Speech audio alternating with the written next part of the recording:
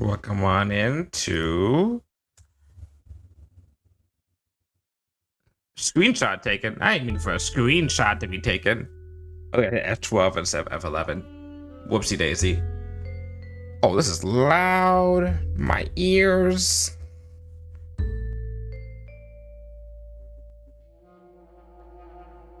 $61 will be good. 61% volume should be good. A case of distrust. That's what we're playing today. Holy shit, this is loud. Up down just. Yeah, I do 58%. There we go. It's little bumps. Yeah, little bumps pump it up to like super high.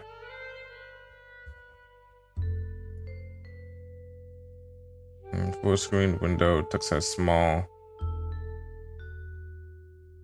Let's do. If I do window, what does it do? Oh, it's fine. Okay, it's still be playing the game and everything. It makes it easier for me to attempt to click out of it if I need to. All right.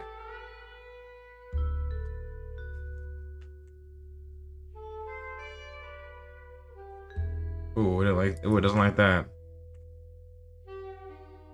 Full screen it is.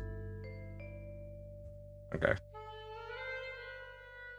Because I try full screen, it fucks up my, on the right side, my right monitor, it fucks up my stuff I have open there. Interestingly enough. This is a Noir game I have owned for quite a while, actually. I don't know when I bought this. Anyhow, I woke in my desk chair. Okay. Oh yeah. Oh, the arrow. Okay, I see. Across from me were his piercing amber eyes. They surprised me at first, but I should have known he'd be there. I stretched and said, mid-yawn, not very nice to sneak into a sleeping woman's apartment, but his stare just continued.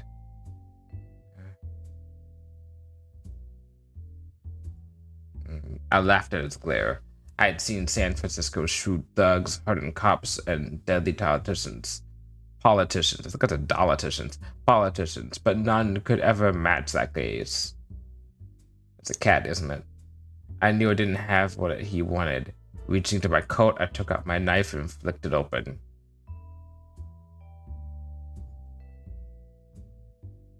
I held the knife steady while staring back at him. Look, I said, nodding towards the desk. That's all there is. Take it or leave it. My detective knows when she's beat, and I knew then he wanted to search the place, and that's what he would do. I sighed, knowing my weakness for his type. All right, I said, let's look. It's a cat. He let out a gleeful meow in victory. I cut a piece of my apple that the cat had rejected. Always the sore winner, I jabbed. But I was smiling too, because I was telling the truth. There's absolutely no other food in my apartment. Oof. Yeah, you need to eat. I often dropped by the scavenge. He made a lot of noise when I thought I was holding out on him. But right now, the place was clean empty. No food anywhere. I had to prove it to him. Okay. That lamp had belonged to my Uncle Lewis. He had been an SFD officer, one who argued policewomen would be good detectives, even while the others jeered at me. I knew he'd be right, but my current workload didn't help that claim. I thought about Lewis more often than I wanted. I was at handling the emotions behind those thoughts. Okay. I had taken copies of an old murder cases in the SFD as a PD records when I left. I loved reading through them, even though my own contributions were minimal. At the time, I was looking for those types of jobs. The truth was, any work was hard to find for a female detective. Pack cigarettes were the latest trend, but I still preferred to roll my own. The ashtray was evidence that it was a practice skill. I suppose I had a lot of free time back then. Okay. Bird. A small statue. Is it a Maltese falcon? Yeah. I kept a small statue underneath the side table. It had been a police evidence in its crime, and its owner hadn't wanted it back. I took a shine to it, so I snagged it for myself on the way out of the apartment. Cat. Not yet, though, cat. What is this? The receiver was flopping on the floor. It's a headline about the death of Lenin, a leader of the Red Men in sweeping Russia. It seemed the Bolsheviks had lost their head. Okay.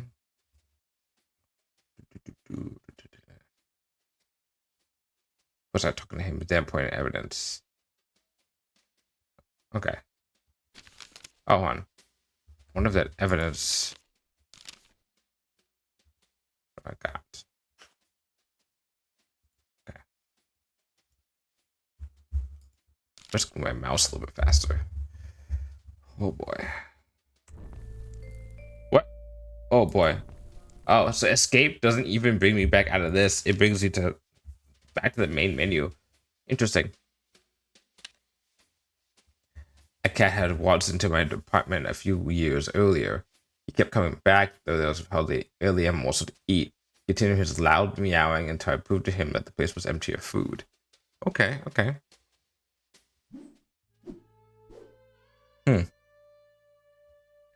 It doesn't matter how doe-eyed you are, cutie pie. We've got no food around, I told him. He licked his chops and looked at me. Apparently, he still didn't believe that, and needed to contradict him somehow to show him something in that apartment that proved it was empty of food. I'm back to the apartment to search for clues that I could show to him. So let's gather up all the clues first. So do this, and do this. My old notebook now filled to the brim. I wrote everything down, even the minor details. Never know what can be useful. The second half had my current bunk, adultery cases, the only things I could get hired to do. Whatever my findings, my employers often refused to believe me. It was thankless work, but even that was hard to come by. Okay, is it this? Is my pantry? A regular white icebox tinged yellow with age half blocked the kitchen doorway. My income rarely kept much stock in it. Right now it was empty. Okay, so that's what we got. Okay, so back to you.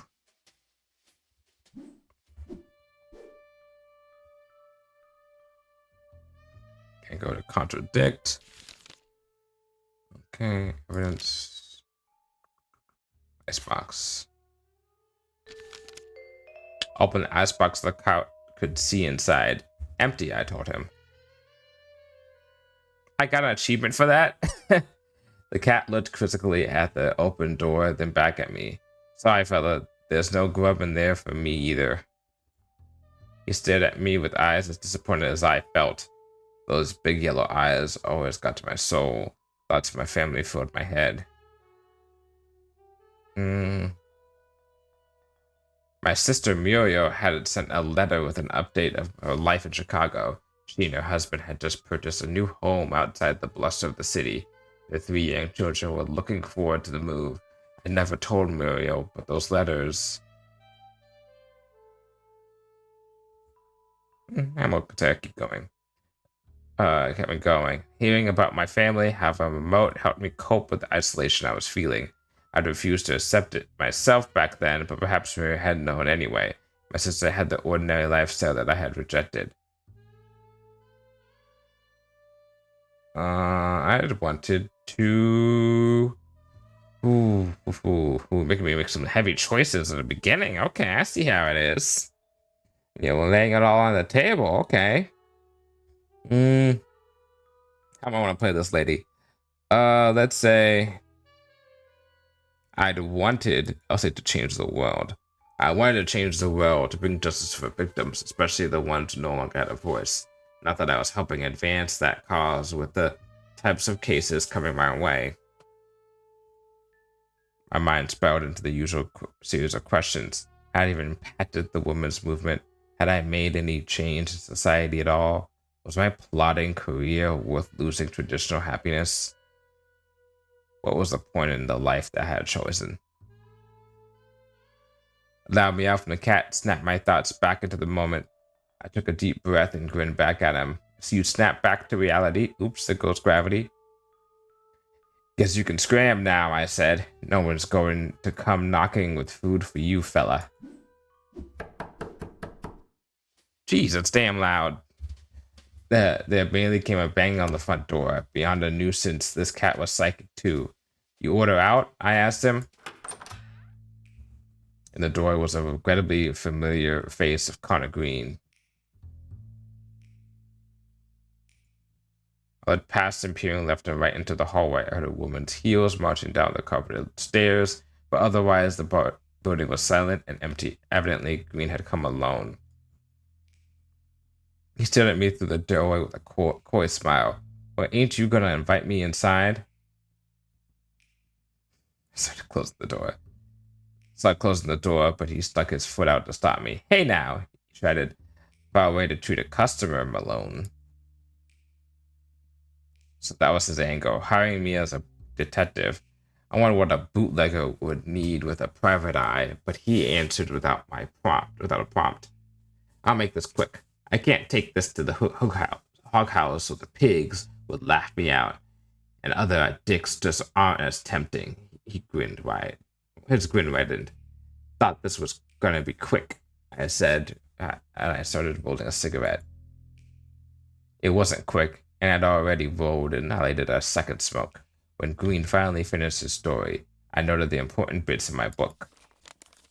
Yippee! It started with a letter, slipped under his door into a white envelope. Well, that's always a good way to start a story. The envelope contained a single typewritten leaf, which he handed to me. It read, "End your game, or we'll end you." It had no signature, instead ending with only a small scribble in the bottom right corner that resembled a black hand. Well, that's a little menacing. Green had a lead on in a new rum-rumming scheme. Connection from Vancouver. He'd given a sample to Tiny Paul. I'm going to remember all these names. I'm not going to remember any of these names. The gangster that ran the Tin Spoon Speakeasy for mob boss Jerry Ferry. They'd agreed to buy in for more. Green surmised the letter was about his run running. Okay, one pet peeve of mine in general. If you're going to explain something for exposition, please don't have like 3 fucking names all being introduced in the same sentence. I ain't going to remember those. I ain't.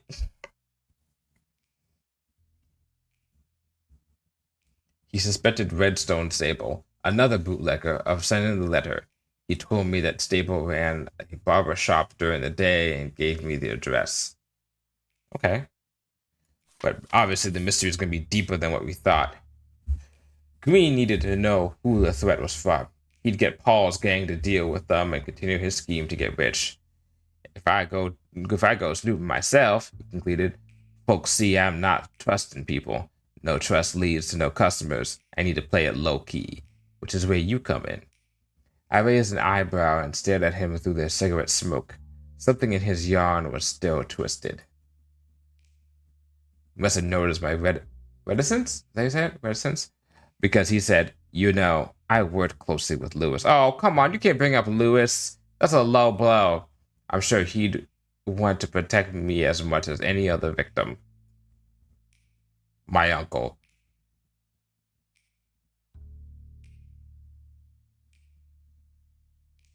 I don't know what this answers thing. I was still searching for answers after his death. He'd been a man obsessed with helping victims and bringing justice to those beyond salvation. With that ethos, I never understood how he could have taken his own life. Oh boy. Those thoughts haunted me. I had quit the SFPD and started my own practice, taking his philosophy. Was Green worth my time? Would he be worth Lewis's? Green had tipped off my uncle in a few cases. Maybe he had your uncle killed and made it look like a suicide. I wonder if that was enough to warrant my protection. Before I can think past my headache, he threw a bill in my lap. Keep the C note as a retainer. What does that even mean? And don't worry about getting in touch. I'll find you later for a chat. He turned down the hallway and I let him go. If he was willing to give me $100, with no commitment. I wouldn't stop him. I turned back to the apartment, still confused about the whole story. My headache wasn't helping either. I've been there. Whenever I lacked clarity, a trip to Southern Coffee was usually the cure. Okay, so we're gonna get the fuck out of here. I mounted a gold plate on the outside that read PC Malone, private investigator. Whee! There was only one place I needed to go to clear my head. Southern Coffee. Southern Coffee was a basement dive. It was a modern, hip, or ever busy, and it was my favorite place to go to down some paint. You shouldn't be drinking paint, lady, especially in the company of a best bartender in the city. Look at my notes quickly. What do I got? Show the cat there's no food. Accomplished. Done. All this shit doesn't matter right now. Statements. Okay. Cool, they got the names here. Okay. Okay. So we got what he got, what's his job, and our primary suspect, I guess.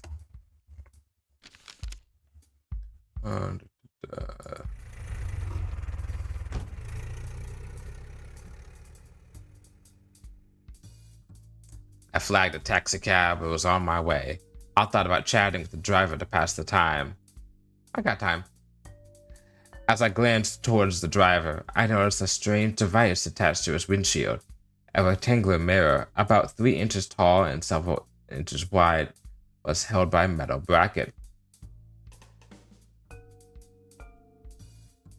Asked about the mirror. He looked at me through it without needing to turn around. See, I can see you, he asked. I can also see that bull behind us. I turned my seat and saw a police wagon a block behind us. It's called a cop spotter, he continued as I turned back to the mirror. Sold by this fella, Burger. Was that on the notes? Works pretty well for knowing when to bend the law. Might be a good tool for bootleggers, I offered as I arrived at my destination. He turned around for the first time with a wide grin. Yes, it might be.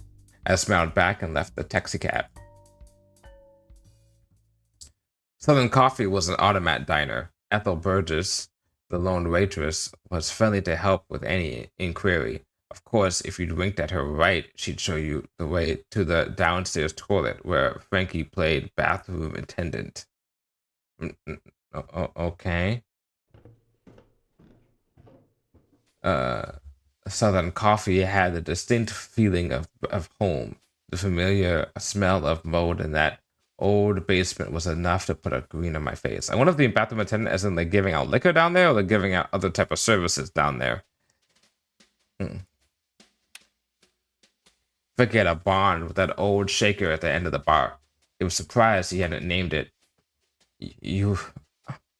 No, probably no. It's probably not. It's not probably not other services. It's probably alcohol. He could sling a mean drink if you'd only use the good liquor if he liked you. Frankie liked me. Yippee! Seats. Okay, that's the seat I have to take. I grabbed the wine bottle on the bar and examined its label. It featured a picture of the grapes and the words "sacramental use only." Frankie looked at me with a spark in his eye. Go ahead, he said. Give it a swig. Once I'd asked Frankie to lend me some cash from the register. He growled so fierce that I decided not to ask again. I didn't think his employers would notice before I got back, but maybe he just wanted to save me from myself. Frankie tended bar at Southern Coffee. Though it wasn't his place, I'd never caught a whiff of the real owners. They trusted Frankie to do what he did best. Best at what I do. To drink.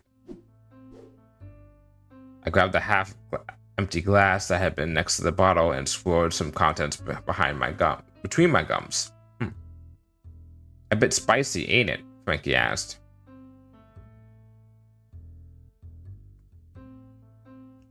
It's good, I nodded and gulped the rest down. It'll cost you too, he said with a smile and grabbed the bottle from me, turning it through his hands. Rabbis charge more than a nickel for this beauty. Okay, but how much is that in modern times? Only this type of Napa wine is made from the Zinfandel grape. This seems like it's important because it's in a different text color. It has a unique aroma. I've been trying to learn more about wine. Seemed everyone knew their stuff but me. I noted what Frankie had said about the origin of the grape as he sat the bottle back on the bar. Since when do you know about grapes? I chided. Frankie let out a belly laugh. Some of those grapes are older than you, Malone, and I had known about them since I was a small tot. It's why I'm so good at my job, you know. Frankie sighed. Too bad more folks can't taste them. That women's league is the devil.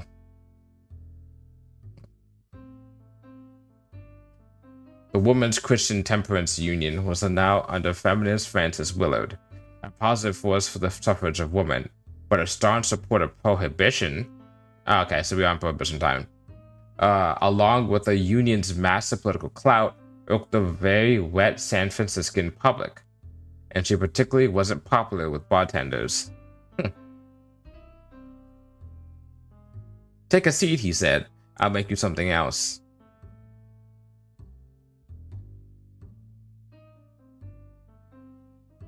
He was a fantastic orator, but knew when to be a good ear, too. For my money, there hasn't been, nor will there ever be, a more loyal barman. He's guilty then. He must be guilty. Nah, it's kidding. So far. I sat at the bar. You got the spooks, PC? He asked. You're worn as a catcher's mitt. Suppose my my exhaustion showed. I won $100 for nothing and I can't let it go. I told Frankie about the case, the threatening letter sent to Connor Green, how you assumed it was related to the bootlegging, and his suspicion of Redstone Sable. The story took longer than I wanted. Frankie showed genuine interest by asking many questions. When I finished, he threw me the whiskey sour he'd been stirring. I took a large gulp and gave a sigh as thanks. Well, Green's case is better than what most of you're given, he said with more enthusiasm. At least it's not more than that adultery bunk. Sure, I replied, but I started with a goal in mind. What's the point in helping a man like Green? Frankie clicked his tongue on his teeth. Lawyer or priest, why does it matter? Let me ask you, are the clients you have now the types you want to help? I admitted they weren't. I told him that I wanted more from my detecting life. It could be that Green's case shoots your career forward, Malone. I sighed and stared down at my drink. But my daze was interrupted by the basement doors opening then slamming shut. A small blustering woman began marching towards me. She looked younger than 25 and was a few inches shorter than my 5'6". I thought her gray trench coat was too large for the small frame, which is when I realized it is exactly like the one that I had belonged to. She's like if you got a dame. We always had to have a dame in these noir stories. Lewis. Interesting. She hurled insults at me all while. All I could do was sit and take it until she ran out of gas and started breathing heavily. I set my drink on the bar and looked her in the eyes.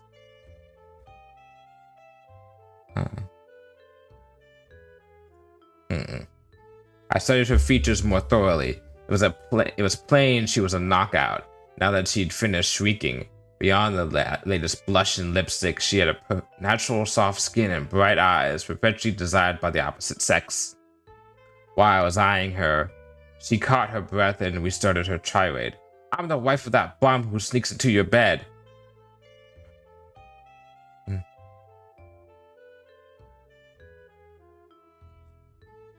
Where'd you get that coat? I asked her. What? She said confused. I don't know. My husband gave it to me. Look, don't change the subject, you floozy. I saw him leave your sty this morning. That's when I was gathered that she was Connor Green's wife. Mrs. Green, I'm a PI, not a well-mucker, and I don't think your husband in his line of business would want to bet a dick anyhow. Her look was a pure incredulity. A woman in that line of work? She questioned. I don't believe it.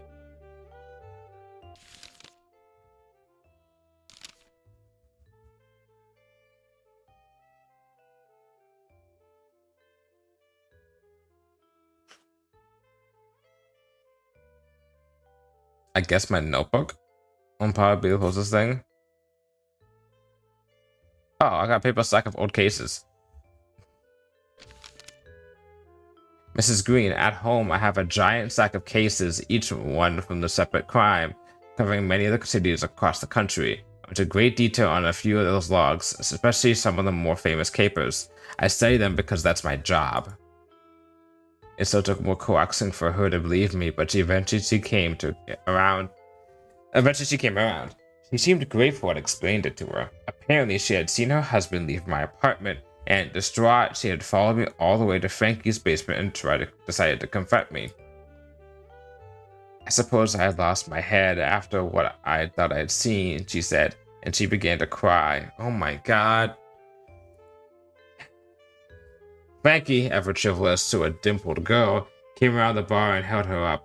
Now that's all right, Mrs. Green.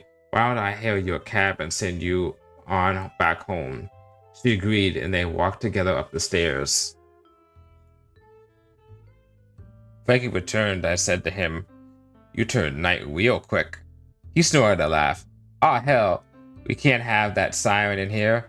With a torture yelling like that, every street bugger would have come to her rescue." Yeah.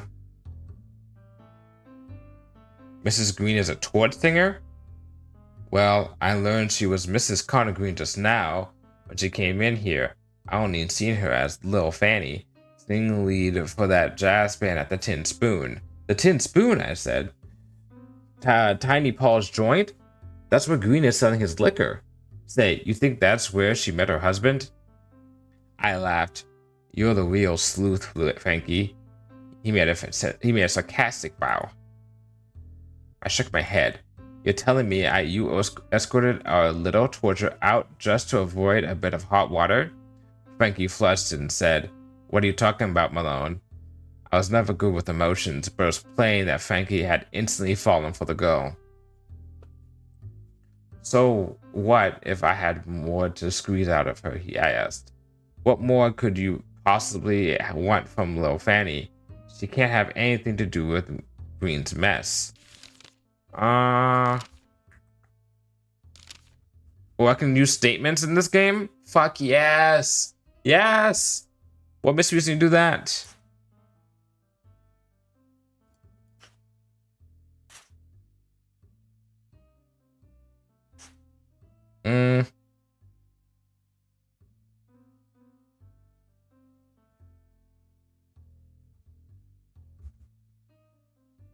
Maybe this.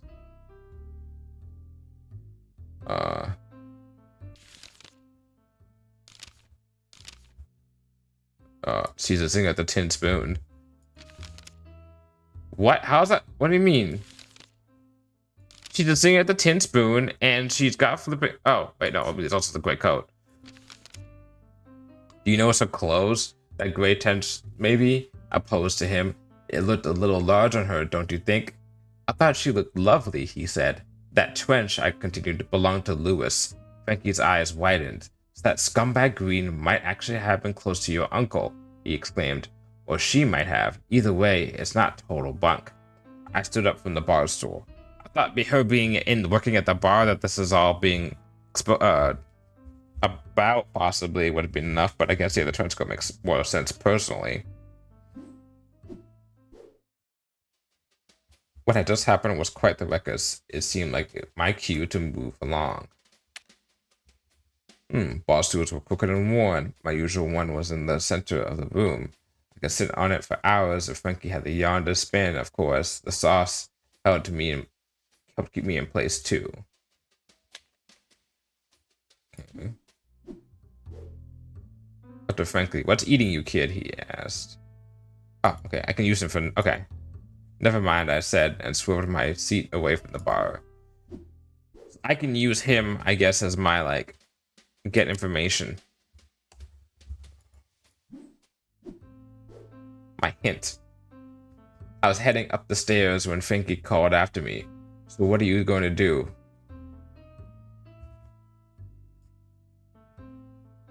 I suppose I've been thinking about little Fanny. I suppose even mobsters had people who cared about them. And she'd been wearing Lewis's old jacket, so perhaps Green and Lewis had been closer than I realized. I guess I'll take Green's bait, I replied. I've got nothing better to stove. Nothing better on the stove. And he might need the help.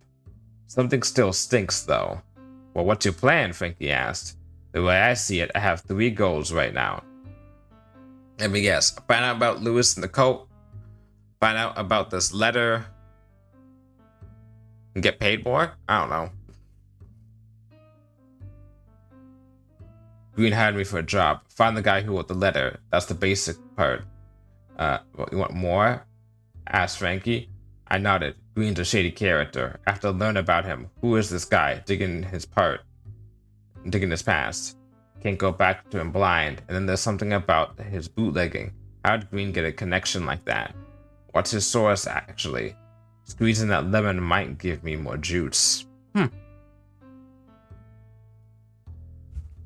That sounds alright, he replied. So where are you off to? I've got 3 leads. The bootlegger stable, who Green claims sent him the letter. The Tin Spoon Lounge, where I might learn more about Green's rum running, God, that's hard to say, rum running schemes, and Mrs. Green, who could give me more dirt on her husband, breaking out in his approval. Well, if you're ever stuck, come back and see me. I can never solve anything without talking it over. You can never solve anything without talking it over. I smiled and went up the stairs. Okay. Let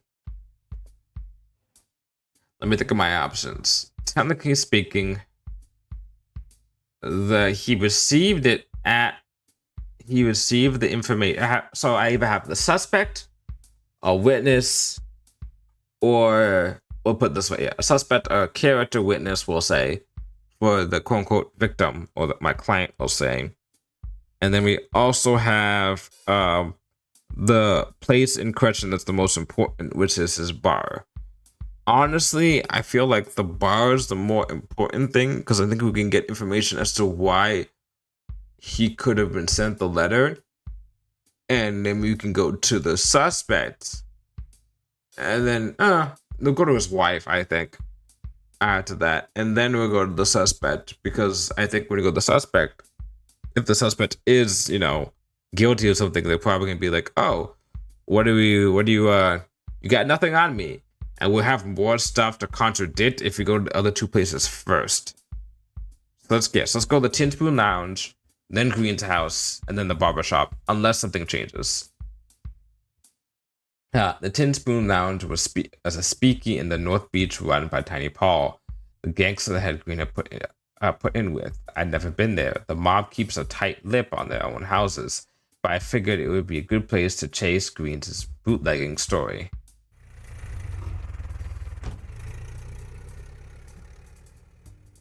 I stepped into the taxi and rocked into a comfortable position in the back seat. I thought about starting a chat with the driver. Okay, before I started, I noticed a newspaper beside me with a headline about the recent International Winter Sports Week. International Winter Sports Week began today with an opening ceremony held by the Alpine city of Chamarix-Franx. The United States has sent 24 of our finest men and women to compete in the inaugural contest. Our hopefuls are led by Charles Dutroux, national speed skating champion, and our man's ice hockey team, who looks to upset the Canadian favorites. Organized by the French Olympics Committee, the same body that runs the famous Summer Games, this week of sports has been informally dubbed the Winter Olympics. Competition begins tomorrow. Interesting. How old is the Winter Olympics, actually? Is that old? I'll put down the paper as we arrive at my destination. Look that up.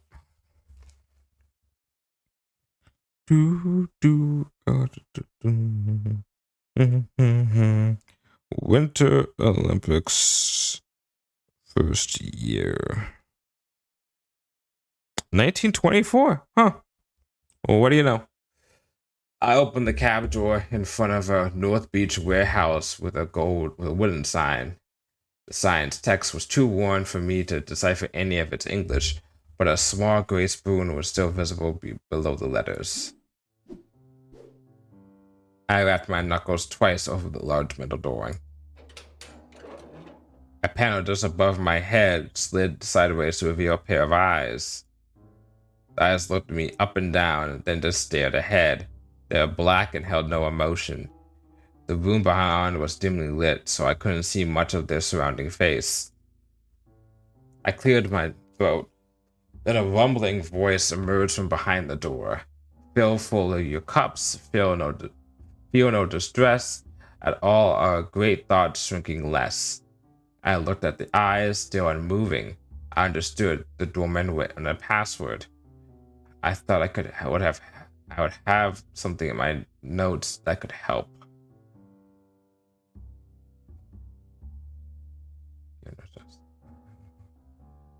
Great thoughts shrinking less. What's that wine?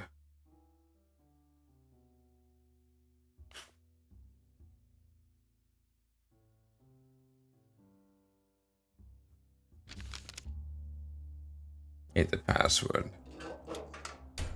Okay, shit. I don't know what that is, but ain't the password came with the response. The small window shut with a thud. Prohibition was a joke in San Fran, and most speakeasies would let just about anyone through the door, but the mob ones weren't as relaxed with the rules. I knew I couldn't enter until I had said the correct response. I wondered who could ask about a speakeasy password. God damn it. Well, let's go to the wife's house first. Well, we need his house.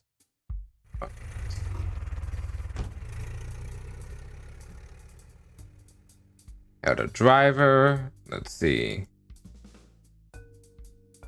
Driver was somewhere in his 50s, but drove like he'd be dead, bounding the streets and honking at anyone in his way. Making good time, I commented. Bah, he exhaled, like an old ship captain. Congestion. All these motorists and not one of them knows how to drive. Lunatics. The last word he shouted through the window. You see Life magazine? He continued. 13% increase in auto deaths this year to last. 14 the year before. Most of them pedestrians. We crossed another hill, and my head bounced off the car's ceiling. Oops. Most folks run out of that moonshine at home, then take the car to the speakeasy. Can't even walk, and then they think they can handle the road. Don't drink and drive, people. The car's tires squealed as we rounded a corner. Well, not me, sister. This car leaps when I put the foot down, but you just gotta know what you're doing. We screeched to a halt at my destination. I stumbled out of the taxicab as quickly as possible, thankful to still have every limb. The Green's apartment was a section of old Western Addition mansion. The owners had defined it for struggling families to rent after the 1906 fire. Once downtown had been rebuilt, people of means moved out of the area. Recent immigrants, mainly from Japan, rented most of the apartments in this part of the town. I knocked at the front door, but didn't get a response. The latch was undone, so I pushed it open and stepped into the room. Oh, no. The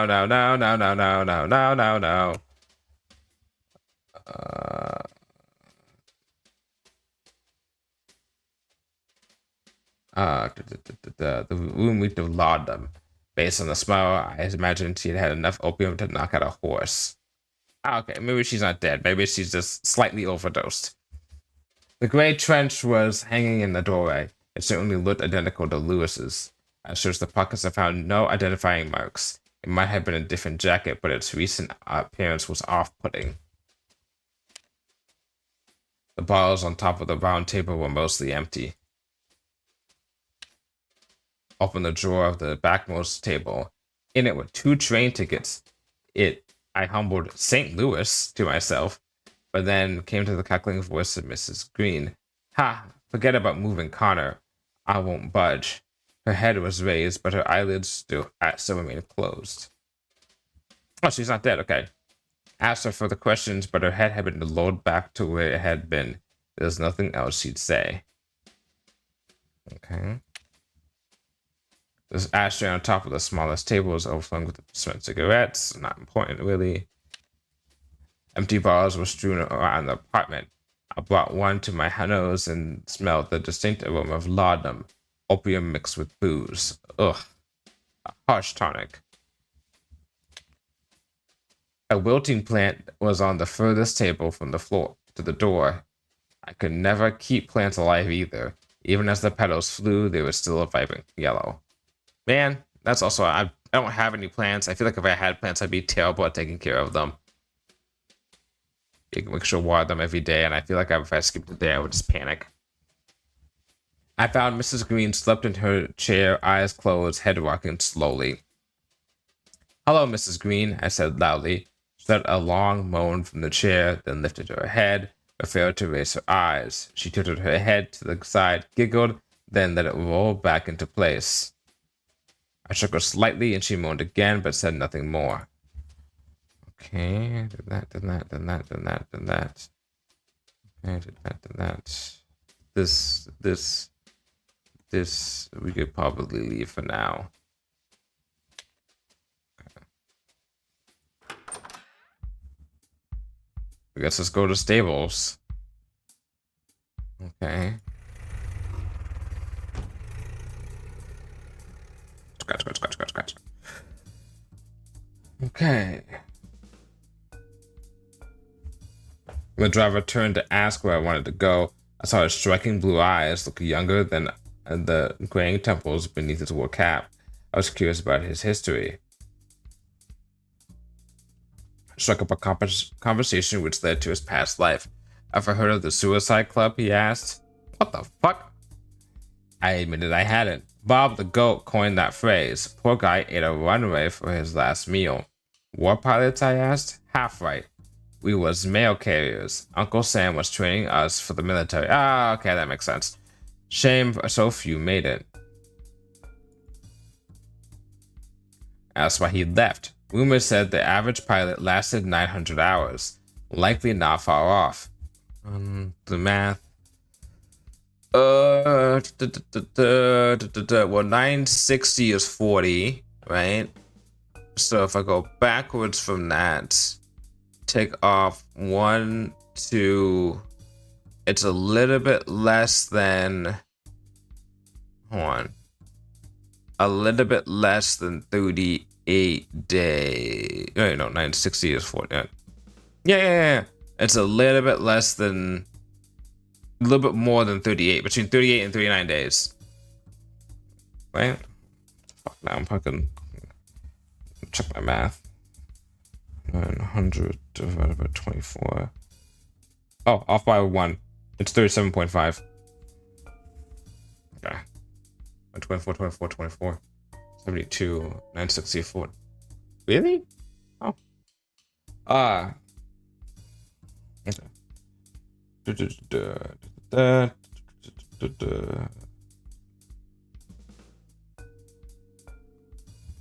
Glad you're driving a taxi club now?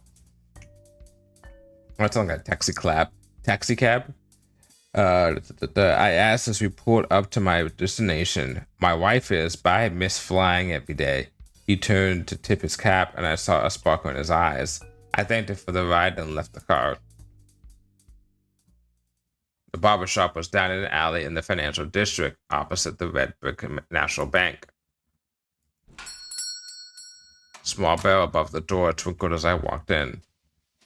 Okay.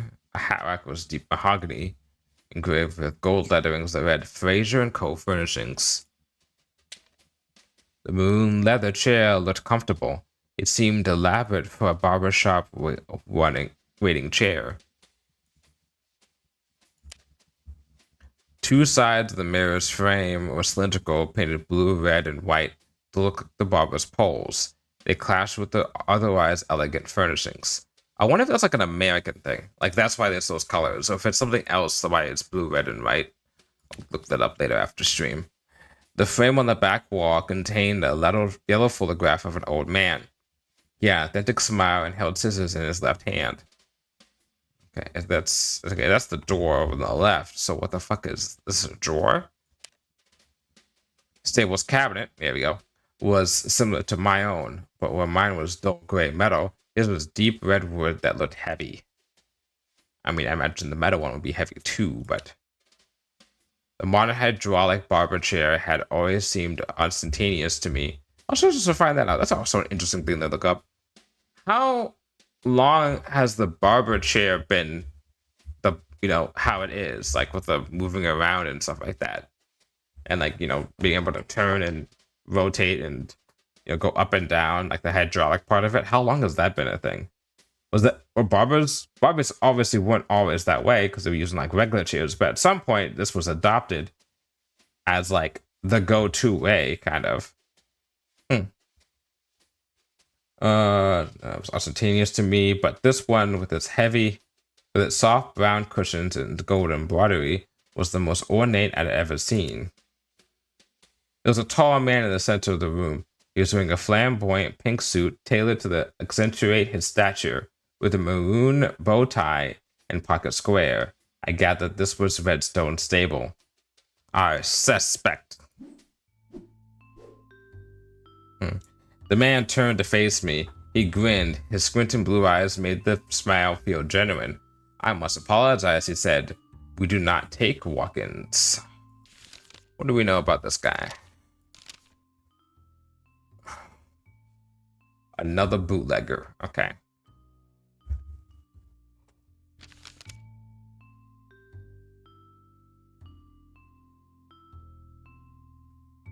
I studied his face. The wrinkles around his eyes indicated he was at least 40, but the rest of his skin was clean and smooth. He wore no hat and shaved his head completely bald. When combined with his smooth skin, it hinted at the look of a small turtle. Welcome. Are you turtly enough for the Turtle Club? Or just a line? I think that's a line from, what's it called? Masters of Disguise? One of my friends always makes fun of that line. Only to add to his pink suit and maroon accessories only added to his eccentricity. He smiled and said, "How foolish of me.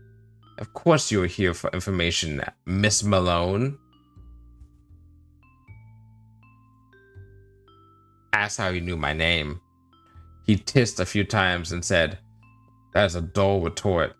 You know you are not a standard detective. Please do not ask as mundane as all the other sleuths."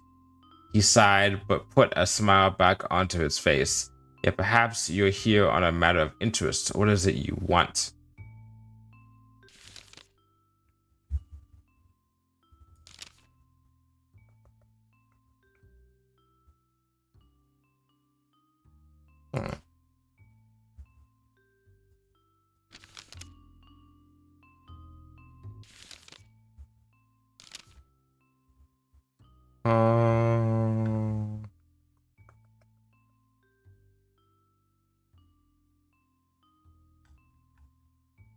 Evidence. Let's look at statements.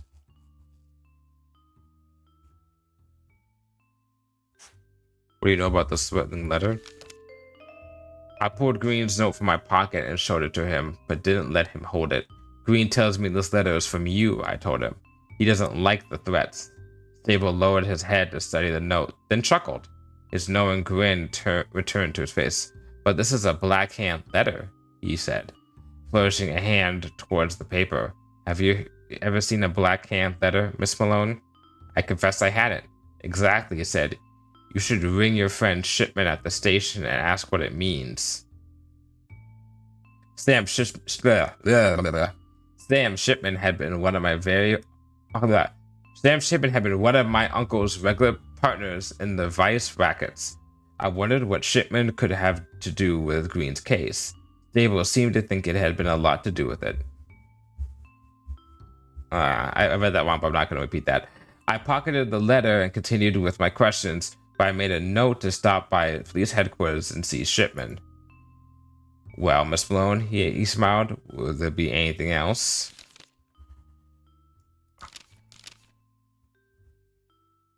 No, no.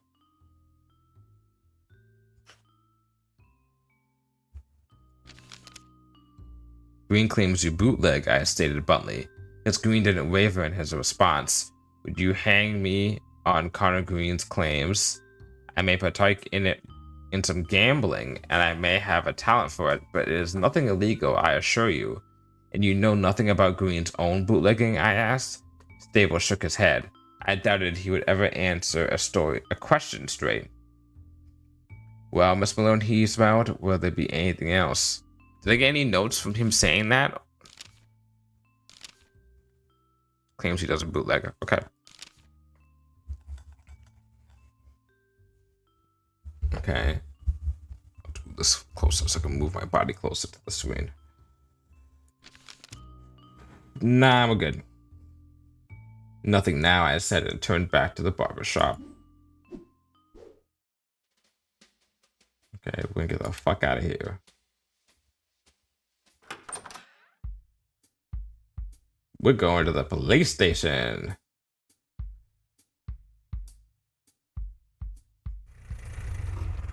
What are you doing here, Malone? You no longer work here.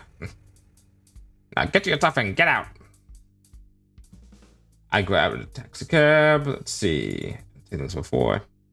He was young, not a teenager, but not far off. The redness in his face and a mean scowl told me he was angry. Don't much like driving taxi cabs, I offered. He looked quizzically at me over his shoulder before understanding what I meant. No, lady, I like it right enough. Just some bozy before you were in here was giving me hell because I looked like the boy his daughter's going with. Went off about how my generation was ruining America. A scumbag don't know jack. Sounds like you know more, I asked. I'm no genius, he replied. But you talk to anyone from the last century, they'll tear you off your ear from just being young. How'd they get so high, I wonder, given the world in the 1890s like a smooth-running roadster. Then what'd they do? Bash it on every curb in sight. Their greed, their war, their politics.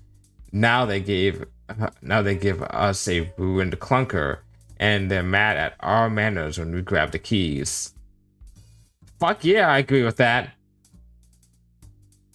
Fucking boomers. I agree with him. The Great War was the hardest fought.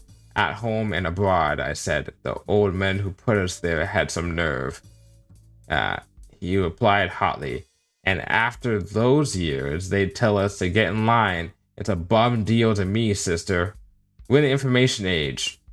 Interesting. That's interesting to call it the information age back then. And the news of the world is crap. They're just angry we can see their folly. The taxicab rolled to a stop.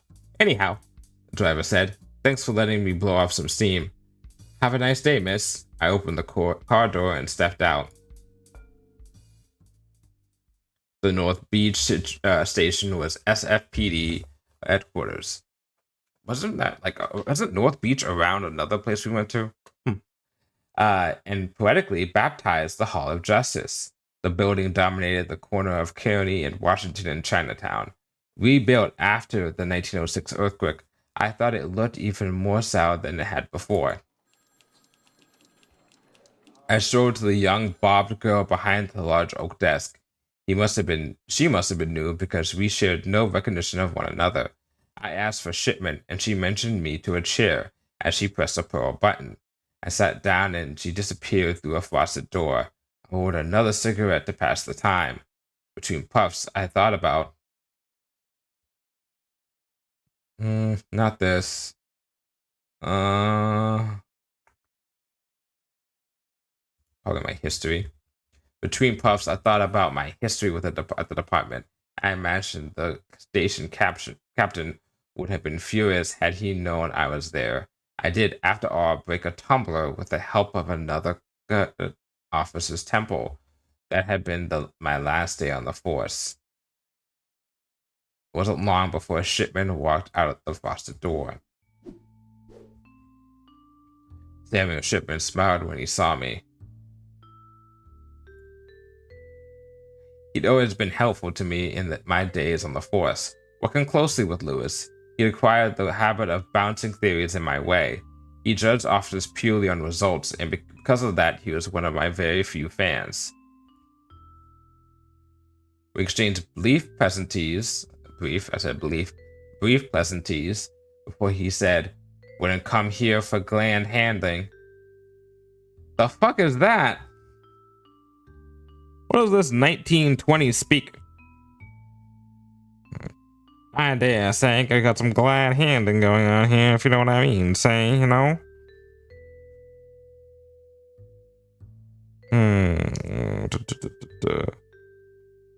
Dictionary. Especially of a politician, greet or welcome warmly or with appearance of warmth. Putting on, what's the word? There's a phrase for that. I'm putting on appearances, but something else. I can't think of it at the time. He had a habit of removing the subject from his sentences. What needs doing? Hey, it's like me. I also screw up my sentences. I explained my case to him. He scoffed when I mentioned Connor Green. Working for that pinhead? Got a good mind to run him up a flagpole. I just need to know about this letter. I handed him the note Green had given me and explained its context. After looking it over, Shipman tried to stifle a laugh. Complete bunk, he said. See this symbol in the corner? Mark of the Black Hand Gang. Except Black Hand letters are always ransom letters, not threats. No foothold on this coast anyhow. Never been one in California. So that is fake? Shipman nodded. Someone's trying to imitate the Black Hand. I grunted a sigh and noted what he'd said. Don't know if Green is getting one over you, he said, or if someone else is pulling Green's leg. Possibly stable. But having more dirt on the man couldn't hurt, especially if he is your client. I agreed. I've been trying to dig up through his past. You got any bunk on him? Shipman shook his head. No, from Oakland is all I know. But I can do some more digging. I thanked him for that. Under power of vice, though, might take me a while. Why don't I telephone when I find anything? Something. I had no office where I could receive messages, but I dreaded returning to the station. I told him to call Southern Coffee. Just leave anything with Frank and Conway, I instructed. He said that was alright. We traded goodbyes and I went back to the station's entrance. I feel like him and Frankie would get along. Like the three of them can just be chill pals, unless one of them turns out to be evil in this game. Now I knew the letter was fake, and Shipman was looking into Green's past for me. I just needed to chase up the bootlegging lead. I stepped into the street and thought about where to go. Okay, so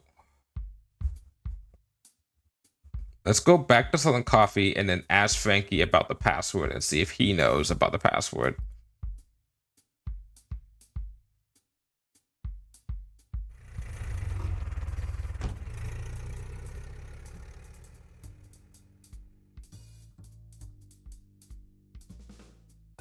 Glanced toward the driver and noticed the right side of his face was covered with a tin plate. What the fuck? Set in the plate was a glass eye. Okay, yeah, we're gonna ask about that. Asked about his disfigurement. He gave a rough grunt and said, "The war." I stayed silent for a moment and then he added, "Lies near Flanders." Which division? I pressed. The 69th Infantry. Nice? He replied. Again, after a pause, he continued. The Hun came at us quick. I don't remember much. He tapped his faceplate and said, "Early casualty." Was that your only battle? I asked. He gave a short grunt and nodded. Wish it wasn't. Many friends stayed at the front. We rode to my destination. He turned to me and smiled. Thanks for talking. Most won't look at me. I smiled and stepped out of the taxicab. See, this is why you talk to strangers, people. Make sure you talk to strangers. This is from before, okay? Talk. Notes. Statements. Evidence. Password. The tin spoon doorman kept me outside the joint. He wants a password, but I have no ideas. Fill full your cups, feel no distress. At all our great thoughts shrinking less. He asks, who knew gangsters were the whittling type? Frankie laughed. All our great thoughts shrinking less, he said. What? I puzzled. He turned and grabbed a bottle from a shelf. Vintage stuff. Vintage stuff, this. Strange they'd use it as their code. He handed me the bottle and I read the back of the label. Oh, I see. And would do a good deed nevertheless. Oh. Would do a good deed nevertheless. Okay. So the password was the poem from this vintage label. I now knew what I had to say to the doorman. Okay. I sat at the regular store and rapped my knuckles on the door. Any messages, Frankie? I asked him. What do you mean by that? Well, I told Sam Shipman, an old contact on the force, I'd leave any dirt with you if he'd found it. Frankie laughed. So now I'm your bartender and your secretary. Say, if I'm become your housemaid, would you at least pay me? So I'm guessing you haven't heard anything, I said. Nothing yet, Miss Chief, Frankie chuckled. Shipman's supposed to call you about Green. What have you got so far? Well, no breaks to speak of, I said. Well, alright, I'll let you know if the Shipman gives me a call. I thanked him. What else you got? Can I talk to him about, like...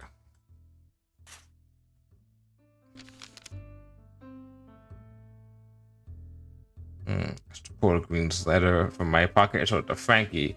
So I'm not sure what to make of that note, Frankie asked. In fact, I said, I do. It's bust. Green was giving me the runaround. This letter's a fake. Frankie gasped. So why would Frankie hire you? I gave my shoulders a shrug. I still need to solve that part. Well, let me know if there's anything I can help with. So nothing new, but it was still probably a good narrative reason for me to show it to him, to give him a little update what's going on.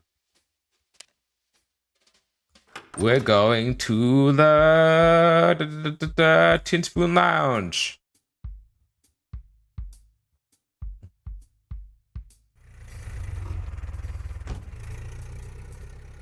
That one sound effect is the loudest sound effect of the game. God damn. We talked about the weather and not much else. Sometimes taxicab drivers make poor conversation partners. Okay. Let's try this again.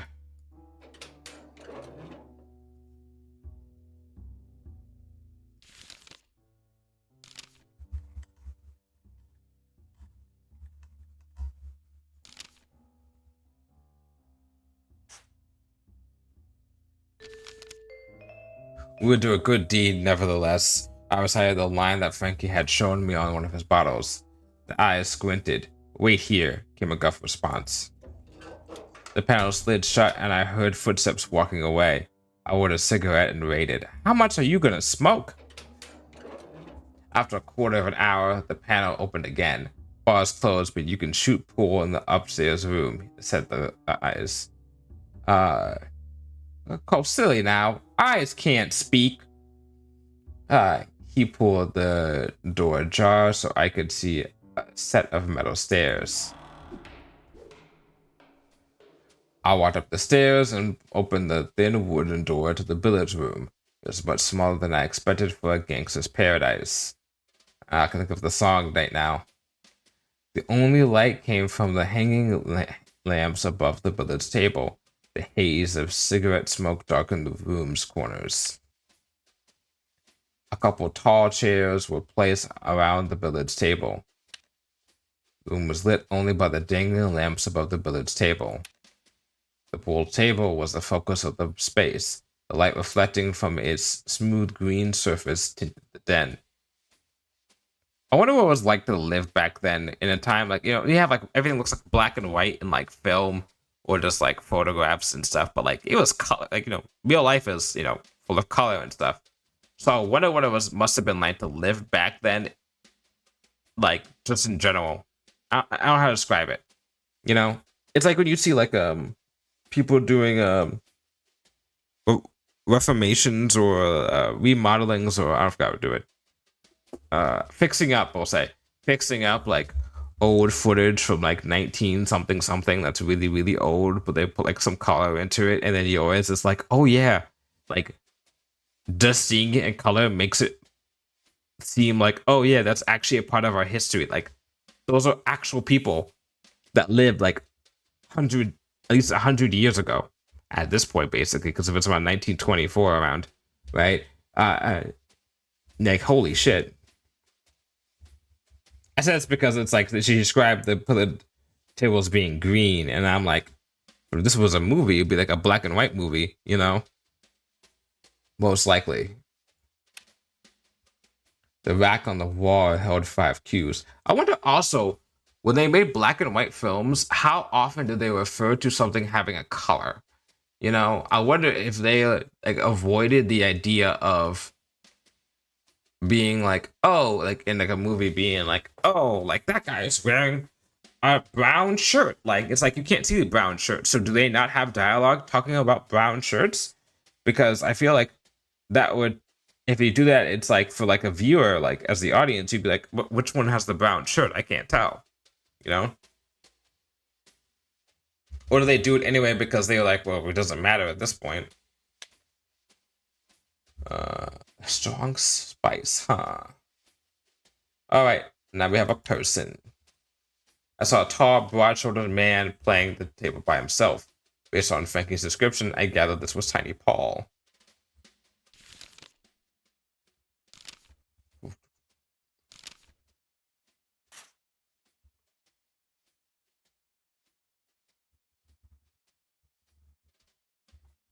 There's Tiny Paul, and then there's also Jerry Ferry.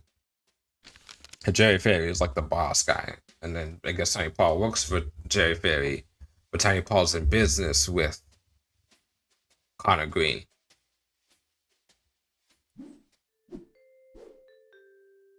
I cleared my throat to get him to look at me, then followed with a casual, "Are you ever gonna take a shot?" He stood up straight, rested his cue on the table, and looked at me sideways.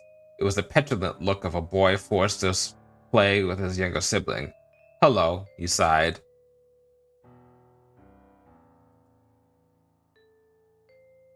I asked him about billiards. "Thing is," he said in his baritone, "once you clear more balls than the other guy, you got more crap in your way.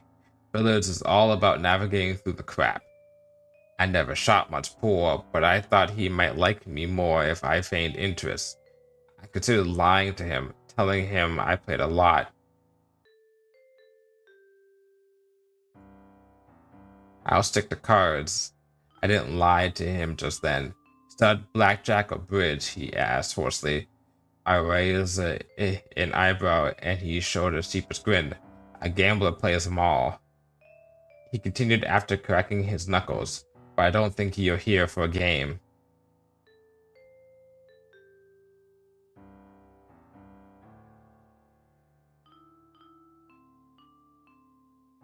I asked about Green, because I can't ask about the bar because the bar's closed. I asked about Green. "How's the gamble on that wine?" He grunted. "Green setting it up. We're the muscle. What more is there?" "You like Green?" I asked. The wrinkles on his brow deepened. "Like or dislike, it doesn't matter. Or don't matter sometimes. I'll work with what I'm given. And he's giving us a good lead. I suppose that's why you're here, Malone?" So he'd known me too. The doorman must have looked me up. The bay talks fast. "Anyhow," he said, eyeing the billiards table, "you need anything else from me? If you want something, better ask specifics. Mobsters never failed to grate my nerves. He wouldn't tell me anything unless I pushed him with what I already knew." Okay.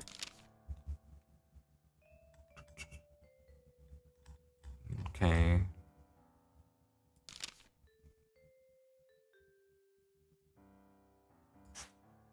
I asked about Mrs. Green. "Green's wife is a torture here?" I asked.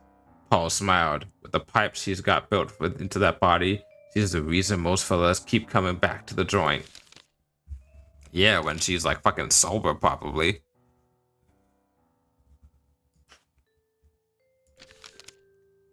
"Know anything about this note?" I asked, and pulled out the letter with a black hand on it. Tiny Paul looked at the page and laughed with his whole body. So there is a letter. Green's shaking over that. I'm not losing sleep though. Look, Green and I aren't best pals, but nobody touched him with our protection, and none of us sent it to him, or else I would know about it. Okay. Can I follow up and be like, well, it's fake? You know, Green's notes are fake, I said.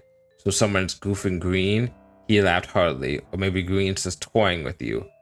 He blew chalk off the end of his pool cue and asked anything else. Oh, God. Okay.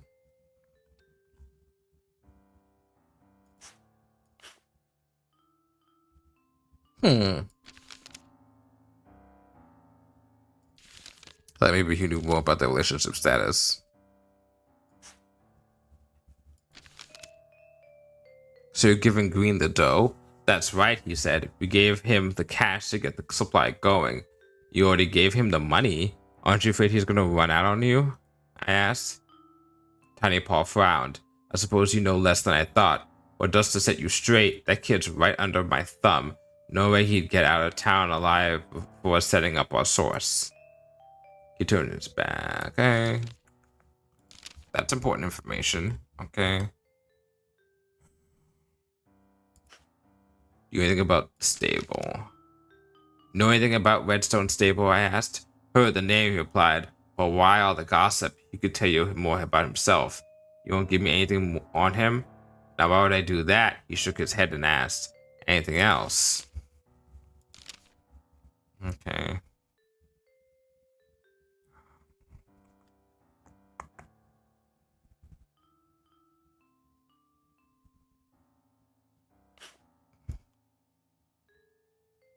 I think that's not important. No, that's not gonna get information.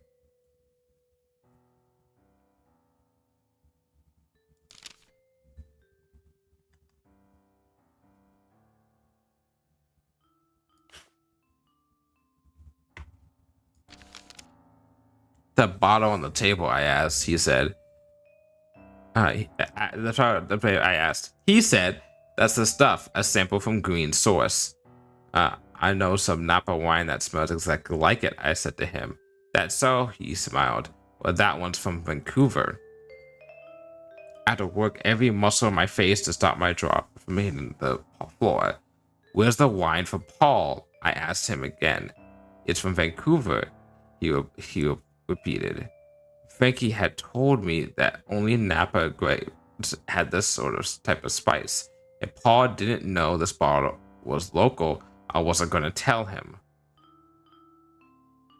But it told me something very, very important. I had to confirm with Frankie, but if my hunch was on the money, then Connor Green was not getting his wine from Canada, and he wasn't playing square with Tanny Paul, because he was lying from the source of where the wine is from.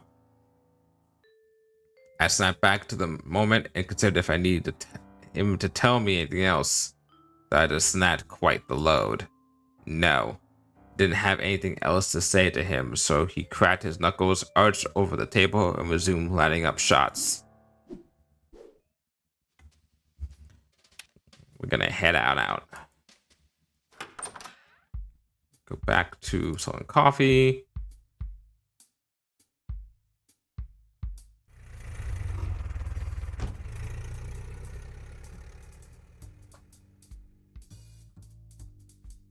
I exchanged forgettable banter with the driver until he asked if I heard the news about Harry Daugherty.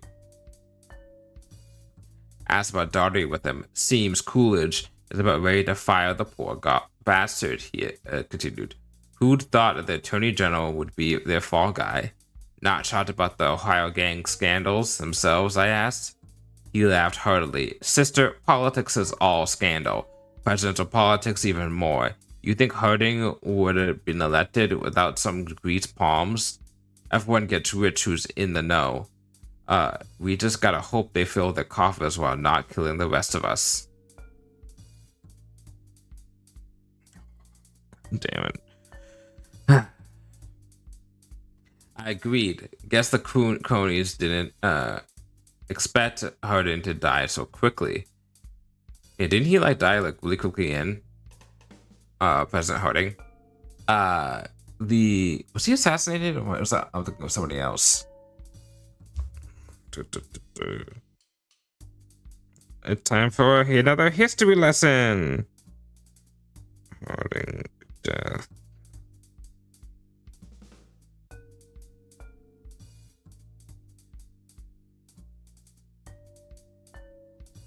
Oh, he had a heart attack. In San Fran. Interesting. Huh.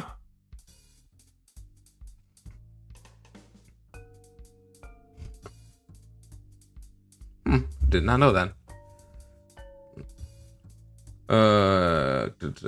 Not enough time to cover up. Of course, the politicians themselves are just demagogues. The real leaders are just the bosses, enriching themselves while controlling the public puppets. I agreed. Guess the cronies don't. Oh, I read that part. You just put more stuff down there. We pulled up to my destination. Anyhow, said the driver, here we are. I thanked him and left the taxi cab.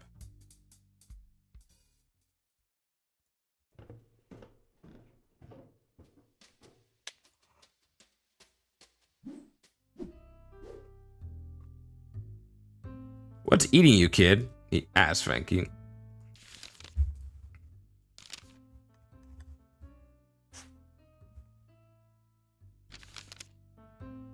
Well, you're like this, I told him. Remember that wine you offered me? Oh, my Sinvando, you nearly finished. Where did you say the grape was from? It's from here, California. Napa, Simona. You sure? Yes, Malone. That's the only place these grapes grow nowadays. And not Canada, I asked. What are you swinging at, Malone? Tiny Paul had a bottle of wine that tasted the exact same, the identical spice. He said it was from Green's bootlegging source, from Vancouver. Ooh, the music changed a little bit there. That's pretty good. Malone, I'm telling you, he said, no wine anywhere else in the world has that spice. It ain't from Vancouver, and Green ain't getting it cheap. I nodded. Well, you just confirmed my hunch. Green's got no source. He must be swilling Tiny Paw and the rest of the fairy gang, and I bet he'll run away with the money. Frankie let out a long whistle in disbelief. Just then the phone rang. Frankie picked up the hello? Right. Then handed me the receiver saying, shipment. PC, he said, his excited voice crackling the speaker. Oh, he's so excited. Let's go. Buy anything on Green, I asked. Nothing, he said. What? Why is he so excited? And I was puzzled. As am I. Malone, as am I. Then why'd you call? That's the idea. First got pinched for a brawl in the ferry building. That was in November 1920. Before that, no Connor Green anywhere around the bay. Strange, he continued. Has trouble staying out of the mess, mixed up in something nearly every week. So only appearing a few years ago? That Oakland backstory is Swiss cheese. What are you thinking? Green's got a different past, I asked. Uh-huh, he said. Guess that he just got here in 1920 and never been straight about where he's from. Wait, I said, if Connor Green was a criminal in another town, easily some cop would recognize the name and send him back home. SFPD isn't that thick. Right, Shipman agreed. If that's the same name, could be his real identity disappeared in another town. I thought aloud, so he might have changed lives. Is there any way to confirm that? If Green fled, the local bulls would keep looking for him, but not if they thought he died. Get these cases sometimes where mobsters fake a death to escape a burg. Use a mangled stiff to do it. Someone unrecognizable. That way, they get out of town without a chase. I would say, oh, is it Lewis? But I don't think so. Doesn't make any sense. Got any mobster deaths in 1920, I asked. A ton, too many to look through, but narrow the search for me, a town he might be from. I could check a specific city's archive. Anything in your notes that tells us where he might be from? I do have something. We have one city that's been mentioned. St. Louis. I found some tickets in St. Louis in Green's apartment, I told him. The missus was ruffled when I picked them up. I stayed on the telephone while Shipman used another line to call his contact at the St. Louis Post-Dispatch. I was nursing a glass of gin when he got back to me. Drinking on the job, huh? Oh boy, that's a lot. Oh boy, that's a lot of text. Oh boy. Okay. Cracks neck. Moves it around. Gets comfortable. Let's go. Lucky break, PC. Seems there's one that fits the bill. He read aloud an article from the St. Louis Post-Dispatch dated October 8th, 1920. Gun battle at June's Diner, gangster dead. Suspected bandit, clubhouse scene of another shooting. A heated argument turned deadly Thursday as multiple shots rang inside June's Diner on 14th Street. Suspected hideout of Egan's Rats. A man was found dead at the scene, unidentified due to a shotgun wound to his face. Police suspected he is Mobster Bregg, the jester, who had hired a private eye to investigate threats on his life. What the fuck? So he's doing it again? Last month, Chief of Police Brannon said investigating gangster and gangster deaths was, quote-unquote, a waste of time, and the discovery of the threats leads many to believe police won't look further into the case. So yeah, if this is the same dude, if Green is this Brig guy, then this is the second time he's hired a private eye to investigate threats on his life. Okay. So who was the first private eye? Hold on, I said. This Bregg character had hired a private detective? Seems police are quick to forget a case if they have a reason to think it's just gangster violence. This lines up with Green, I said. Gets better. Bregg's first name, Connor. I cursed loudly through the telephone. I continued with my theory. And your story says this Bregg was deeply indebted. So maybe Green's just waiting in San Francisco until he's got enough dough to skip town and go home. He may have some bootlegging business? Shipman asked. Why would he leave that behind? No, I shook my head. His wine is complete bunk. It's local stuff, not any Canadian route he might be claiming. I didn't know why he'd pull a fast one until now. Returning Bregg to St. Louis could be huge. Swing by the station. We'll iron it all out? I agreed and slammed the receiver on its pegs. Okay, yeah. I need to work my way back to the station. Watch you run into the police chief there or whatever, and he's gonna be like, what the fuck? So what's the news on Green? Becky asked as I was heading up the stairs. Now it seemed like I had all the details. I summarized it for him. So the total wrap, Green isn't really Green at all. He's Bregg the Jester, a former member of Egan's Rats from St. Louis. He's Bregg? Frankie was shocked. But he's been here a while, Malone. Sure, I said, but only since 1920. He couldn't pay off his debts in Missouri, so he faked his death and moved to San Francisco. He's been longing to go back, but he needs a way to settle his score before he can show his face again. Is that where his bootlegging comes in? Frankie asked. Uh-huh. Green set up a sham rum running scheme. He brought local wine, but claimed he could get it from lower prices from Canada. He convinced Tiny Paul to front him a heap of cash for it. Instead of providing the wine, he's planning to skip town with Paul's money, disappearing to St. Louis with enough dough to pay back his debts. He already faked his death once, so he'll do it again here, right? Frankie asked. That's right. His plan is similar to his last one. Hire a detective claiming he's scared for his life, fake his death, then know the police won't bother with underground violence. Frankie looked at me with a blank stare. Seems like all the pieces fit, he said. So he just hired you as a cover? I sighed. Seems like it. Don't worry about that, Frankie started saying, but I cut him off. I'm going to see Shipman now. I'll sweep away this mess, then come back and see you. Have a stiff drink ready, I instructed. Just be careful, Malone. Egan's Rats have a reputation. They can be ruthless. I turned and walked up the stairs. Okay. I've been playing for only like an hour and a half. There ain't no fucking way this case is over so easily.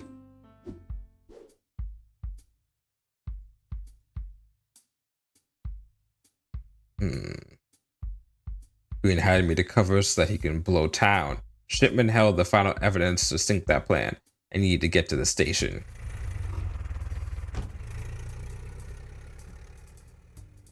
I slept in the taxicab and was consumed with my own thoughts about the case. Finally caught my break, but it was a dud. I hadn't realized it, but I had been reveling in real detective work. Once I learned it was all bunk, my mind reverted to its incessant nagging. I wondered if I was just a puppet to some two-bit mobster. I was hardly bringing much justice to anybody, which made me unsure of what exactly it was I was doing. Yeah, that's a good point.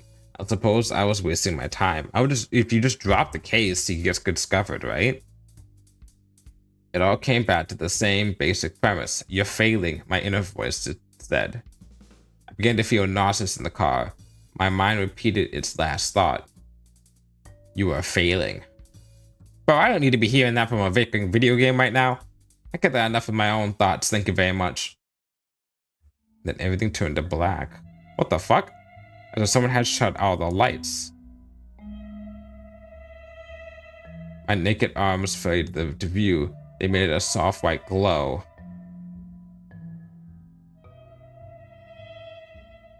I waved them in front of me, but leaving streaks in my vision. Between the streaks, it appeared in the distance. Am I dreaming? I could hardly see, but as the object billowed, a clarity came to me. Then I understood what it was. Am I getting like choked out? Lewis's gray coat. I floated towards it. I reached to grab the coat, which is when I saw the needles. No, not needles. Glass shards falling all around me. One piece wedged itself into my right elbow. I grimaced, but I was unable to make any noise or movements. But then, suddenly as the rain had started, it had stopped. I looked upward with caution, worry of the rain's return. But above me, I saw the gray coat. It was no longer billowing. It was rigid, a shield against the terrible rain. It started falling, slowly at first, but quickly it gained speed, came upon me and enveloped me completely. It was suffocating. I couldn't breathe. I let out a gasp. That's breathing! Oh god! Oh, that's bright! Ah! And then the light. Oh god! It pierced my eye sockets, hitting the back of my skull like a hammer on an anvil. I directed all my energy into my lungs and forced out a yell. That helped. Everything became quiet. I could breathe deeply. I noticed someone beside me. He gradually came into focus. Oh boy. Shipman showed his teeth in a big smile. I looked up at him from my laying position on the Murphy bed. He swung his lug over the chair and sat beside me. Thought you'd never come around, he said. I tried to ask him something, but another bolt of pain raced up my elbow. All I managed was a groan. Relax, PC, just a few scratches. Quite the auto crash. Flew straight through the front window. They took out a large piece of glass from your right arm. What the fuck? I remember none of that. I remembered the words auto crash to myself. I wondered how bad the accident must have been. Shipman removed a flask from his pocket, unscrewed the top, and handed it to me. Not the best hooch, but might get rid of the banging in your head. I took a swig. I closed my eyes and sighed a deep breath as its warmth burned down my throat. I know the modern medicine doubts it, but that gulp of moonshine helped. I went to give the glass back to Shipman, but he put his hand to stop me. Hang on to it. Might need another swig after what I'm about to tell you. Alright, who's dead? I propped myself up to the left shoulder to witness. I propped myself up on my left shoulder to listen. After Green's case, the two of us figured he was going to fake his own death. Shipman clicked his tongue to his teeth and looked towards the floor. That ain't happening. Last night, Con Green was shot through the heart twice. Wow, who could have seen that happening? A game that goes on for a little bit, was supposed to be 3 hours long. I looked up, it's supposed to be 3 hours long, this game. I'm an hour and a half through it. And, you know, the guy who was supposed to be skipping tail and fake his own death, who has all the mysteries and answers I need, is now dead. Now we got a stew going. What? I shouted. The exclamation was impulsive. I swung my legs quickly around and sat on the edge of my bed. My headache had suddenly vanished. Whoa there, Shipman said. Look, been here with you all night, he added quickly. In that chair beside the bed.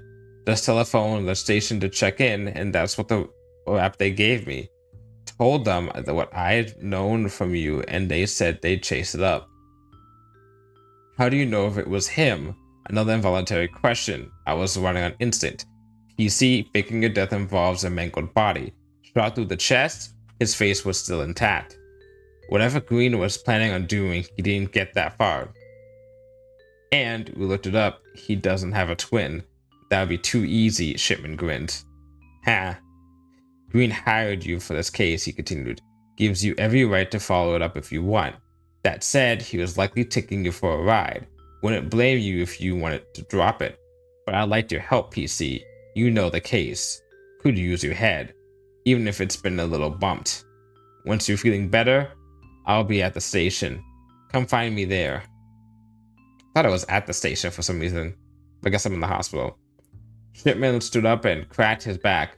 Maybe I'll catch some shut-eye on top of my desk, too. Sure beats that chair you got. He turned and walked out. Oh, is it my place? I'm back at my place? What the fuck? I stood from the creaking bed and surveyed the cluttered apartment. They took me here?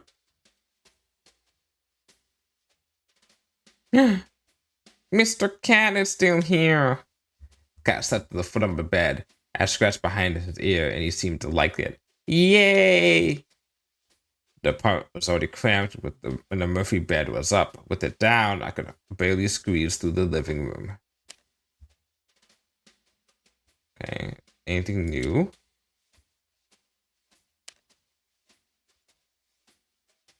Okay, I don't think there's anything new.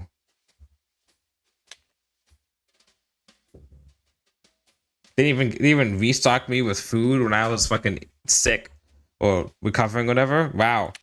Nice going, Sam. Stared at the doorway and took a deep breath. I suppose I owed Shipman enough to solve the case, even if Green had given me the runaround. After all, what type of detective would leave a case half solved? Alright, I'm gonna run to the restroom and get a drink, because now I feel like we've reached a turning point.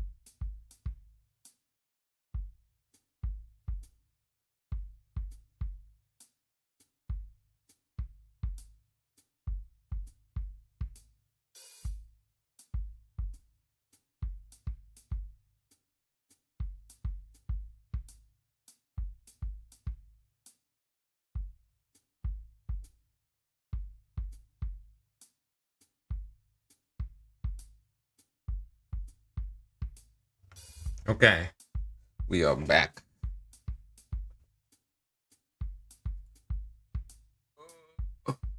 Alright. Got myself my G0. Getting bigger bottles. I'm back to getting bigger bottles instead of the small bottles I had. I like the small bottles because I can just do one of those a day and I can portion better, but it's only 2 damn flavors. And I am tired of getting just the green and orange flavors.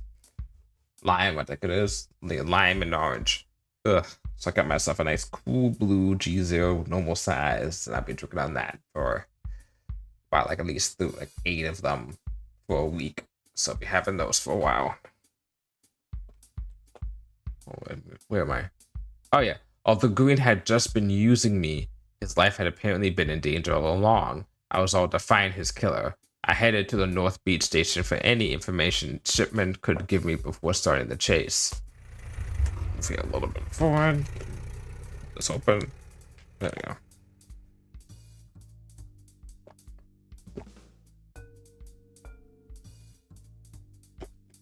There we go. That's the good stuff. I should have had some wine. Yeah, it could have fit in with the what's it called, the setting. I saw some idle banter with a young driver. You're my last ride for the day. After that, picking up my girl and heading over to Tightwad Hill for the game. The fuck is that? Asked about Tightwad Hill. You don't know much college ball, huh? That new stadium they built for Berkeley last year seats over 70,000. Marvel of modern construction. The team ain't bad either. That's Memorial Stadium, I said. It cost over $1 million to build it. How is it related to any hill? Well, the geniuses built the stadium next to the large mound. Now, why would I pay good money to go into the place when I could watch the game just fine from that hill? Seems others think that way too. So many of us, they dubbed it Tightwad Hill. Ah, that makes sense. The girls don't mind being outside. You kidding me? He laughed. The flappers love it up there. We can picnic and drink some gin without being crapped onto wooden benches. Wooden or wood? I say wood. I guess wood. Wood benches. Why isn't it wooden? Suits both of us just fine. Well, I hope the home team takes it, I say, as we stopped in front of my destination. He grinned. Don't matter. It'll be a riot anyway. I thanked him and stepped out. The headquarters. Oh, we read it already. Now that's new. I stepped out of the taxicab and walked through the station doors, ready to chase any leads on Green. But standing in front of me as I entered, bawling her eyes from her sockets, was Mrs. Green. She saw me and brought her railing closer. Malone, she exhaled through her, sobbing. You were working for my husband. What happened? Her breathing obscured her next sentences, but I got the general idea. I told her what I knew as little about the matter as she did, but that I was looking into it, and I was sure the officers were doing their best. She begged me to help them, again drowning most of her sentences with her sobbing. I promised I would try. Never trust a dame! She's probably evil. She's the dame. She took a slow inhale, raised her chest, and walked out of the station. She's a dame. That means that she spells trouble. As every fucking parody or fucking reference of a noir thing is. Uh-oh. When she was out of sight, Grant came around the corner and let out a snort. Grant was another investigator for the SFPD. I studied his ruddy face, strewn with broken capillaries? The fuck is that? All these words. These new words I'm learning. Any of the fine branching blood vessels that form a network between the arterioles and venules. Okay, but where? Okay. Oh, a couple of years on face. Okay, so they're on the cheek part of the body. Okay, the cheek part of the face. All right, that's what I need to know. Strewn with broken capillaries that it gave the impression of a map of streams. A cigar often poked through his mouth, hardening his jaw and twisting his face into a scowl. I suppose that was an appropriate look for a man who enjoyed his bribes in liquid form. Grant had never been a supporter of policewomen, and he was no fan of mine. He lighted the cigar and said, "The widow seemed pretty torn up about him. You really helping her out?" I said I was and gave another snort. Figured she'd go to you after we told her no. I raised a questioning eyebrow. Look, last thing I gotta do is head to the Toon Spoon. Then this goes in the freezer. That meant he was about to close the case cold. You aren't chasing it up? I asked. He looked appalled that I would even ask. We've got more to deal with than some dead gangster. The captain don't care about crap like this, so long as it's not spreading too far. What about the girl? What does she expect? He asked. This broad does and marries an Irishman. Hey, okay, asshole. Probably killed by one of his own or some dago. All those bums run together. I don't even know what that is. What the fuck is that? Is this a slur? It's probably a slur.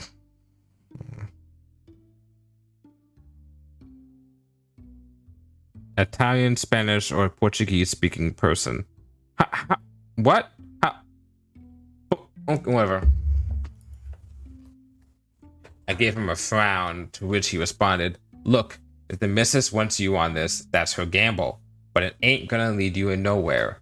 Don't expect support from the boys. Not even if I find Green's killer." He laughed. "If you get a confession, we'll cop him. Not something the DA can thumb his nose at either. They gotta admit three things. Means, how they killed Green. Opportunity, when they did it.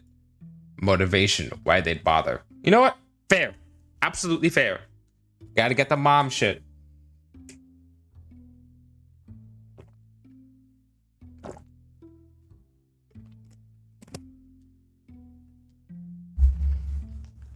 I mean, and honestly, this is the correct order, in my opinion, when it comes to mysteries. This is the correct order in terms of finding out things. Right? If you can confirm how someone can kill Green, that's very more important than finding out why they'd kill Green. Well, I feel like means and opportunity actually kind of go together too, in a sense. Especially if we have like a locked room mystery. Because once you have a means, you automatically can like rule out or narrow down in opportunities or expand opportunities beyond what you need to be able to determine something. I don't know how I'm saying this. I think I'm saying this right. Anyhow, they all go well together, but I feel like motivation is kind of a thing that like it's important, but at the same time, you just have to prove that the person did it. You know, you necessarily have to prove why they did it. You do that, then sure, we'll be right behind you. But there ain't nobody here looking into it, I promise. He pulled on a cap and walked out. I heard a glare in Grant's direction, but I was still fuming as I turned down the hallway towards Shipman's office. Shipman was frowning at the stacks of paper atop his desk, but he stood up and smiled when he saw me. "Glad you made it. I vented about Grant. Shipman shook his head.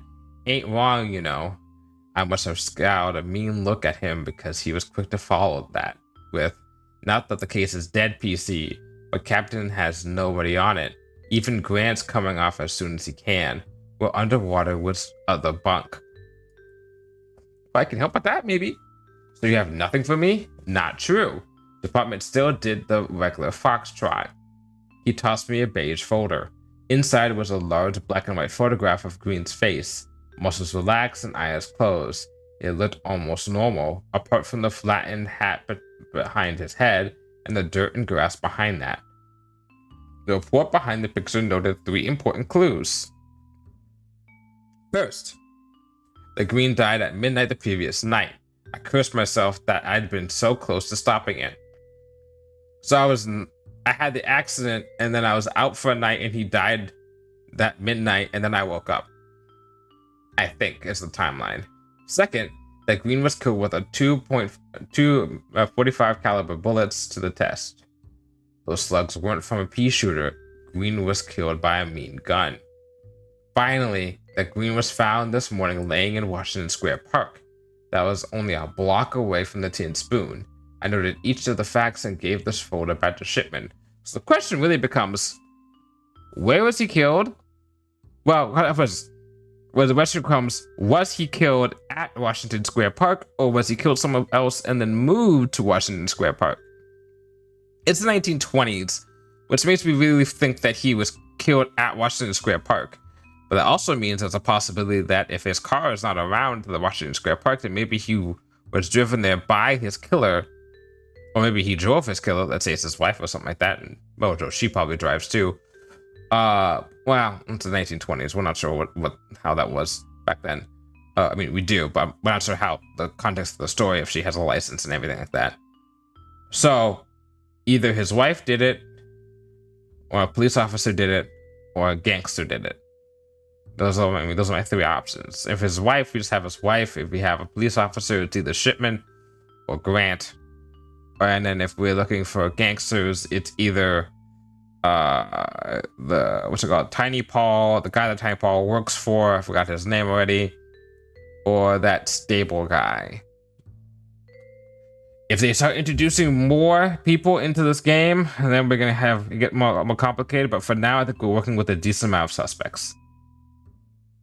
All we got, Shipman said, laying the folder back on his desk, can pinch the gunman if you can prove the case, but you got to solve it without much support.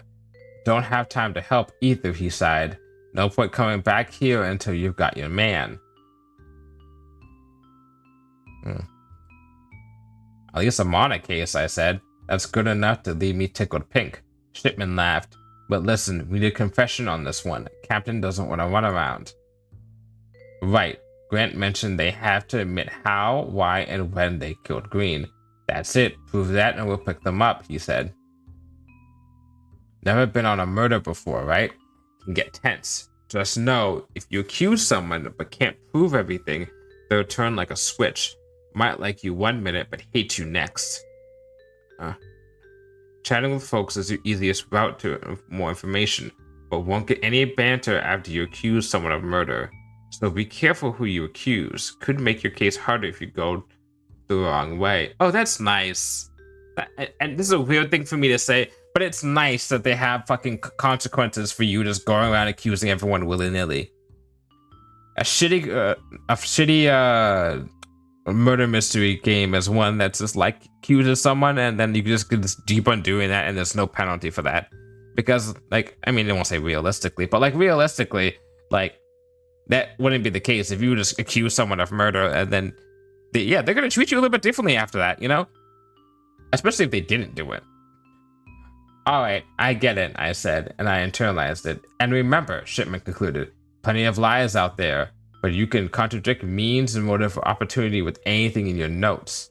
I thanked him and walked out of his office. That's important. Okay. So that's how the police station and went over the mantra. I had to prove means, motive, and opportunity. I had to prove mom for any I suspected of the murder. Once I found all 3 of the single person, I have them licked. I started out to begin the chase. All right. So first off, let's go to stables.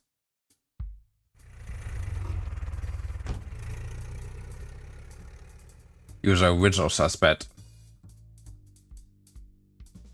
Some weather, ain't it? He said with a southern drawl. It's San Francisco, I replied. Expect fog and bring a jacket. Wish I'd known that coming from Missouri. Maybe would have stayed on the river. There were always recent transplants to the city. Where in Missouri are you from? A little town called Hannibal. Same place as Mark Twain, though by the time I was born, he'd moved to bigger parts of the country. Oh my god, he was around when Mark Twain was around. But you know, I recently heard a quote of his. The coldest winter I ever spent was a summer in San Francisco. He laughed to himself.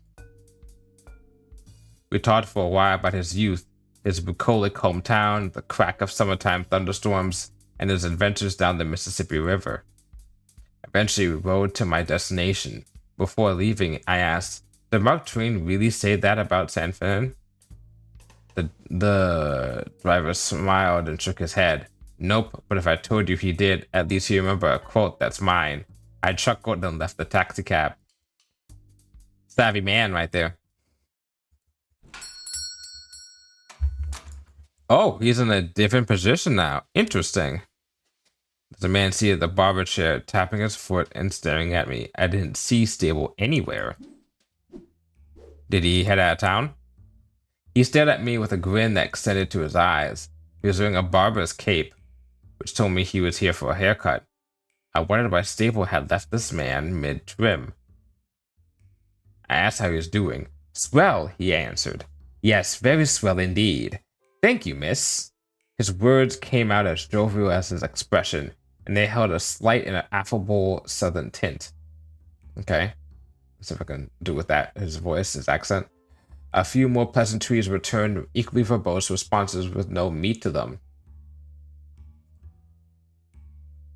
That piqued my interest. A stranger in Stable's barber chair with no signs of Stable around. Who are you? I asked with a genuine curiosity. Can I do southern drawl? Well, I dare say. I guess I could try to do like fucking like a really bad fucking Farco Loco type of thingy. I am merely a mortal man enjoying my life at this very moment, he replied, looking me up and down, and there is much to enjoy. I heaved a sigh in response. Last night, the headache hadn't fully disappeared, making me too tired to play any of his games. He frowned slightly. I'm merely paying you a compliment, he said. You modern girls get your stockings all knotted again whenever someone calls you pretty. I need information, so I'll apologize. I apologize. I'm not trying to be crass. I need answers to some questions that'll be on my way. I'm looking for Stable, but he's not here. So, I placed the final 3 words. Who are you? My name is Ray Carter, a regular jazz bassist at the Tin Spoon Lounge, a speakeasy in North Beach. It's my pleasure to meet you, miss. He went to the Tin Spoon. That surprised me. Were you there last night? I asked. Until early this morning, he gleamed. I won a bucket of change at the poker table. Just about everyone was saying they never saw someone play cards so well. Sometimes you get lucky, I suppose, he winked. I wondered if he was all that related to this case. I was glad he was smiling. An upbeat suspect eased my any harsh questions. He saw me taking notes and asked, Are you some sort of continental operative? When I nodded, he let out a whistle and said, A woman detective. Well, that is almost as swell as the sight as a black man in a white man's barber chair.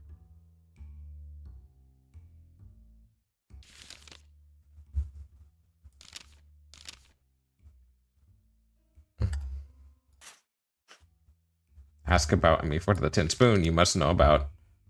What? What? Bullshit.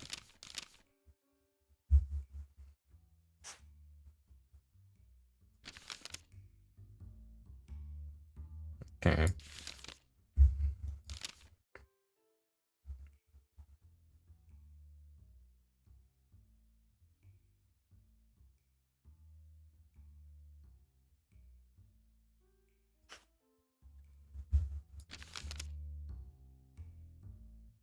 You yourself said it was strange to have a black man sitting in a white man's barber chair, I said. In fact, he smiled, it is even more rare to be in the rich white man's barber chair. So why did Stable invite you over? I asked. He sighed. You know, white men will smile and be nice to you, but never treat you as an equal, no matter your education or background. That is, until they require something of you. What does Stable need from you? I asked. He smiled. Oh, I like you, miss. You get to the point when it matters, but you are fun all the same. There was much, much to respect in that. I was glad that I nurtured his friendship. Stable wanted to know about Connor Green, he continued. How Green died and why, you see. He knows that yours truly was paying at the Tin Spoon last night. Stable wanted to ask me some questions this morning. Well, now, how can I refuse such a fantastic question? And where did Stable go? I asked. He was here, congenial and unhurried. Then he received a telephone call and said he had to check on something at the Transform racetrack. He told me to sit tight until he returned. And here we are. Here we are, see? I nodded, thanks. Okay, well. Wanna go to St. Louis?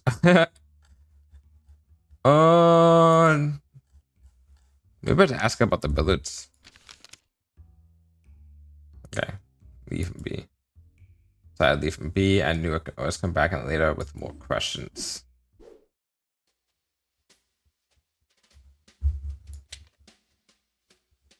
So we're gonna track this fucker down because now he's asking questions that I'm asking questions about. Stable was at the Transform racetrack near San Bruno. I could ride over there and talk to him. Yes.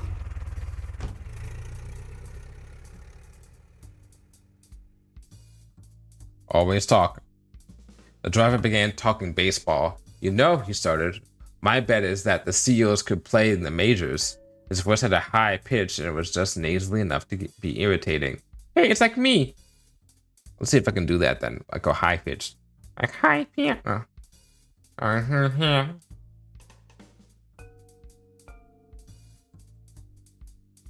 Between Shia, Gray, and McWeeny, we got enough guys who know how to hold the ball. And all wild. I'm saying the same fucking accent I'm using for the other dude. And I guess I'm just go back to normal. And my middle order of Waiter, Walsh, and Montague is unstoppable. Sure, we need better fielding, but there's no reason we can't snag a glove from out east. Hell, we can pay better than half those teams anyhow. Of course, those owners say their teams would mop the floor with us, but they're just scared of the competitive coast. Competitive coast. Only want the profits to stay with their own cronies. But imagine their faces when we beat them in their own parks. What I'd give to see something like that. And yeah, you know, Art Griggs is rumored to be coming to the Angels, from the Angels. I just think it's unfair that what we do to this league. Let them play with the big boys, I say. Let's see. Wait. Kept talking in circles. I was saying this before. Kept talking in circles about the Seals and listened politely. Might as well glaze it over when he finally announced, "We're here." When I went to exit the taxicab, he turned and said, "Hey, thanks for listening. You're all right." I nodded and stepped out. Always talk, because you also are never sure what information you can get out. You can always get some useful information from the locals. And there's no better people to get information out of than people in the service industry, like bartenders and taxi cab people, because they see and hear a lot of shit.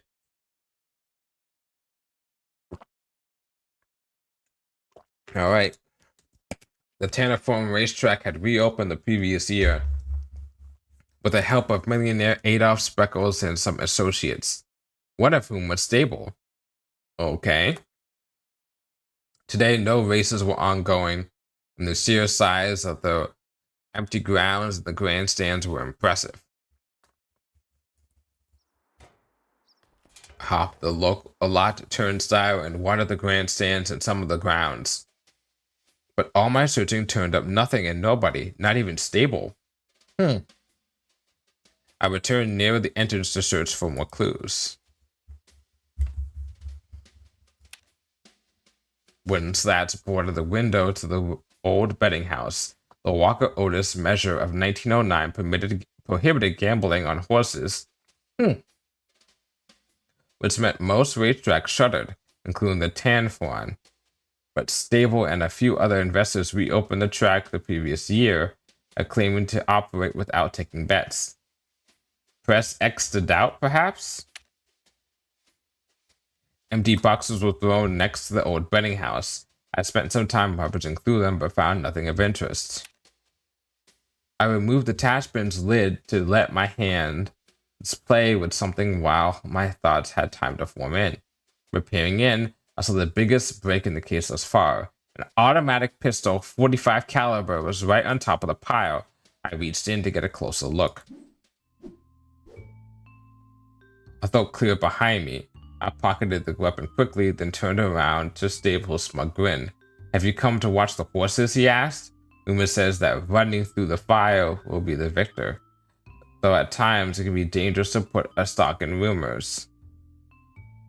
Oh, I think that's a double entendre right there.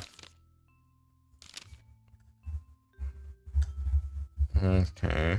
I'll talk about statements. Where's that Ray Carter guy?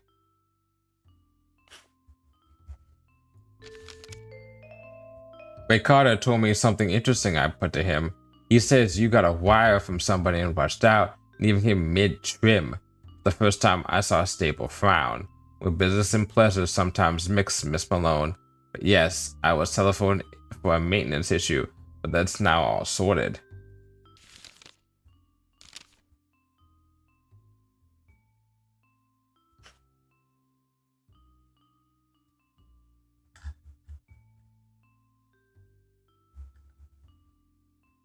You don't know anything about this. I need to find out a way to ask about.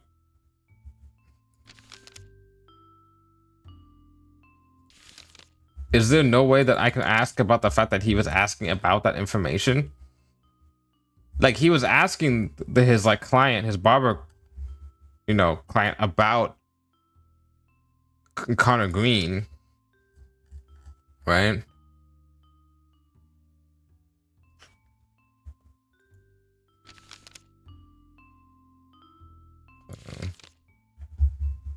I'm not gonna accuse you yet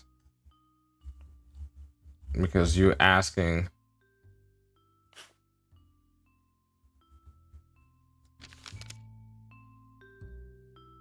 Okay. Okay.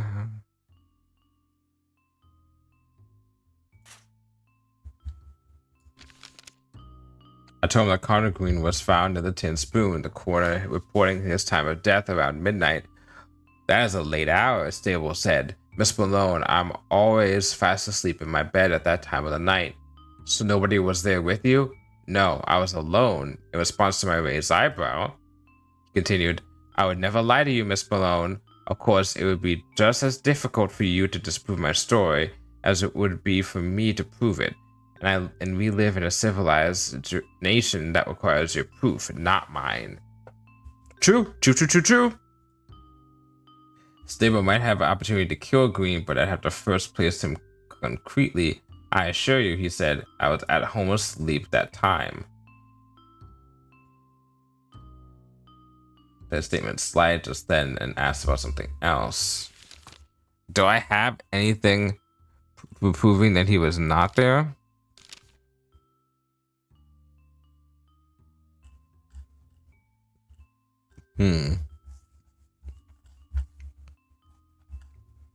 I don't. I would need to have somebody else.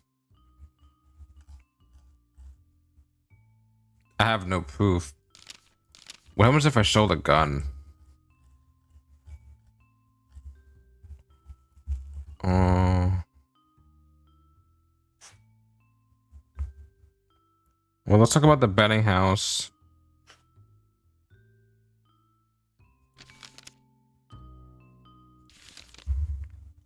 And then let's ask about the gun, and then let's bounce.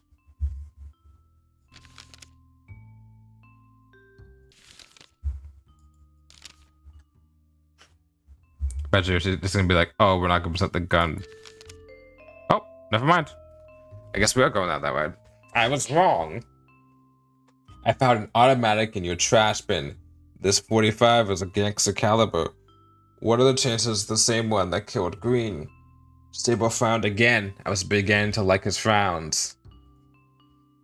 So it seems to me, I continued, that your boys found the murder weapon in the trash. then called you around to see what to do about it? Yes, he admitted. I was telephoned to look at the weapon. We were about to phone the police about it when I noticed you wandering the grounds. I don't know about the police thing, but I do believe in him getting called by his guys about it. Why are you so interested in the Green case? Why is this gun here? He sighed. Do you remember, Miss Malone, that Connor Green had already attempted to frame me? Once I learned of his death, I thought that whoever had killed him might also try to blame me. I invited Carter from a trim in the exchange for information about the murder, and I told my associates to watch for anything suspicious at the racetrack. As soon as the gun was found, they telephoned me, and here we are. So you still won't admit to the murder? I pushed him. Think what you want, Miss Malone, but I had no reason to kill Connor Green. If you think otherwise, you are just playing into the game set up by the real killer. That was the story Stable was sticking with. Still, I was much further along than I had been, and that gave me reason to smile. I wonder...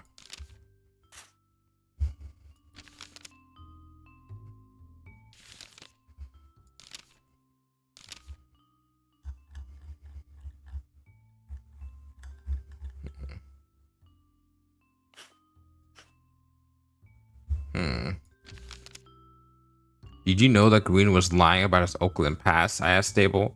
Stable raised his eyebrow. Well, you are volunteering quite interesting information. I did not know that, but thank you for it. Okay. I snuck into the racetrack by jumping the locked turnstile, which had been easy enough. I can leave the same way. Okay, let's go back. Let's go to the tin spoon.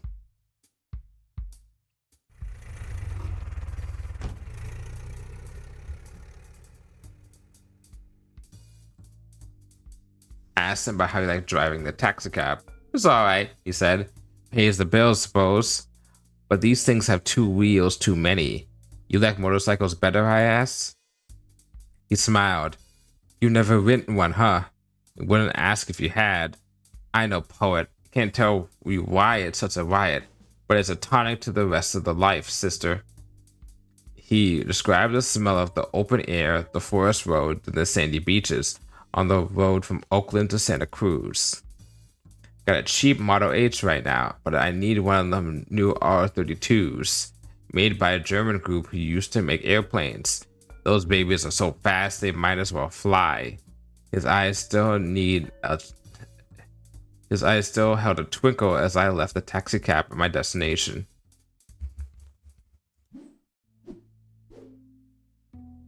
I rapped my knuckles on the same metal door. Instead of the usual dark eyes, the door swung open to reveal Fred Grant. Let out a PC, good seeing ya, with more whiskey on his breath than a fire breather. He stumbled down the next few steps, and I caught his limp body. All loose ends tied up, he said, winking at me while he tried to stand tall. Through the doorman in the back of the wagon, he continued. He says nobody came in or out from my upstairs billiards hall last night. This is the Frank guy. This is the police. Police. For some reason, I thought this was the what's it called? The billiards guy, but no, it's the other detective. The police guy. Yeah, the one that doesn't like us. No, nobody came in or out from the upstairs billiards hall last night. Okay, but what about the fucking bar? There's a bar. A hiccup interrupted Grant's thought. You know, I believe him, but the Bulls need someone to work on, and putting welds on this goon will make the afternoon go faster. So you just arrested the bouncer? He again tried to stand upright. Failing at that, he stumbled to his police car, got behind the wheel, let the sirens loose, and drove the machine around the corner. No! Don't drink and drive, asshole! Okay, whatever. I continued up the stairs to find a similar scene as the day before, only Tiny Paw had been replaced by a young woman, idly playing with a deck of cards scattered around the billiards table.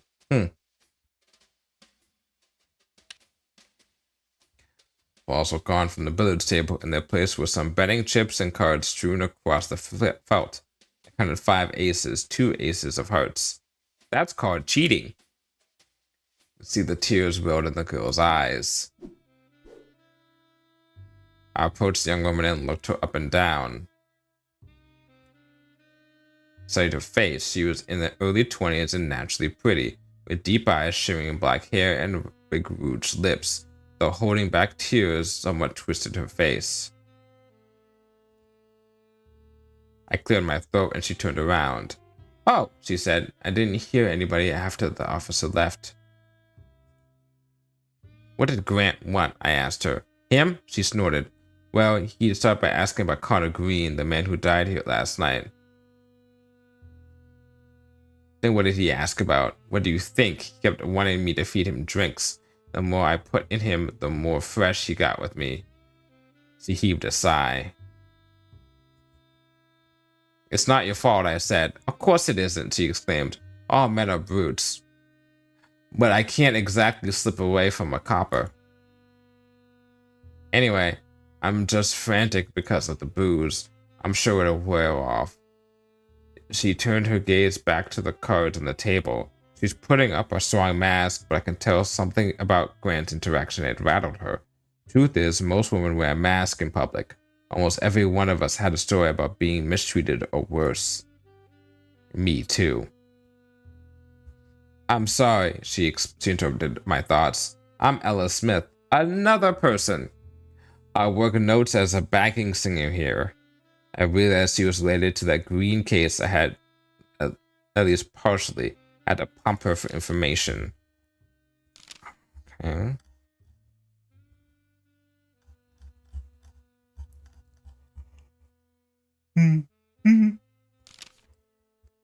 I see the statements are more important than the evidence most of the time.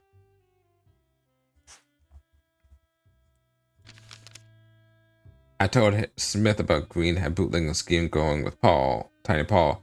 She cried, "I don't know what these mobsters are doing and I don't care." Okay. Well, if you're a singer,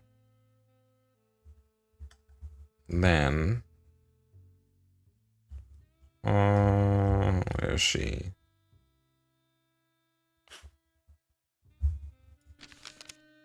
Astrid Green's wife sang here with the pseudonym Little Fanny. Ella Smith nodded in affirmation. That's it? Oh, wait, if she's doing cards, then maybe she knows about Wait Carter. What? What the fuck?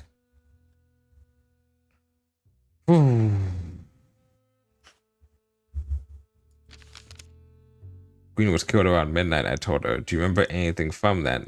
She turned red in an instant. Midnight was the last time I sang all by myself to the crowd up there.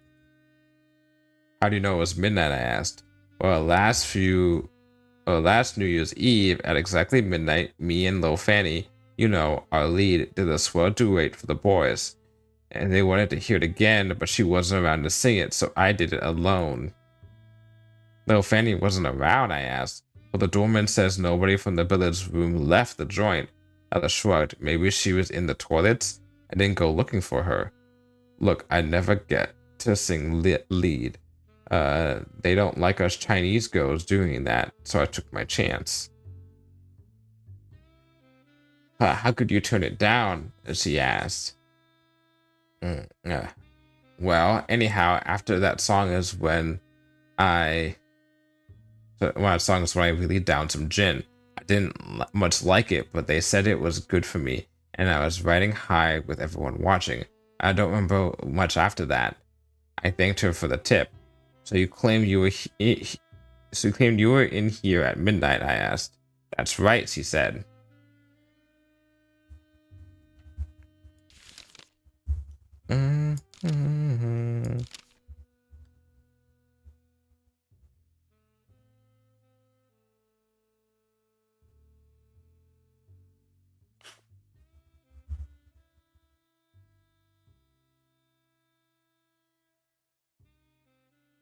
Okay.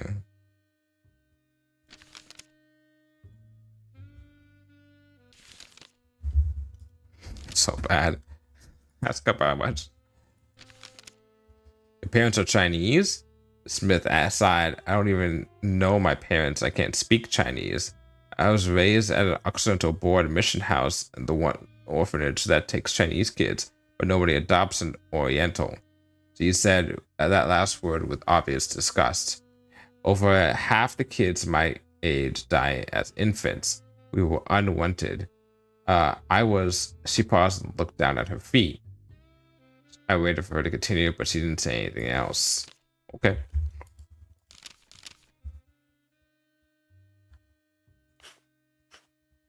Why were you crying?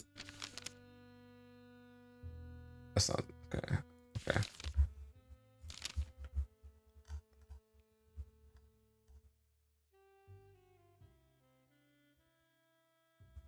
Hmm.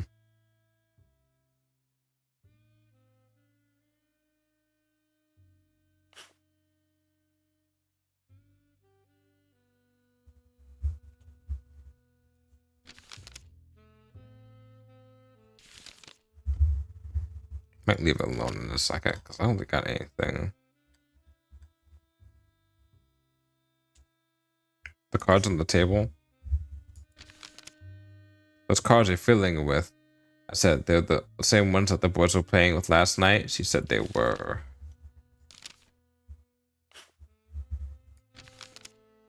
Where's Tiny Paul? I asked. I need to see him. Paul's likely as tired as I am. After the band finished downstairs, we all came up to play poker. Paul and the boys were at it the entire night, so I assume he's at home. I asked if she knew where Paul's home was, but she shook her head. No, Paul and I aren't close.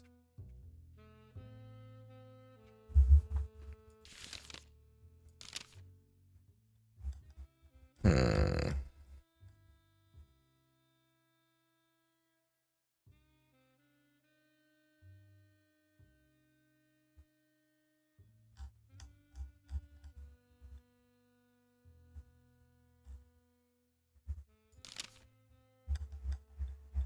Hmm.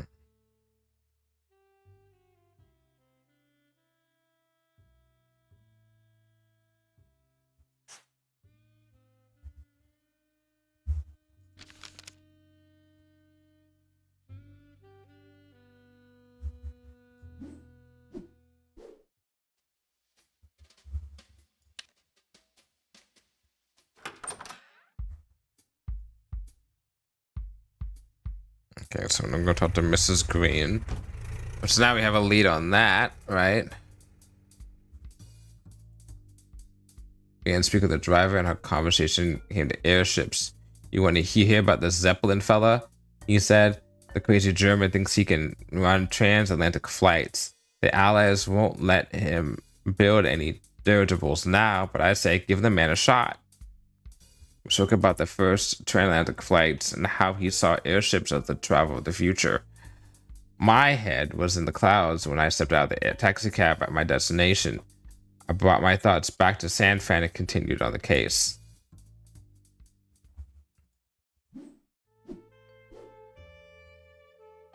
Came upon the Green's house and knocked at the door. This time, Mrs. Green opened it quickly. Miss Malone, she panted with noticeable shock in her eyes. I'm just frightened about people knocking at my door, she said by way of explanation. After what happened to my husband, everything feels so cold. Oh, I'm blabbing. Please come inside. She led the way to the two chairs and we sat down.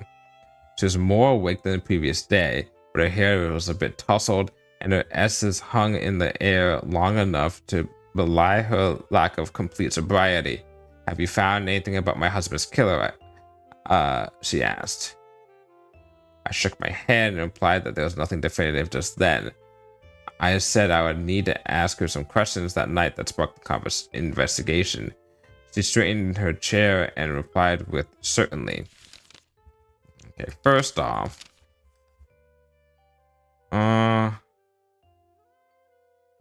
evidence. Saw the gun. I found a gun at the stable's racetrack, I told her. Redstone stable. Malone, my husband thought that the stable was chasing him. You think that's the gun that killed my husband? Kuba replied, but I don't have enough evidence to go after Stable just yet. We found the gun at his racetrack. Yes, but I need to prove more. That's when you can help me. Faye nodded and waited for more questions.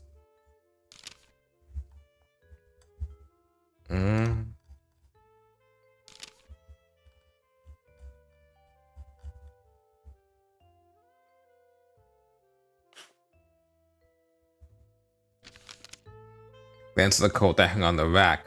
Where did you get this? I asked. Her unfocused eyes moved to the gray Trent.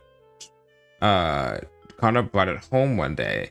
It was too small for his frame, but I thought it looked swell on me. Seems built for a man, I said. Sure, but it's the freedom age, darling. We can wear anything or even nothing at all. That is true.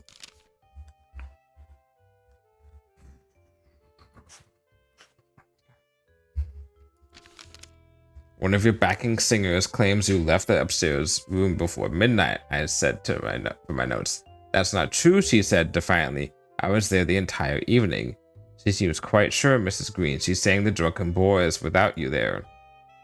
But I asked our doorman, Miss Malone. He says nobody left the upstairs room. You're doing your own digging, I asked. She blushed. I just have no confidence in the police. Anyhow, if nobody came from upstairs, that eliminates anyone in the pool room. It must have been in the restroom if Ella is certain I wasn't with them at the exact time because I could not have been outside. God damn. Y'all making this fucking hard.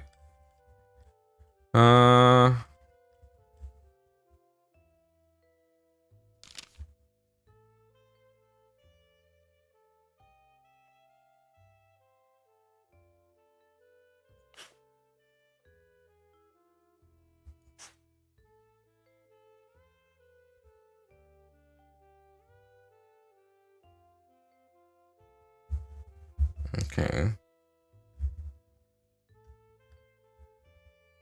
A lot of money. Saying Staples barber chair. Vincent Letter thinks the wife's legitimate. Got others watching Green.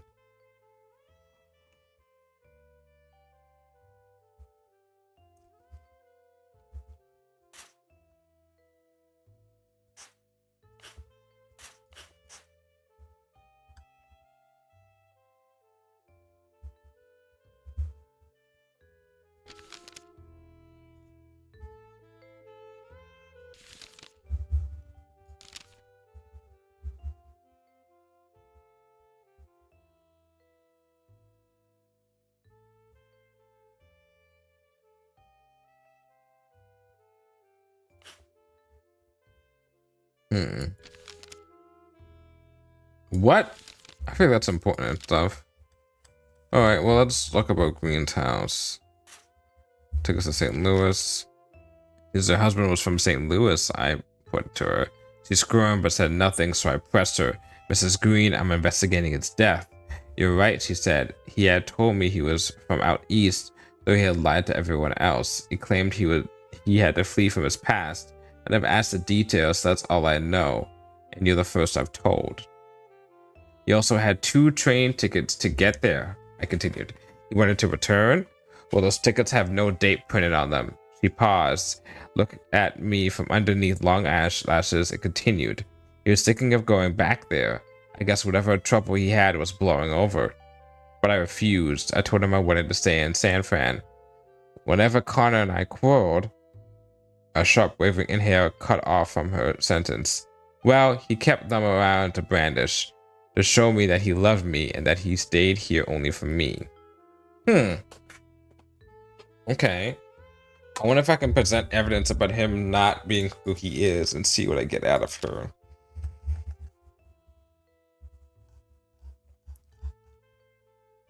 Because right now, I mean, let's say he was trying to go back to St. Louis, she would be a weak link that he would maybe try and get rid of her. Then she realized that and then she killed him.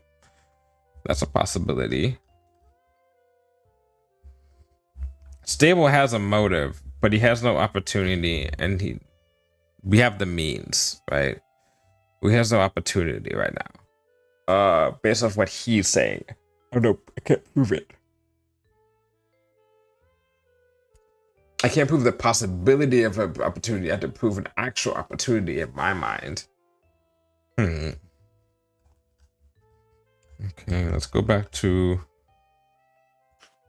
yeah. Okay.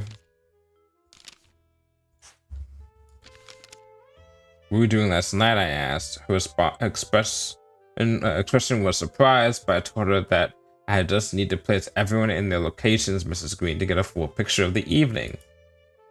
Of course, she said. I'd see. I was singing with the band. The show was about 10 o'clock and went up into the billiard hall. Oh, it haunts me that Connor was so close when he was killed. She winced, but none of us heard anything with how loud we were and how sealed that building was. How late were you in the pool room? Until early in the morning, say 2 or 3? But, okay. Okay. One of your Beckinsons claims you left the upstairs room before midnight, I said in my notes. That's not true. I was there the entire evening. He was quite sure. So it's the same information. It must have been in the room if Ella was certain.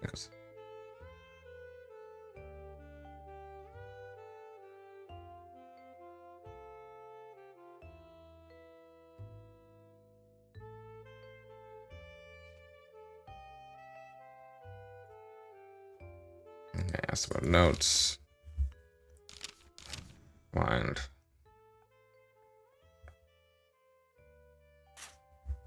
Okay.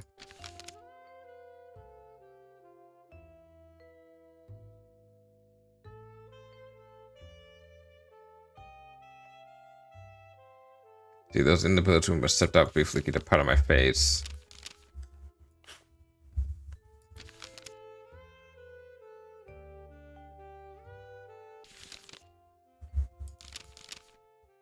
We don't. It's the same shit before.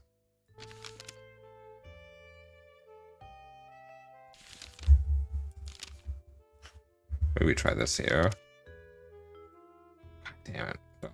Wait. Ask about notes. Falling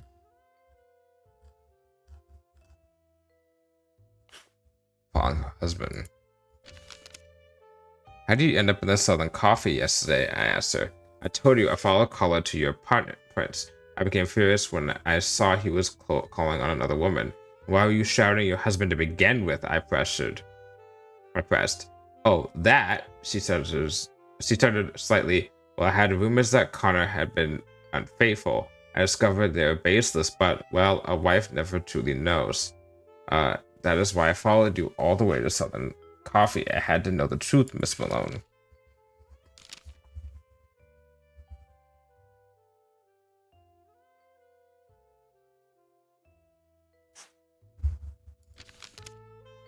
You're adjusting the tin spoon? She asked. She gave a languid nod. I wondered how she started singing. Well, she started. Papa never liked the petting parties, or the liquor, or the young men in the red suits, but he never made a fuss about it, not until I started to sing. That's enough to get a girl disowned. I suppose I was a teenage prima donna looking for attention, she sighed. Where were you raised? I questioned. She smiled, but there was a hint of cruelty behind it. I'm a stern Miss Malone, the only child of Abraham and Elise. My maternal grandmother was Frances Strauss, sister of Levi. Your father is that Abraham Stern? I raised an eyebrow. He now owns a full quarter of the Levi Strauss company. And you're wondering how I came to this? She looked around the room. I imagined she could have cackled, but the laudanum kept her motions muted. Well, I traded wealth for freedom at a young age, and I would do it again. Oh, got an achievement for that. I understood the reasoning. I nodded and changed the subject back to the case.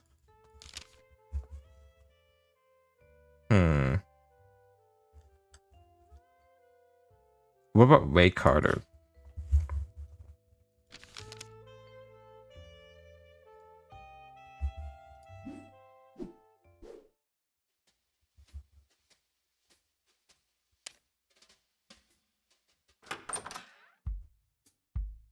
Did this, did this, did this. What notes do I have?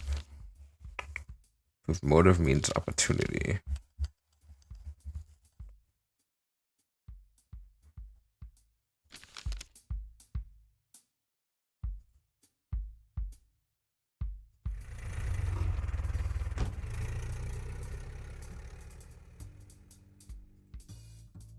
The driver was an economics student at Stanford. Ooh, looking to pay his room and board. He was an enthusiastic talker, the type of student who had not yet to discover that he was not the foremost expert on any topic, and he disseminated European politics as though he was spreading unquestionable gossip. I indulged him and listened a while. You see, he said with a proud grin, France and England will be fine. They're going through the same resurgence that's happening here. The war has only made them stronger. Asked about Germany. Oh, the filthy Hun, he snorted. Why should we care about them? Oh boy. Chancellor Marx puts out a statement asking us to take away our sanctions. Hell, if he wanted a fair shake, he shouldn't have started the damn war. I disagree. The Germans just depleted their gold reserves last month. They won't be able to run their country. The people will have to break free somehow. It might not be pretty when they do. But the driver snorted. Fritz, coming back? Not in your lifetime, miss. We've stamped them down for good. Rode to my destination, I exited the taxi cab. Oh, you naive little idiot.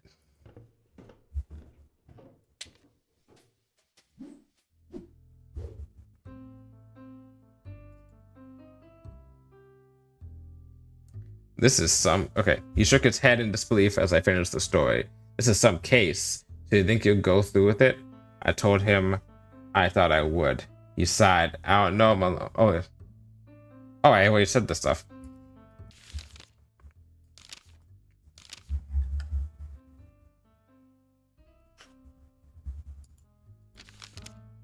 Green died at midnight, I said to Frankie. Right, you caught me up on that, he said. I guess you need to place all your suspects at midnight. Now that will be easy. I agreed. What else do you want to talk about?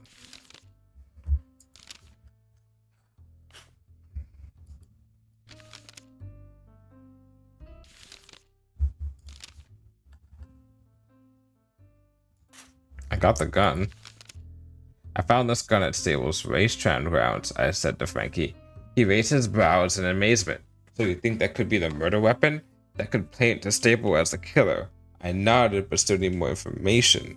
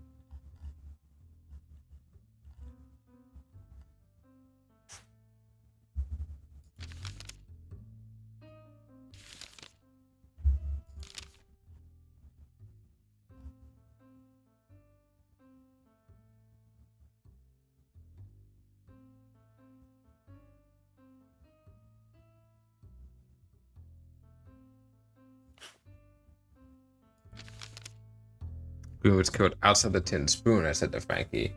Right, you caught me up on that. They said to discover who was near that speakeasy last night. I'm sure you should be getting close to these mob dealings. I can handle my own, Frankie, I told him. That's good to hear. What else do you want to talk about?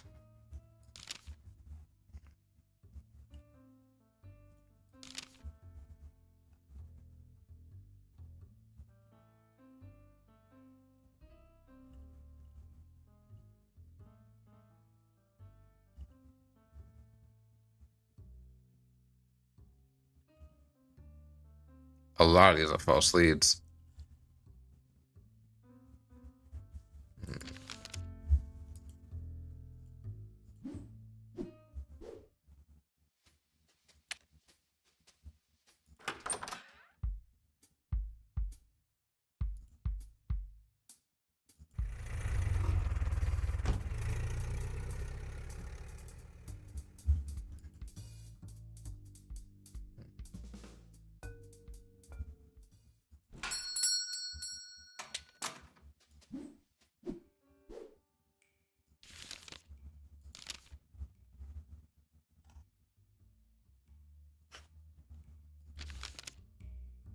The Smith tells me little Fanny wasn't in the village room at midnight. I put to him. I remember her being there at the beginning and end of the night, but I can't keep track of everyone at the every time. If Ella seems sure, I have no reason to doubt her. I remember I had an accent for him just now, but I'm just gonna not use it because I forgot it.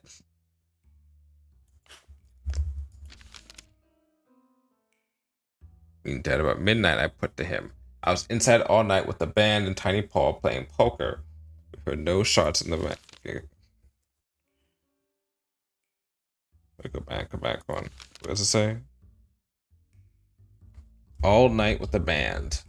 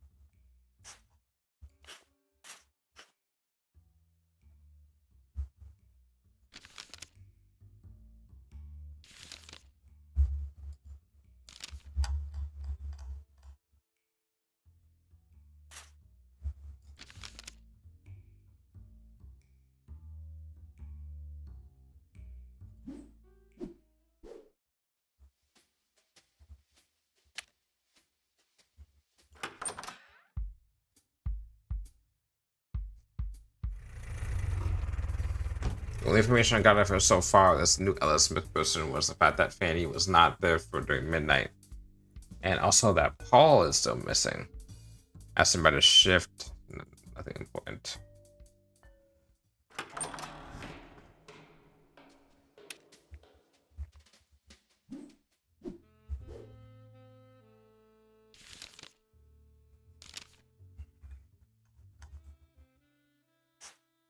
Asked about this already, didn't I?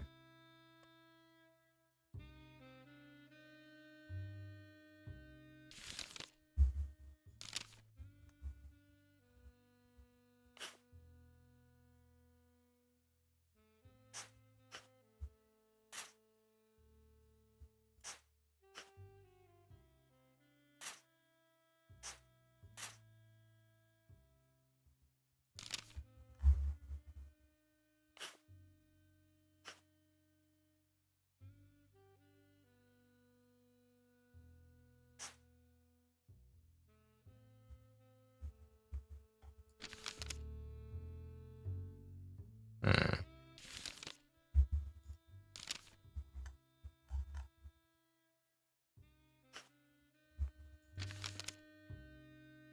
Son of a bitch.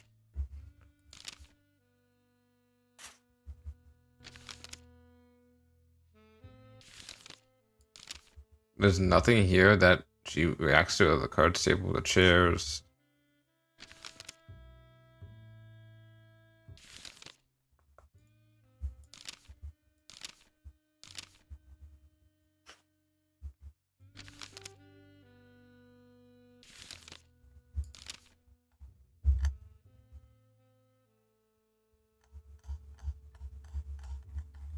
Have you ever seen the Great Trenchcoat before?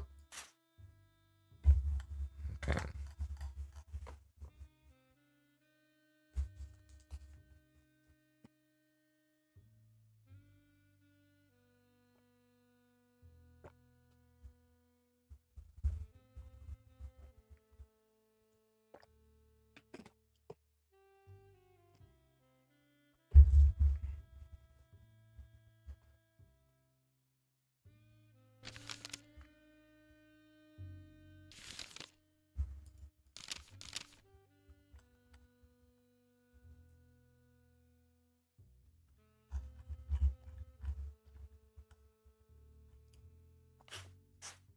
Hmm.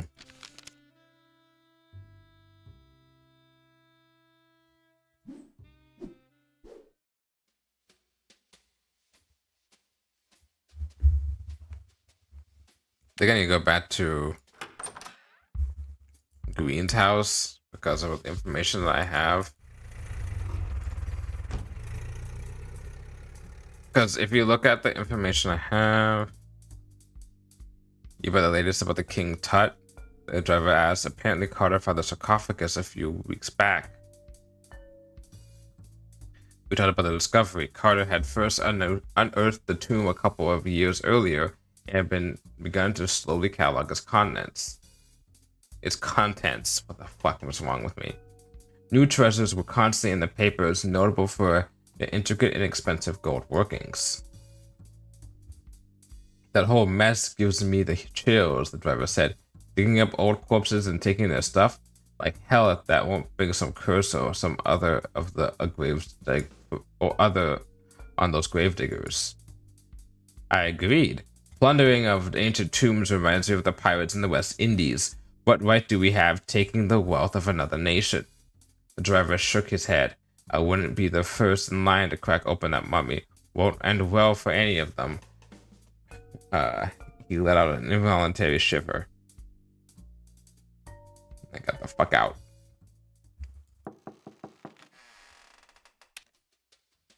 Okay, so here's my thing, right?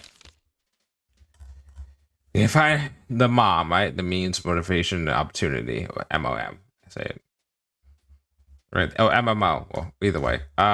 So we can't go for Paul. We can't go for Ella. We can't go, but we went to Ella, and then Ella was asking about Paul, but we can't get more information yet. We went to Stable. We need to find information about that. So we went to Ray Carter, and he told us about Stable, right? Fanny, we have not more information yet.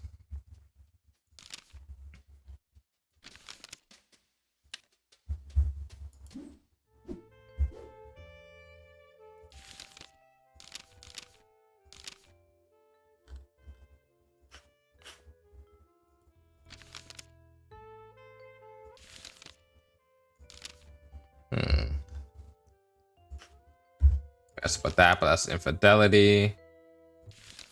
Okay.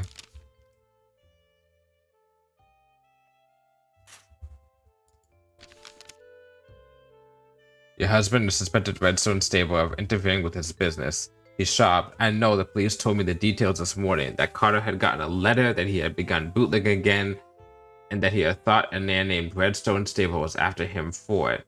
It seemed they had told her everything. But wait, Malone, you said you found a pistol at Stable's racetrack, she asked. Once again, I told her what I needed, more information before going after Stable, and she eventually acquiesced. Turned the conversation to a different angle. Boy, okay.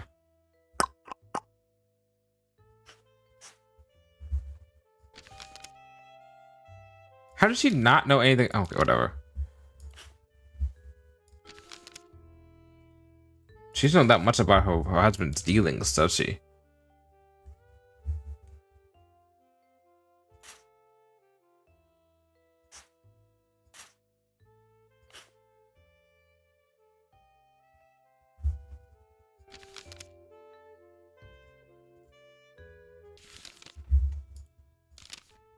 Does she remember him winning?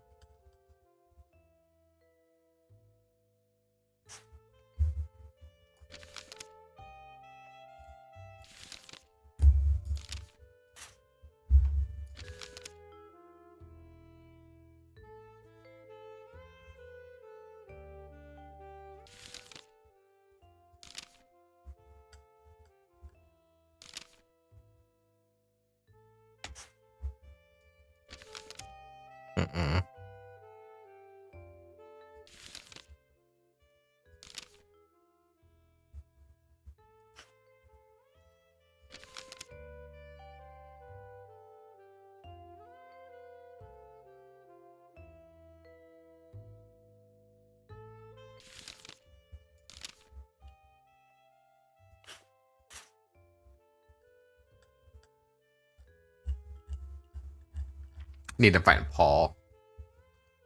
Usually need to find out how Paul is close to her.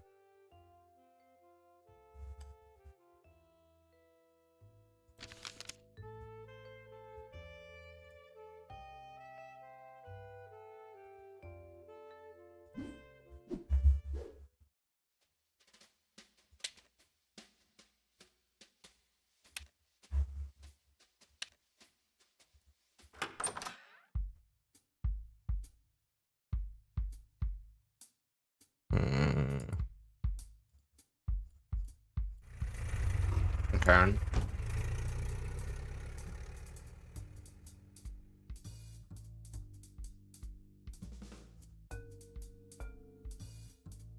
Started a conversation with the driver, a young man who was a former journalist in Tennessee. Tried to change the place with my reports, he said with a slight twang. Left as soon as I saw that it'd be impossible. What change did you have in mind? I asked. Well, what's a lot? He cleared his throat. I was a staunch believer in democracy, but my old state's got this lawman, John Butler, that sells snake oil as far as I'm concerned. He wants to outlaw teaching evolution to children. I tried to fight it, show the people he was insane, but it seems like his law will pass. How does this con man know more than a scientist? That's just one example, but it's one damn tyranny of one of the 51%.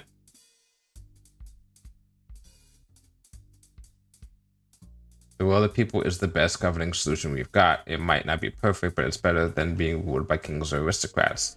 The driver shook his head. The will of the people gets dangerous if the people don't know what they're talking about. Yep. We're dissuaded by the loudest talker. If more than half the people say black is white, does it make it so? Taxi drove up to our destination. This cab is a dictatorship, and I say you gotta get out now so I can grab another customer. He winked, and I exited.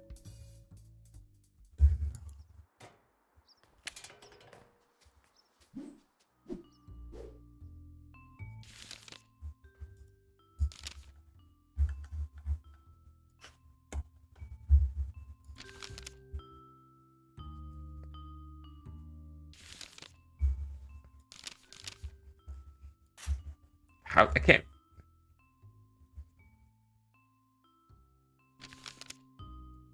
contradict that he was alone asleep at his time. Do you have any proof that he was home alone at that time?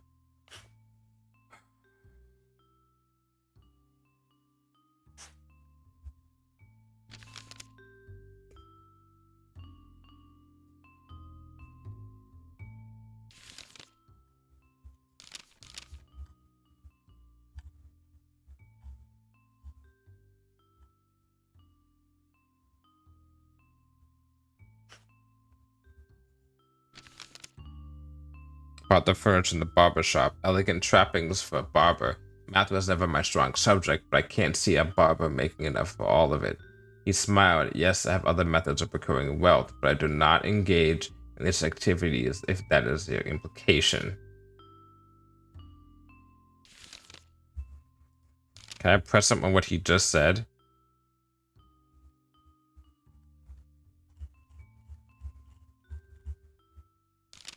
Boy, okay.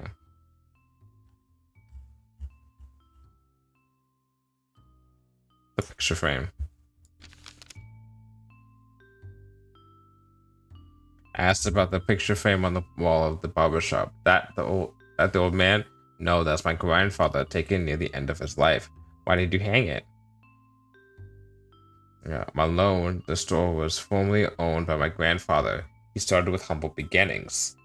My Zaid taught me the meaning of hard work and dedication. I'm humbled by reminders of him.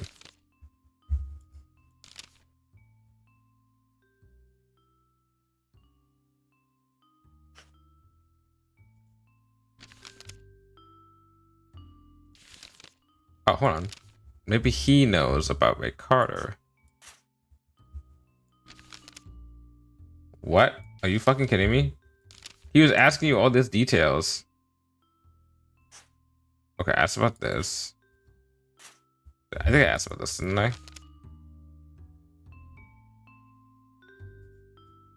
Okay.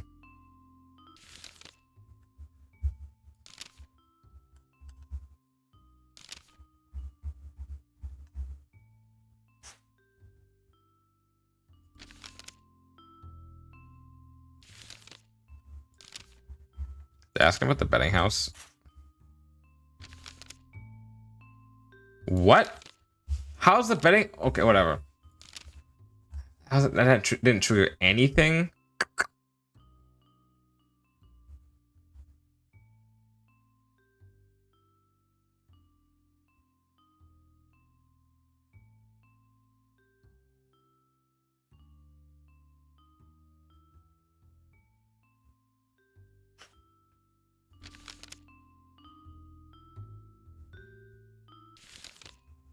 Hmm.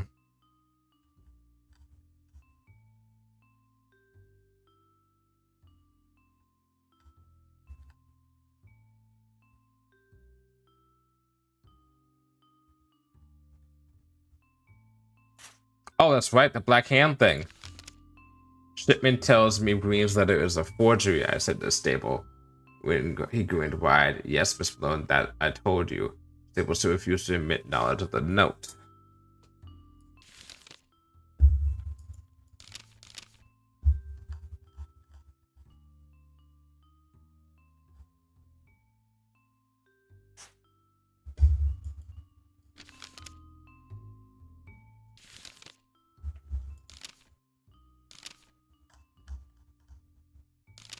Does he maybe know the password to get in?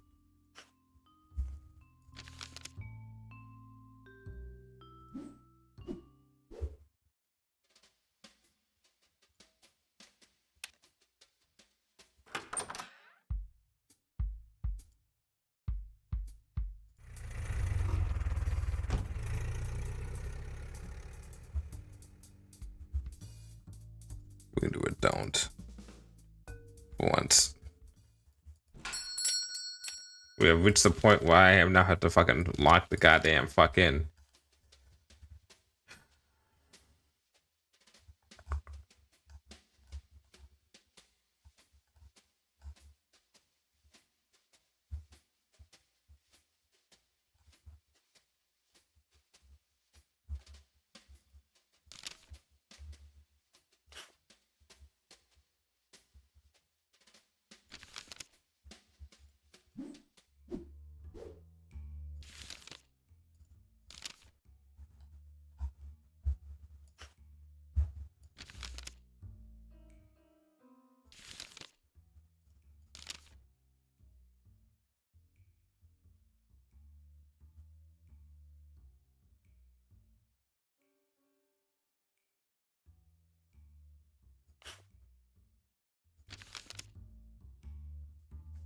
Hmm.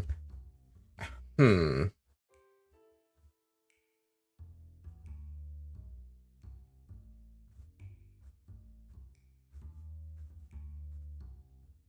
I nodded to the furniture in the room. Elegant traffics for a barber, don't you think?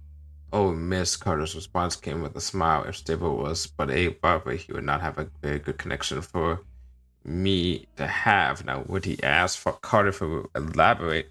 But he refused.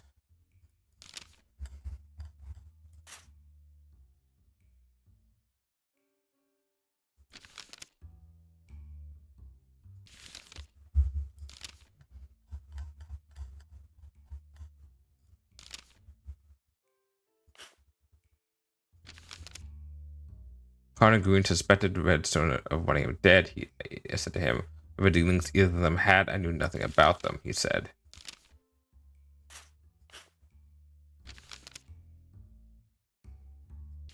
You know about the letter. You don't know anything about her. You don't know anything about this.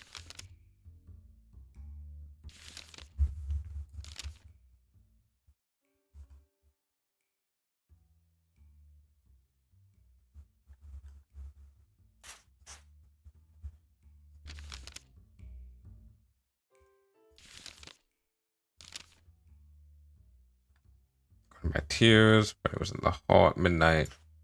And Chinese. Beginning and the end of the night. I can't keep track of everyone I have time. So Ella's telling the truth. That's what he's saying. So he's backing her up.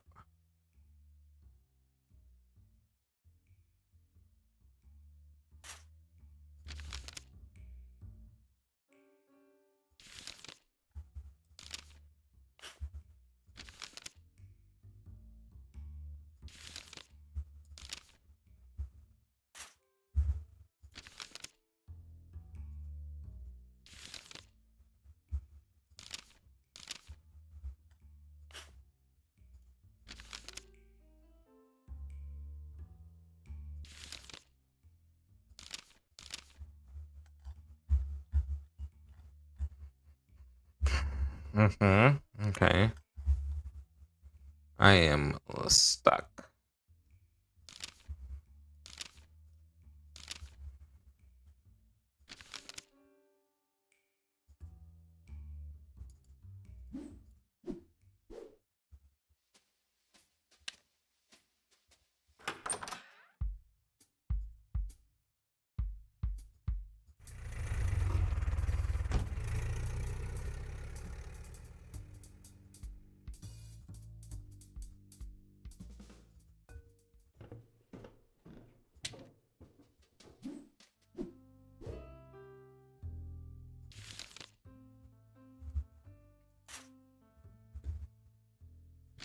Oh, I can check my goals.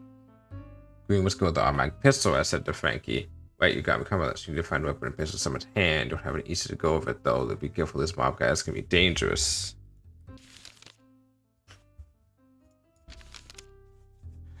Green was killed outside the tin spoon, I said to Frankie. Right, you got me caught up on that. You tried to discover who was near the little speaky that night. Or so you could be getting close mob dealings.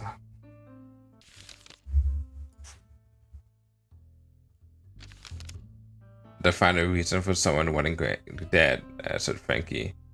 Egan's rats might be a reason to bump him off. Malone, be careful and notorious. They're not here now.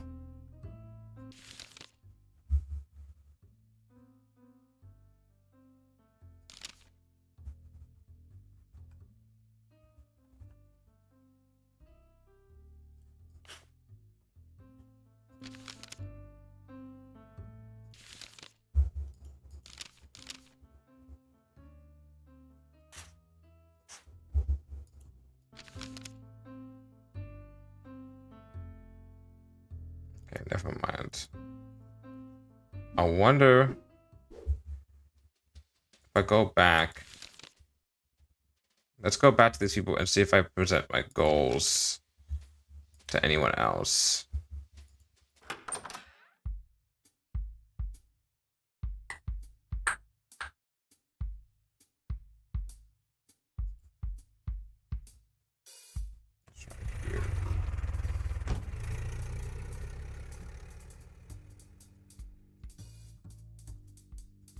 I like some of my voice a little bit, so I'm not gonna read out as much of the taxi cab.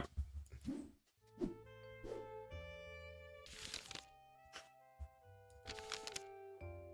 you have any knowledge of any weapon you can use to kill your husband? Do I know anything about guns? I'm sorry, Miss Sloan. I wouldn't know where to get one. Okay. What were we doing last night? I said before I was in the pool room around 10 o'clock. Elizabeth tells it differently, while the doorman says otherwise. Okay.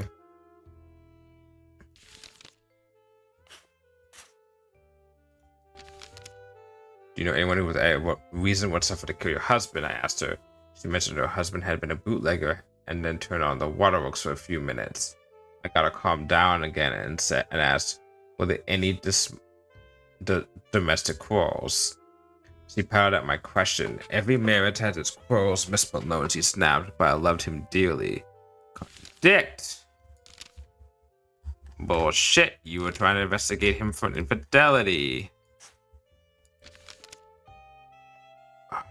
Contradict.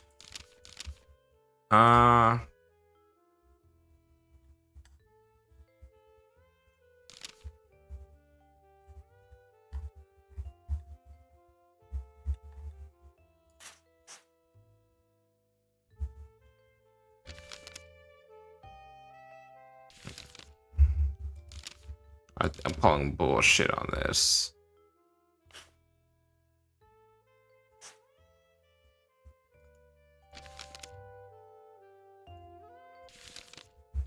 Well, guess not. I guess you thing's fucking solid.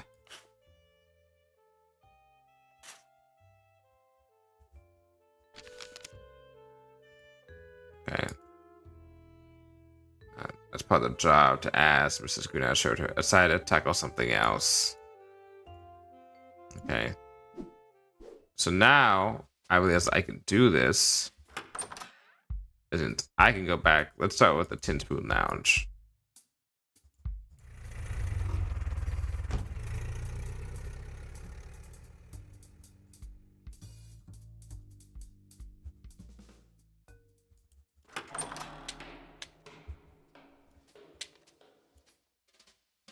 That's what's so fidgeting with playing cards. Okay, that was weird.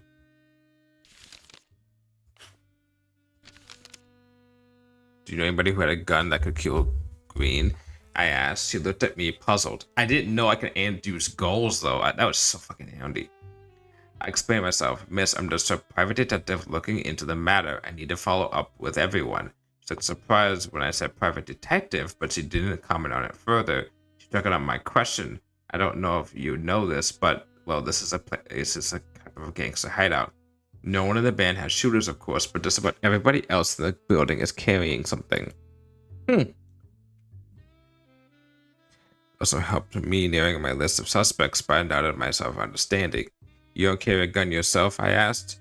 She shook her head. No, ma'am, no shooters in the band. She seemed adamant on that point. Okay. I feel like that's wrong, but we'll find out. I asked her again about her whereabouts. Okay.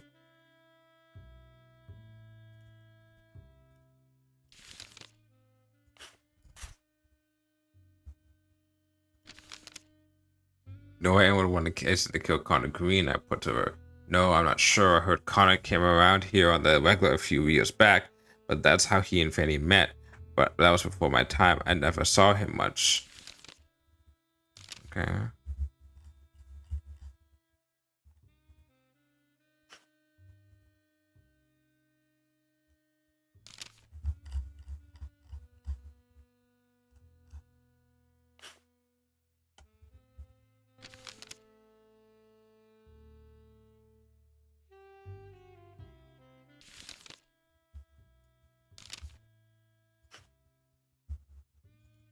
Yeah, didn't everyone know about this?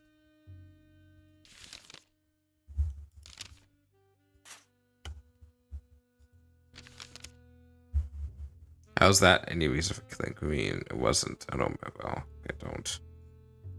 God damn. I got some information out of this though.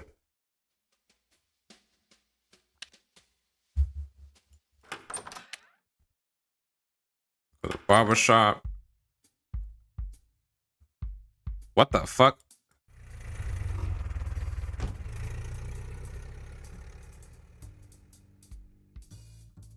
What the fuck? That fucking bug?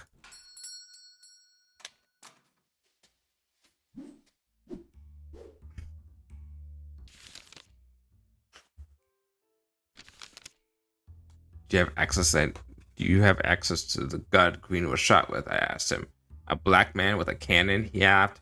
Miss, if I had one in the tin spoon, I would lose more than my job. Much, much more than my job. But those boys do not like me, treat me like they do you, pretty lady. I like to keep my neck, so no, I do not carry one, nor do I know where to get one.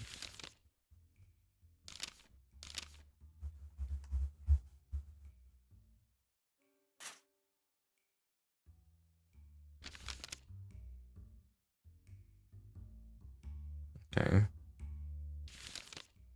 So notes. Trudity.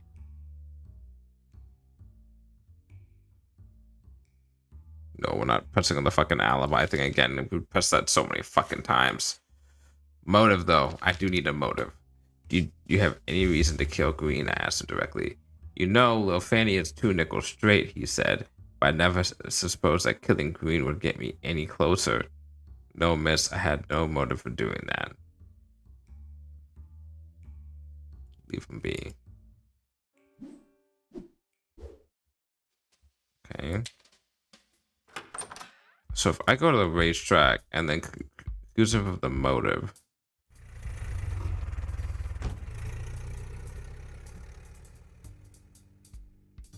Don't talk.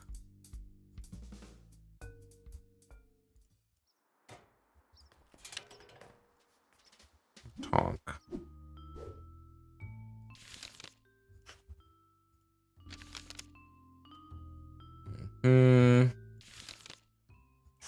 was gonna say that I was asleep. Okay, go back. I have nothing to contradict that with.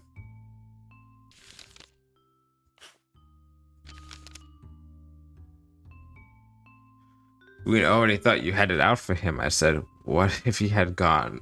Good cause to think that. Wouldn't his bootlegging scheme put you under? Miss Malone, Stable smiled. I assure you I do not do illegal rum running. Green's theory was simply a ruse. Have you not discovered that yet? I have no reason whatsoever to murder Green.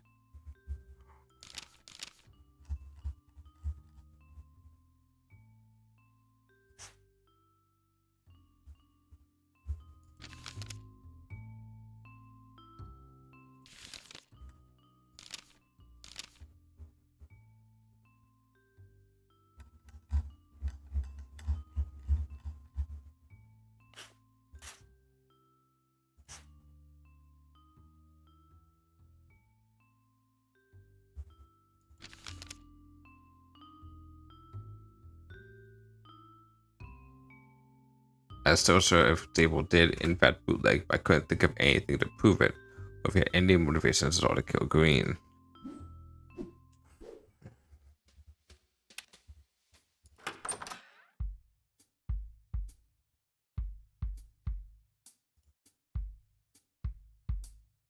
Go here.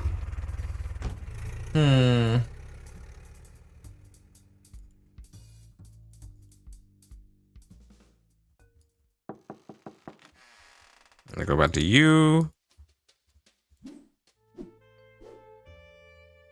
Talk about notes. Means about notes.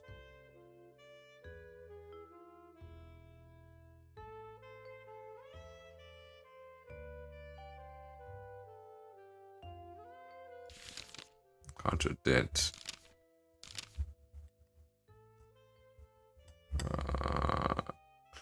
Most patrons had guns. Most Tin Spoon patrons have guns, do they not, Mrs. Green? Yes, Miss Malone, but not nobody in their band carries shooters, and gangsters keep a close eye on their guns.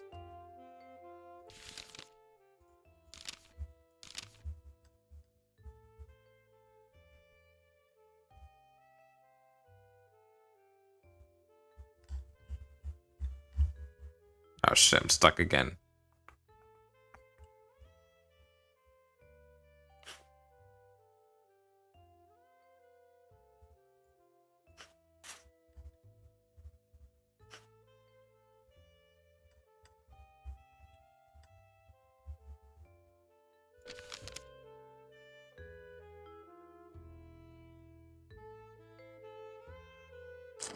Damn it.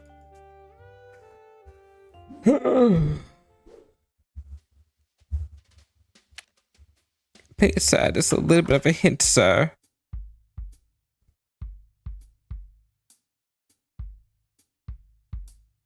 Okay, so let's review what we know so far.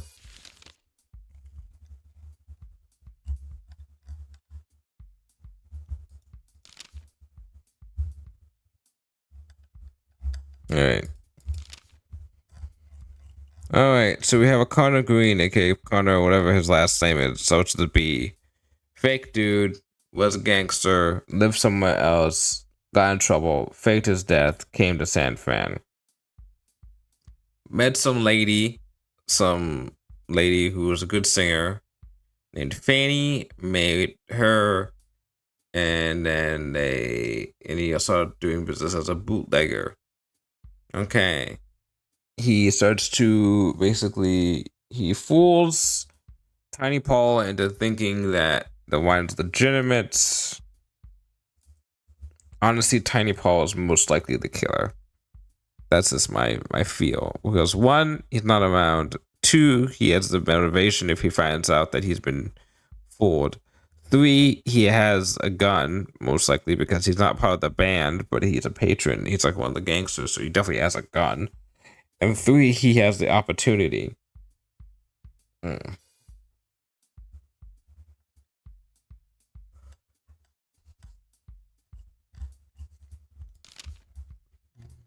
Paul wasn't here.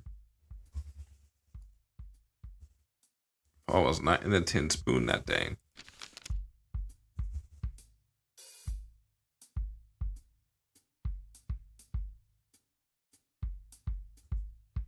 So what if I go back here?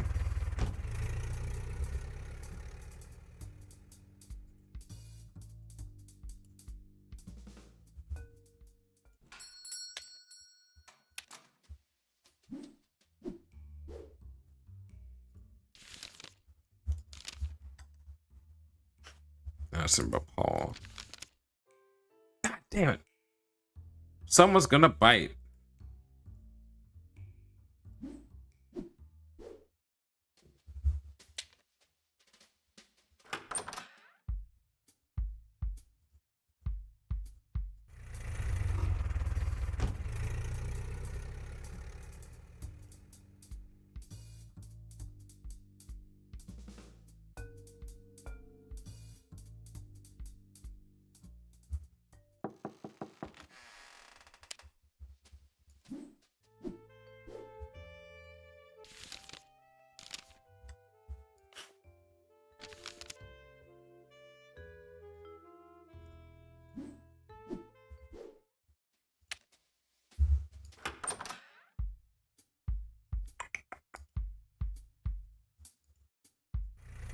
Okay.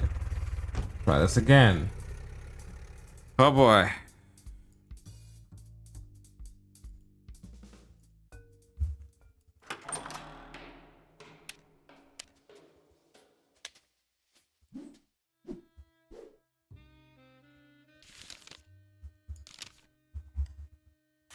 Yeah, I was supposed to have her. Yeah, she didn't know where he was. Paul and I are that close.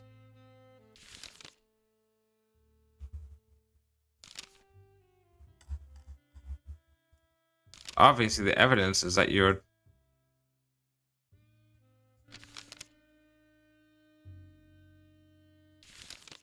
Nope.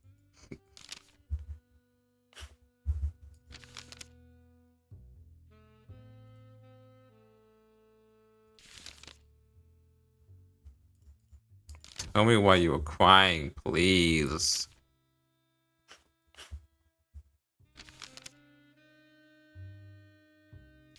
No. Don't oblige her.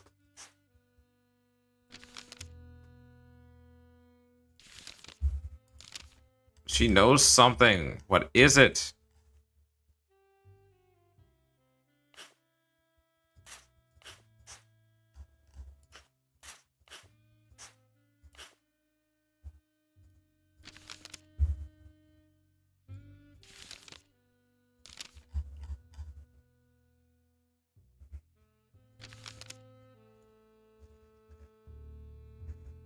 Leave her alone.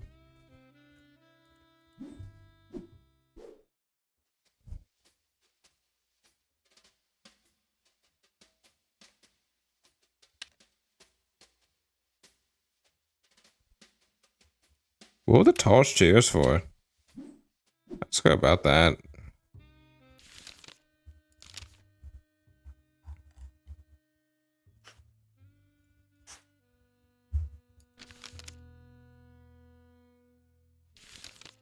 She doesn't know that much really about the fucking place that we're at right now, huh?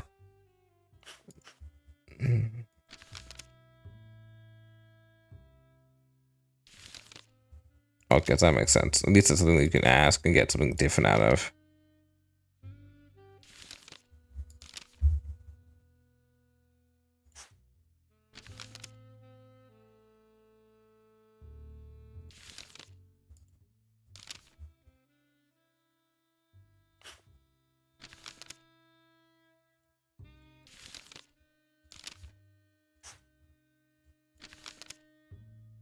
Okay, so nothing here matters.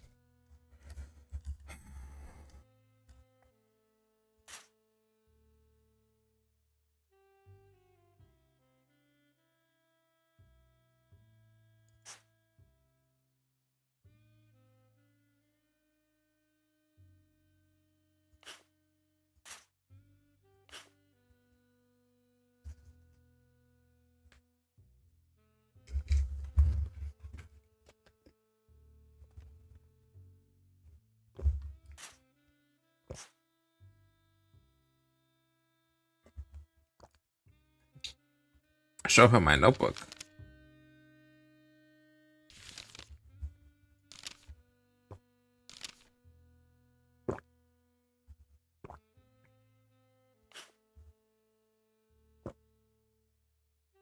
Hmm.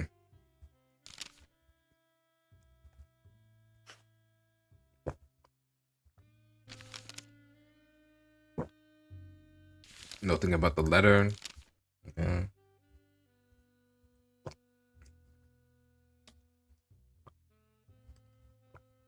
Hmm.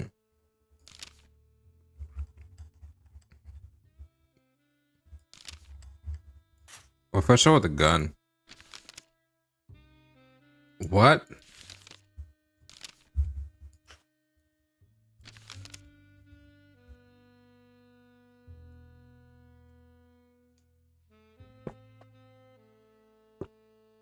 Okay.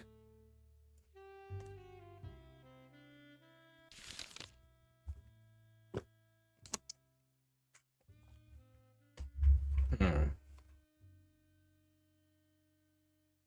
All right, I'm gonna look up a little bit of a hint.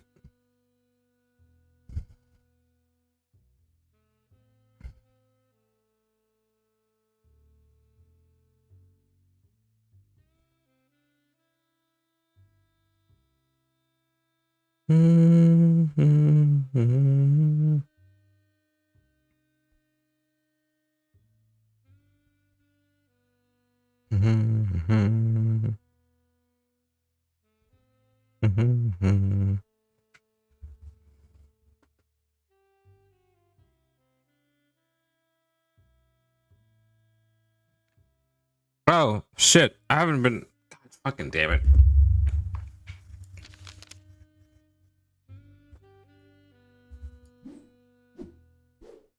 I've been very much been lax on that. I should have done that. I needed to do what I was doing with Ella to do with Miss Green. Because Ella had been asking about the bar, but Miss Green I should be asking about her home.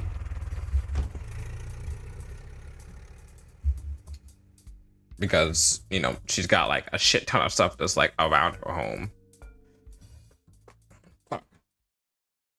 That was the first thing they were talking about. They're like, oh, don't go to Miss Green first. And I was like, okay, I did a lot of stuff.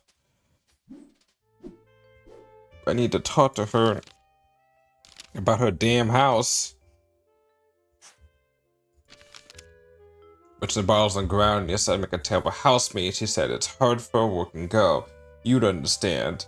In many ways I did, but my clutter is less inebriating as I told her so. Sometimes the vocal cords need a little lubrication. She smiled. Okay, what else we got?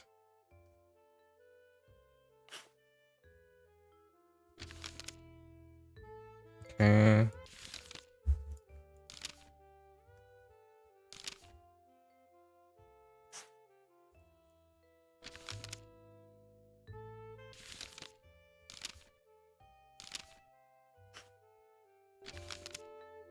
Pouring wooden flour. It's a struggle to keep my plant alive, I said. Yes, but I can't say no to yellow chrysanthemums. They're so warm, bright in the whole entire room. Wait, was that what I was supposed to do, or was that just something that I can do?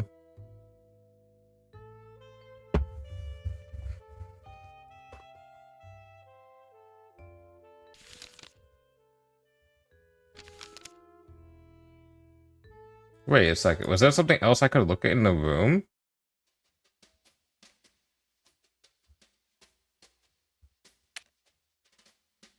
There's a man Hank sitting on the rack in front of the door. Oh my god. Oh my god. Was that not there before? Did I not notice that before? I have the hat on the rack. Who does this belong to? What do you mean? I think that's my husband's.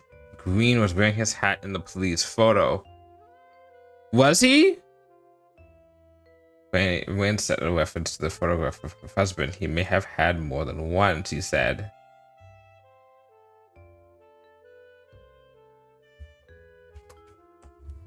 Okay, so maybe she's practicing infidelity.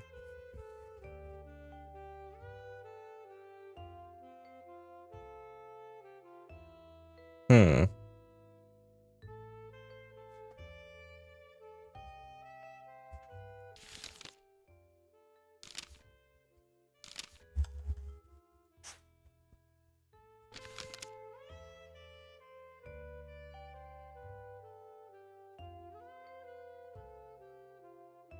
The letter that your husband received has a small black hand on it. That hand, I replied, is a symbol of the notorious Black Hand Gang.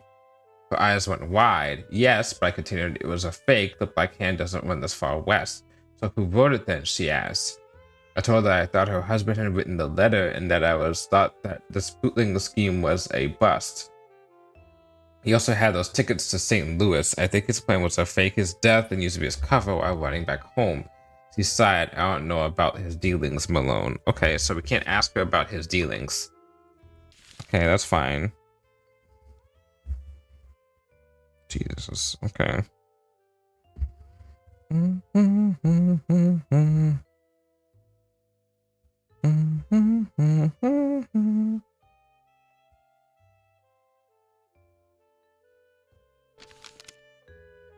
If a B.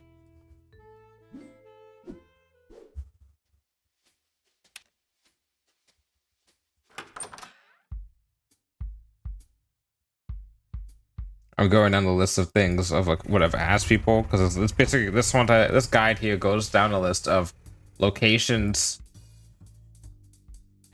and then what you asked there, right? Some of the stuff is extra stuff, like what I'm about to do right now.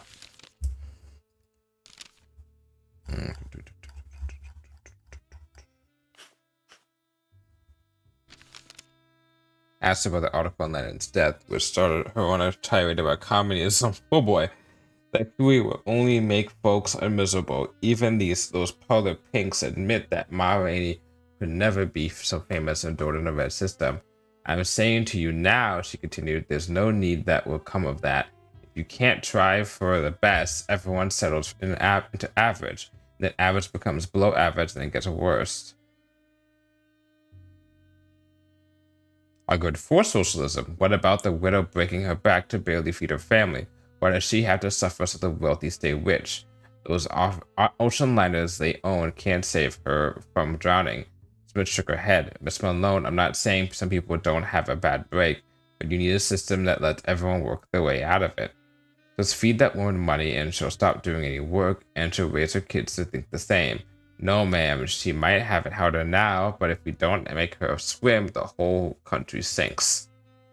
We proud like that and for a while longer, and each of us propping up strawmen and hacking them down. Neither managed to convince the other of anything. Eventually, why is that space so much? I changed the conversation. Okay, so I did that because the table Paul wasn't here. She was holding back tears. Green died at midnight. Green killed at 45, and then the Chinese. Okay. There's another one on the newspaper. Can I ask everyone about the newspaper? What the fuck? Damn.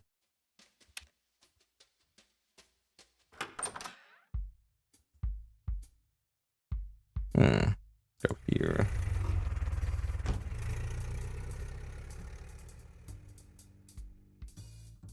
Don't talk.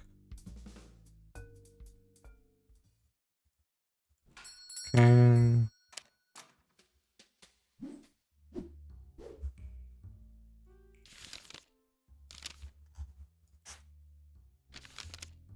Asked Carter about the article on Lennon's death. Ah, yes, he said. Unfortunate tragedy, truly. Folks might be scared of those Reds, but inevitably their system would turn out better than ours. The only hope Lennon's death would not derail their fantastic movement, he continued. Our own tyrants have poisoned our media against a fair system.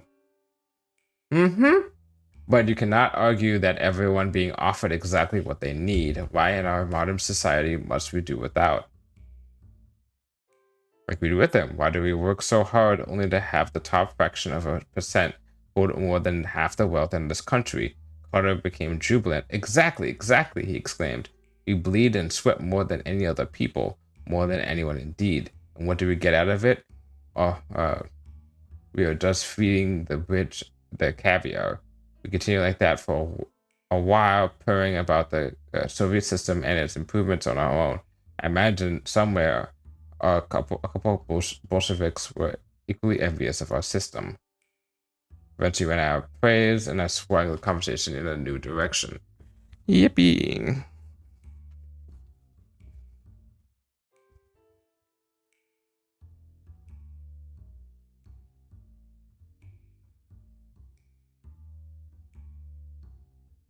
Okay. Okay. Staple wasn't here. Run John. Had. Oh, fuck. Didn't ask about that. Leaf and being.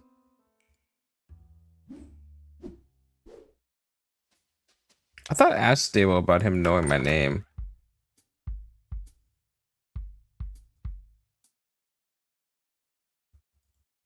Oh, fuck. I went back to where I came from.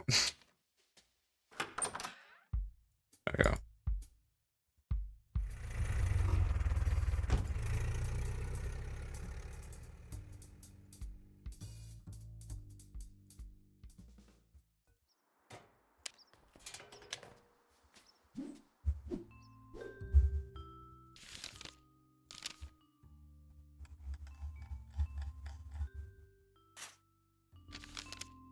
How did you know my name? I questioned. He smiled again. He apparently liked smiling when he was pleased with himself. Bob was here gossip from around town, Miss Malone, and it was like gossip was worth remembering. And what gossip had you heard about me? I asked. Just that the niece of the late San Francisco detective Louis Malone had resigned from her policewoman duties and taken up a private detection agency.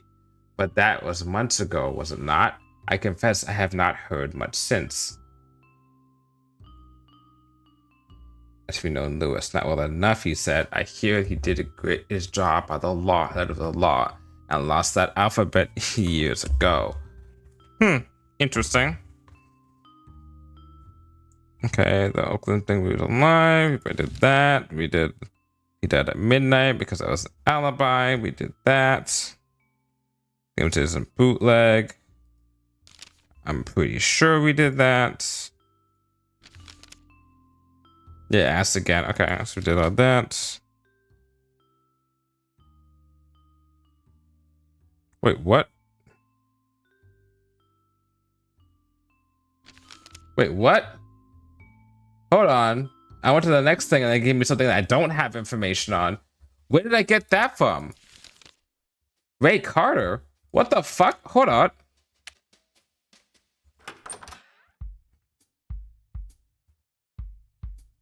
God fucking damn it. I'm going back to the barbershop again? I'm back in the fucking building. Okay. Don't talk. I've talked to taxi cab drivers a lot today. Okay. What would I have asked him about? I asked him about the cards on the table, right? Oh, did I ask him about the cards on the table?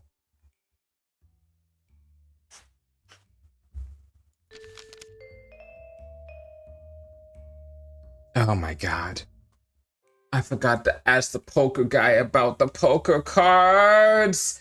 Okay, we're done. We don't need any more guide. Everything else should become clear because if I see what I have next, I think I know what I need to do.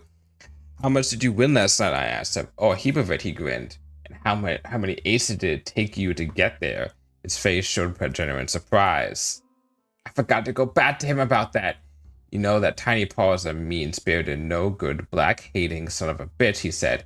He pays us pennies, but he wants us to be good and smile for him. Well, I'm not having that, miss. No, I am not having that at all. Yes, I took him for a ride, and I feel no remorse for it. In some ways, it is all part of the game.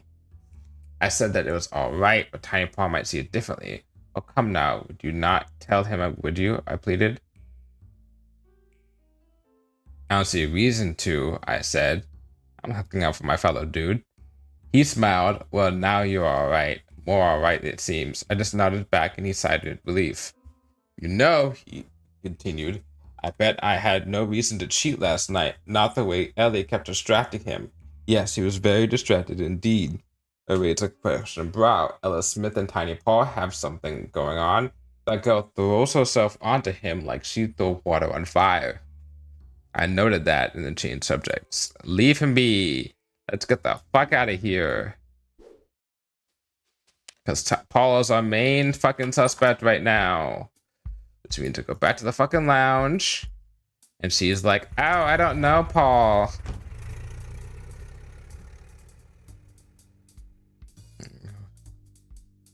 We're gonna do the contradict part. We're not going to present the evidence. Talk. could just talk to her about the note, but instead, I'm gonna wicked weasel her way out of this. Ask you about Tiny Paul. Paul and I aren't that close, she finishes. Oh, really? Oh, fucking really, bitch. Okay. That's not what Ray Carter says, I posed to her. She stammered a little. Why did you lie to me, Miss Smith? Smith squinted at me hotly, then let out a sigh. Oh, he's right, she blurted. I'm in love with Paul. That's no crime. It was obvious she wanted to hide the relationship, but the two of them ever broke it off. The career was doomed.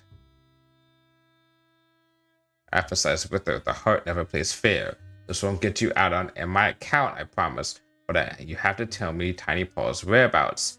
She sighed and gave me the address of Pacific Heights apartment building. He lives in a penthouse on the top floor.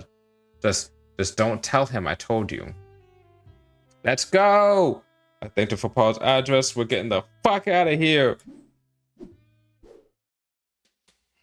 All I needed to do was to present the damn fucking cards. Damn. All right.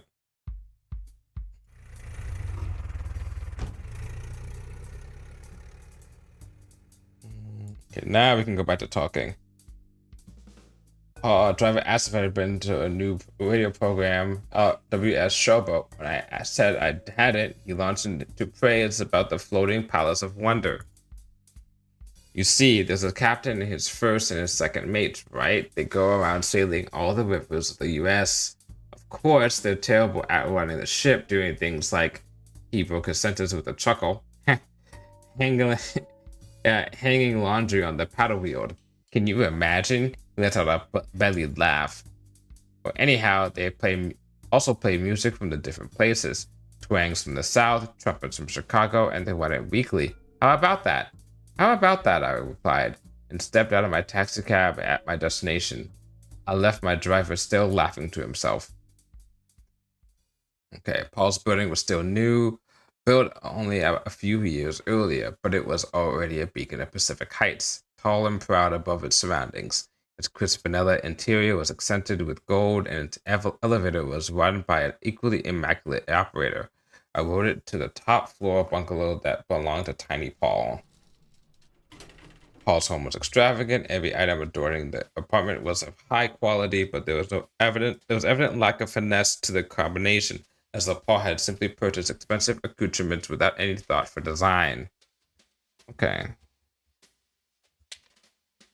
Hat hung from the wall and nailed to the back wall, as did an empty gun holster.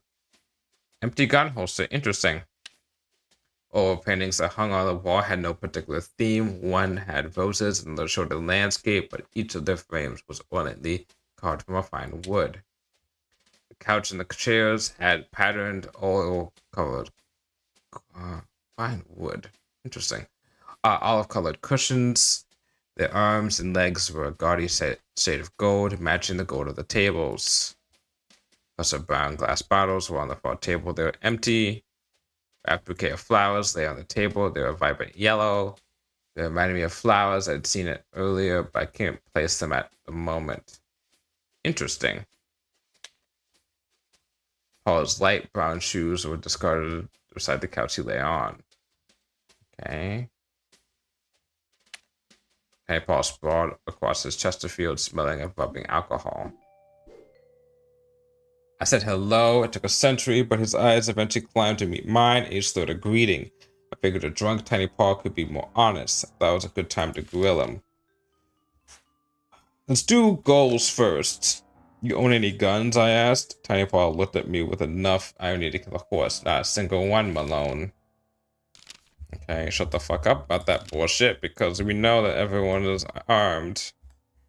Wait, no, I don't have to do that. Let's just look at your damn place. Take a spoon, Green's house, Paul's apartment, holster. I pointed at the empty holster in the room. That strap just hold your slingshot? Paul's deep breath carried more booze than a bootlegger's truck. All right, Malone, he said with slurred words. I do carry a gun, but you're barking up the wrong tree. Lay off if you know what's good for you. You don't even know what my gun looks like. Contradict. Okay. What's in the gun? I described the gun I'd found and how it matched the type gangsters were known to carry. I don't see your gun around here, I ended. His jaw stiffened. I kept my gun in that holster, and when I'm not at home, that holster stays on my person in my jacket. So where is it now, Paul? What if I told you I lost it yesterday? A likely story. How could you disprove that? I raised an eyebrow. A weak story, Paul. Weak or not, is what I'm telling you. What are you going to do about it?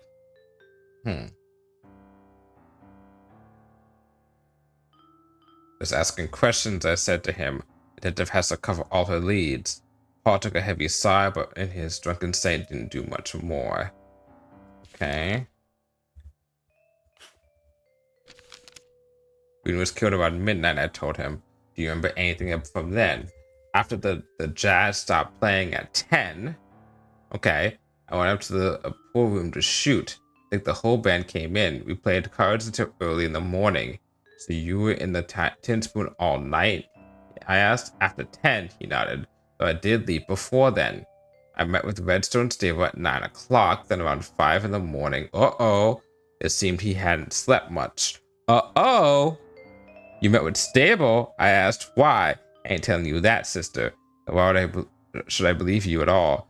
Believe what you want, he snorted. I was in the pool hall until Green was shot.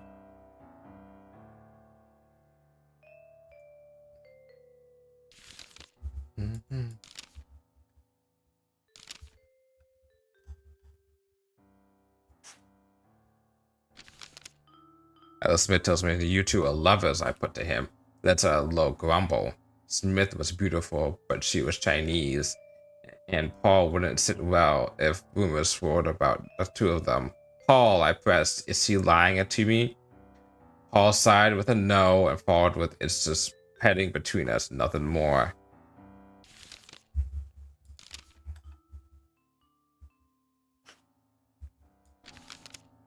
Elspeth tells me that most of the irregulars are packing heat. Paul frowned. If you'd like to put me on the stand for crimes my patrons commit, I don't think I'd have many chances of beating the rap. But I don't control what my guests do, Malone. Okay.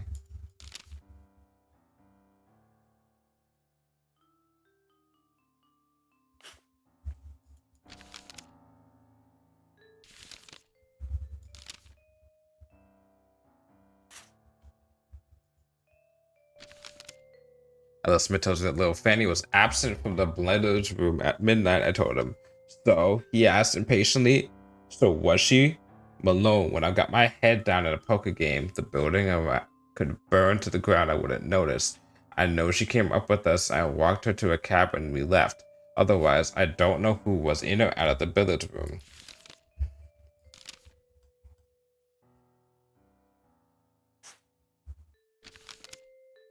We'd say Green was a ghost in the San Francisco Fund 1920, I told Paul. And now he's a ghost here too. What else do you want me to say, Malone?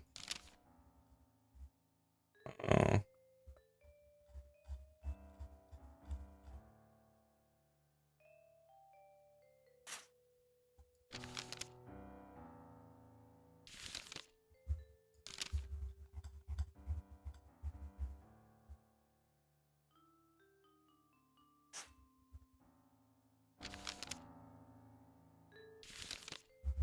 I just think I can present to be like the vintage, even though it's not.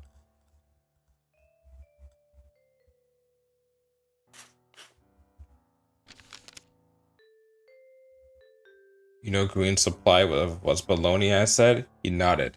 So you know the game. You did too, I replied, surprise evident in my voice. Early this morning, he slurred. I went to, well, you don't need to know where. Even inebriated Tiny Paul knew enough not to give away family secrets. Anyhow, it's enough to tell you this. Green was pulling the bait and switch. He wanted to take our money and get out of the city. He had no plan to sell us any of the stuff. So yeah, I'm glad he got what was coming to him. But no, he extended the last letter. But no, I'm not the one that plugged him. As much as Paul claimed to not be responsible, I wondered how much I could trust the word of a gangster. At least his drunken speech had given me a possible motive. Do you have any reason to want to kill green. I put him bluntly. He looked away and didn't answer further.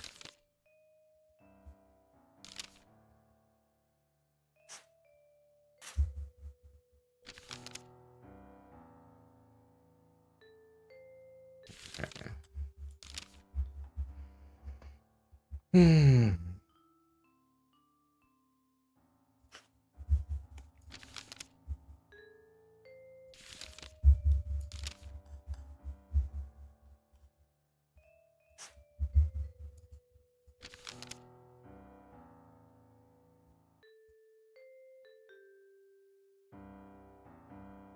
I was playing upstairs from 10 o'clock until early morning. Did you talk about walking? Did you talk about walking? Ghost could snag his gun, didn't read the letter. Call to Green, get cash. His gun's missing. Glad Green's dead. Hasn't slept all night. Okay. Well, talk about your place. Flowers. I noticed the flowers on your ottoman, I said to him, a vibrant yellow. I didn't peg you for a tulip kind of gal. Well, he cubed, you hardly got to know me. Who they for, pal? My mother, he said with finality. Taipaw didn't strike me as a man who would buy a dozen of flowers for his mother. He wouldn't tell me who the flowers were for, but I just let it go.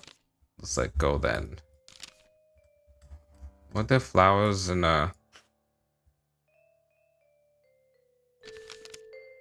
There we go. I know a girl who likes flowers like the ones on your table, I said to him, called green, but she likes yellow flowers. How did you figure that? I don't think he liked the way it figured. He stared at me, eyes ablaze. That told me all I needed. Tiny Paul was Fanny Green's admirer. What are you saying, Malone? Just asking questions, I said to him. The detective has to cover all her leads. Paul took a heavy sigh, but in his drunken state didn't do much more.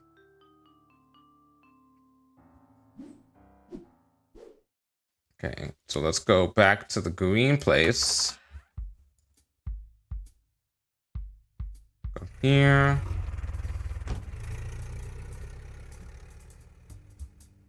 Don't.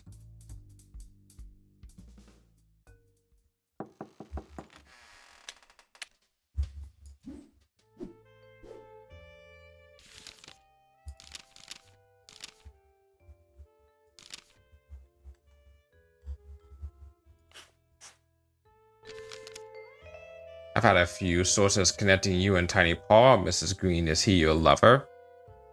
Her face turned crimson. She denied my claims with just about every word in the thesaurus, but the face had told me enough. Her and Tiny Paw were having an affair, which could give her enough motive to kill her husband. Okay. Motives. So I guess she might be the guilty one then? Brought up her affairs. She mentioned she turned crimson claims, but I didn't believe her.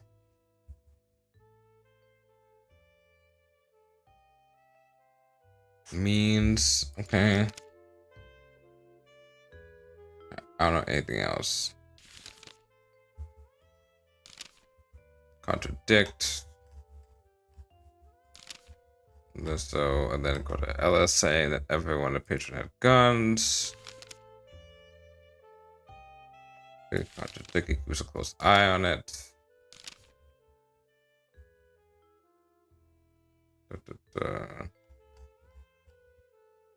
Someone close can snag his gun. Tiny Paul's gun is missing, and he says only someone close to him could grab it. What are you implying, Miss Malone? She questioned. Just that anyone in the billiards room could have taken his gun, and you were close to Tiny Paul, so I'm sure he wouldn't have minded if you had taken it, I concluded. Didn't like the conclusion, but it fit that she had access to the murder weapon.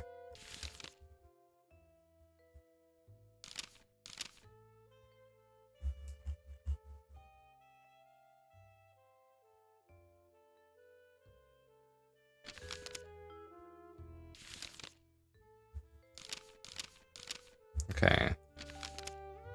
Let's go. Let's leave this now.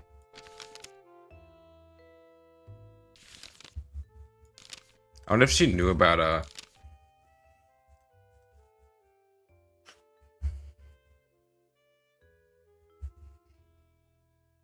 she talk about what's it called?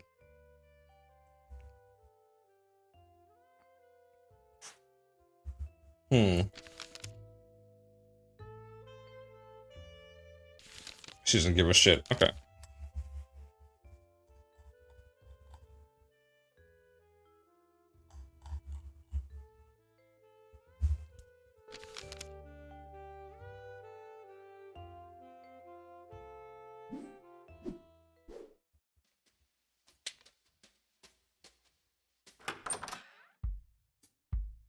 Okay.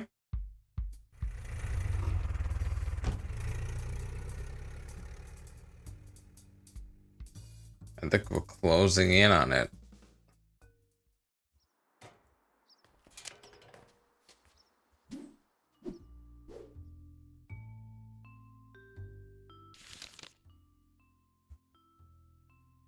Opportunity.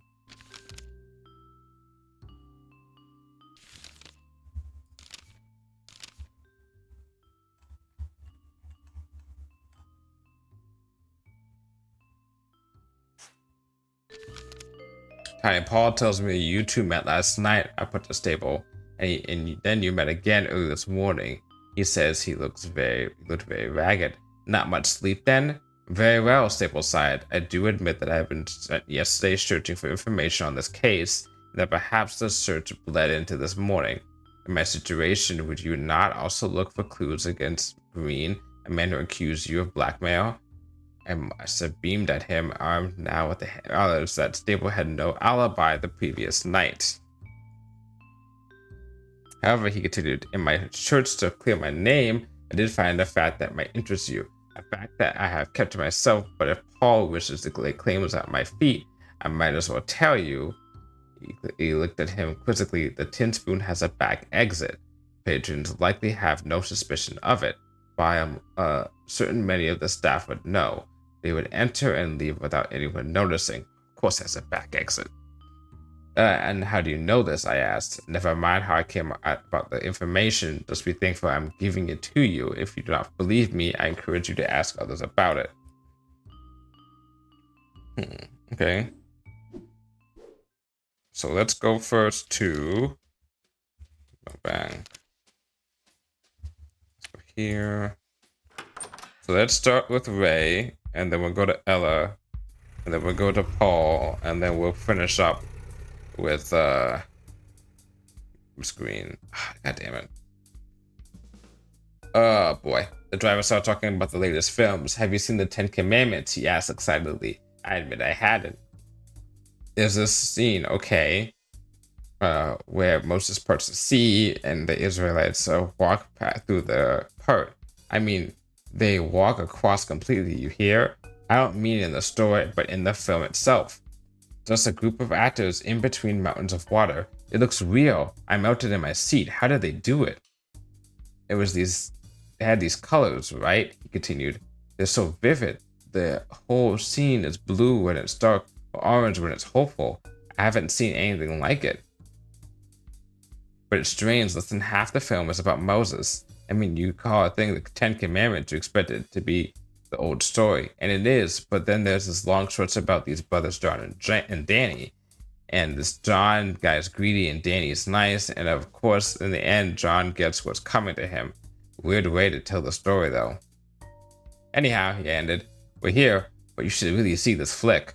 Considering how much he just told me about it, I felt I didn't need to anymore. Spoiling the whole entire thing. How dare he?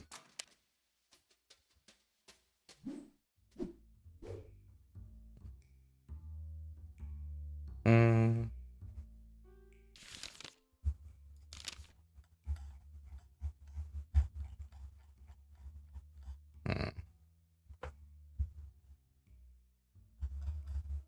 We could probably hear the mouse wheel as we does that.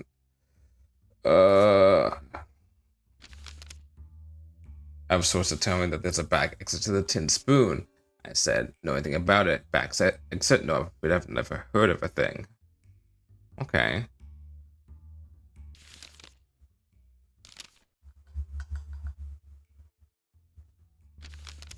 Okay. Even B.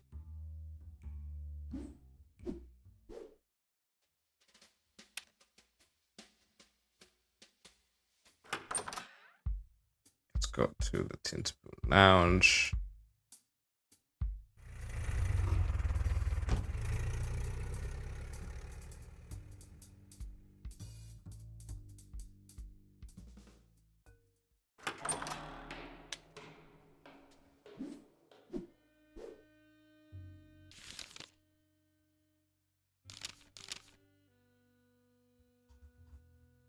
Hmm.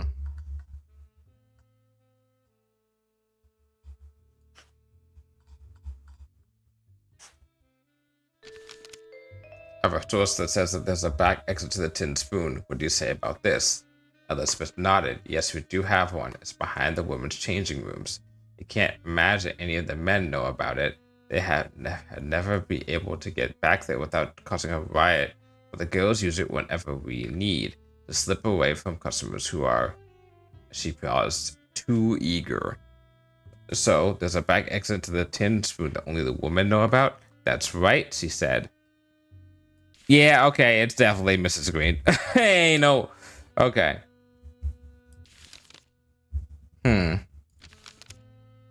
Ask about notes. Because she wouldn't kill her lover's other lover's husband. Because that would just drive her lover and her lover's lover together, which would get her out of the picture. So it would be in her best interest for the victim to be alive. Ask about no, leave her alone. Okay. Actually, hold on.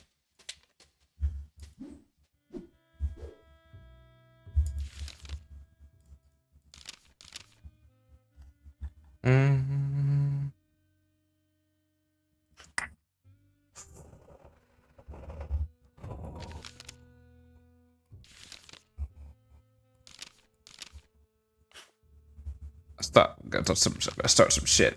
I got a notion that Tiny Paw and Fanny Green have been having an affair. Ella Smith winced. Miss Smith, do you know about this? She pressed. Yes, she said, a voice that was barely audible. That's why I can't allow anyone to discover that Paul and I have been doing. If word gets back to Fanny, she'll hang me out to dry. Oh, she'll have to. Please don't let this get any further, she concluded. I nodded without commitment and asked about something else. Ouch.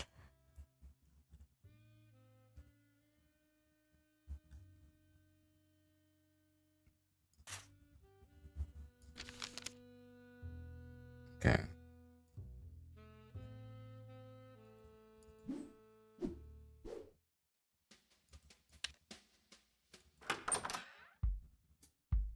Let's go to Tiny Paw. Nah, honestly, I don't think I need to go to Tiny Paw anymore. I think I go straight to the greenhouse.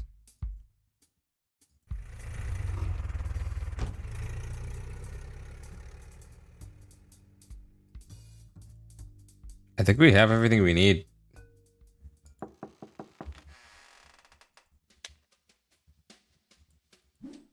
One thing's first, though. Ask about notes. First off, back exit. Well, hold on. Let's talk about back exit from Ella.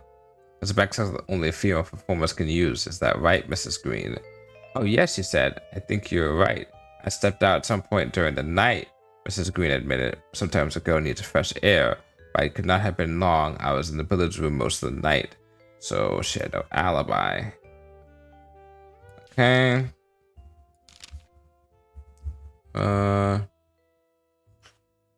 Let's put this in love with Paul. Oh, that's right. She said emotional struggle with that. I did talk about that before. There's something else I was going to tell her about.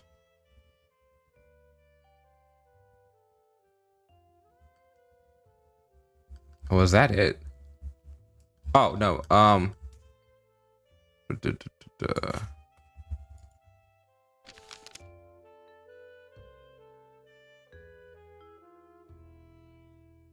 Fuck it. I thought of accusing Fanny Green of killing her husband. Accusing someone of murder was certain to agitate them. I knew it was not something I could do lightly. They would refuse any further casual chats. But if I was confident that we had killed Connor, including knowing the the motivation and the opportunity for her to do so, that I should accuse her. I think I'm good.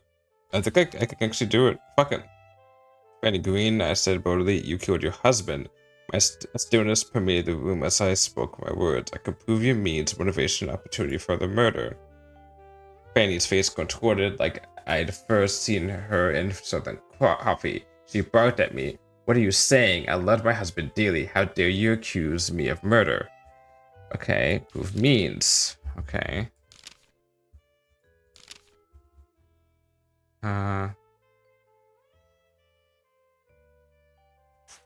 Okay. Tiny Paul's gun is missing, and he says only someone close to him could grab it. What are you implying, Miss Malone? She questioned with a raised eyebrow. That you were close enough to Paul to take his gun. She screamed until she was blue, but I didn't believe her denials, and I feared could give her enough motivation to kill her husband, and access to Paul's gun wouldn't give her the means. I had shown Mrs. Green that Paul's missing gun could have been the murder weapon. Considering her affair with Tiny Paul, she also would have the perfect motive to kill her husband. I just needed to prove that Mrs. Green had the opportunity for murder. Okay. And that is the... Specifically, not from Stable, but from Smith. You're done in by your lover's lover. Kind of. You admitted to being gone for parts of the night, I told her. That could have given you a perfect opportunity to murder your husband. She huffed at that for a while, but it stuck. It was clear now. I put it to her. Mrs. Green, you're the only one who has, of my suspects, that has the probable motive, means, and opportunity for murder. I thought it was Tiny Paul. For a little while.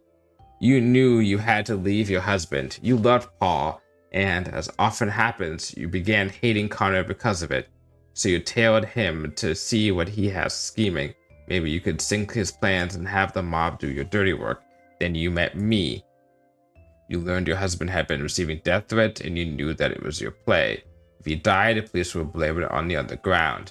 So last night, after your singing, you called Connor to this tin spoon. You snuck out of the billiards room the back way, taking Paul's gun with you. That's when you shot him. She looked at me hotly, about to burst, but then she sighed and stared down at her feet. She began to cry. However many opiates were running through her blood, they had lost all their effectiveness. I put an arm around her as she wept. Connor had made my life miserable, she said between sobs. Look around this dump. That's how I've ruined how I am inside. Oh, that manipulative little sneak. You're right, I hated him. That's why I started going with Paul in the first place. He balked at my surprise. Oh no, I never loved Paul. I just wanted him to kill Connor. Damn, okay. But after learning about Ella, she trailed off. Oh, how could I convince Paul if he loved someone else? I had no way of leaving Connor. I slumped back to misery.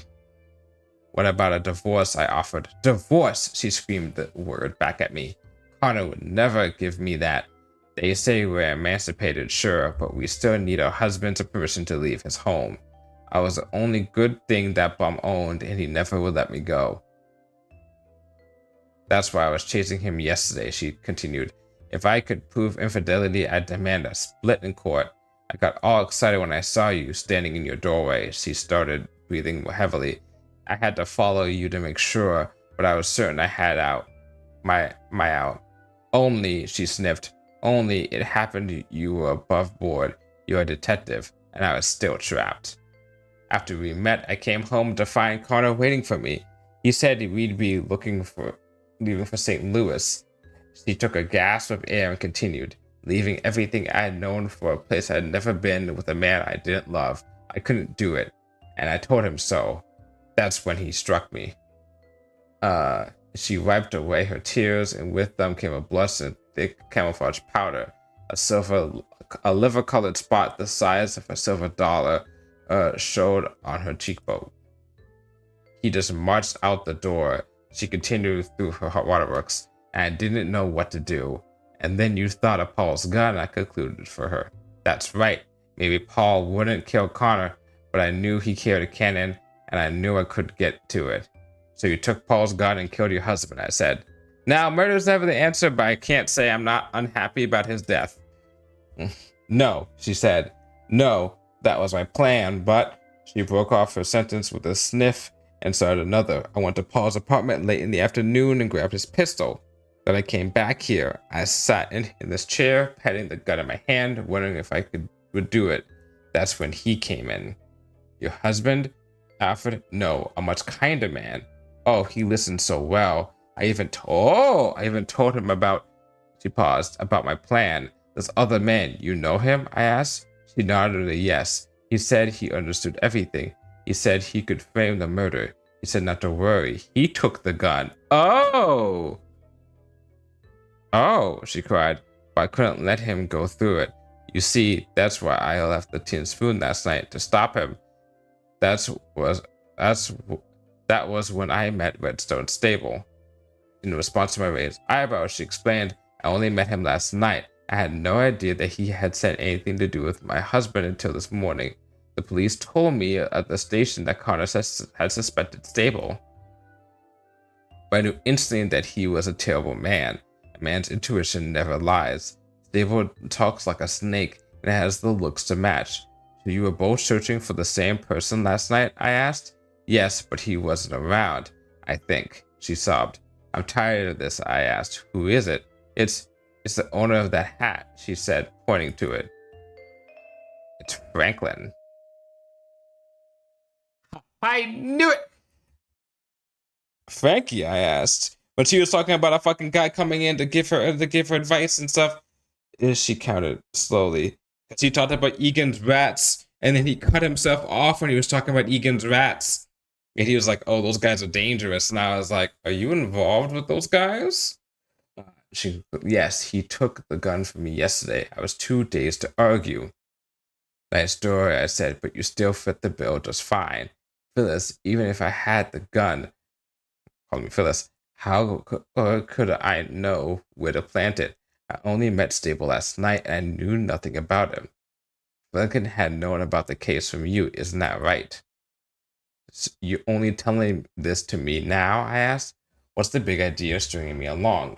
Phyllis, she said softly, Franklin did this for me. He saved me. If that awful man Stable has to take the fall so that Franklin can stay free, well, she trailed off. I shook my head and looked at her. If she said the truth, Stable could confirm it. If she was lying, I thought, what if she ran? Well, she would get stopped soon enough. Good looks can be a curse. It would be a sin to snatch her. Besides, with those opiates in her, she would be difficultly standing, let alone running anywhere. I gazed at her, and she understood what I was thinking. I'll be right here if you come back. I wondered why she would fabricate such a story if she knew she was stuck. Then I thought, what if it was the truth? I had to speak with Frankie. So her chair still stunned, I remembered grabbing the hat and staring at it. I knew I had to go to the Southern Coffee. All my actions from those moments blurred together. I only remember the thoughts racing from my head.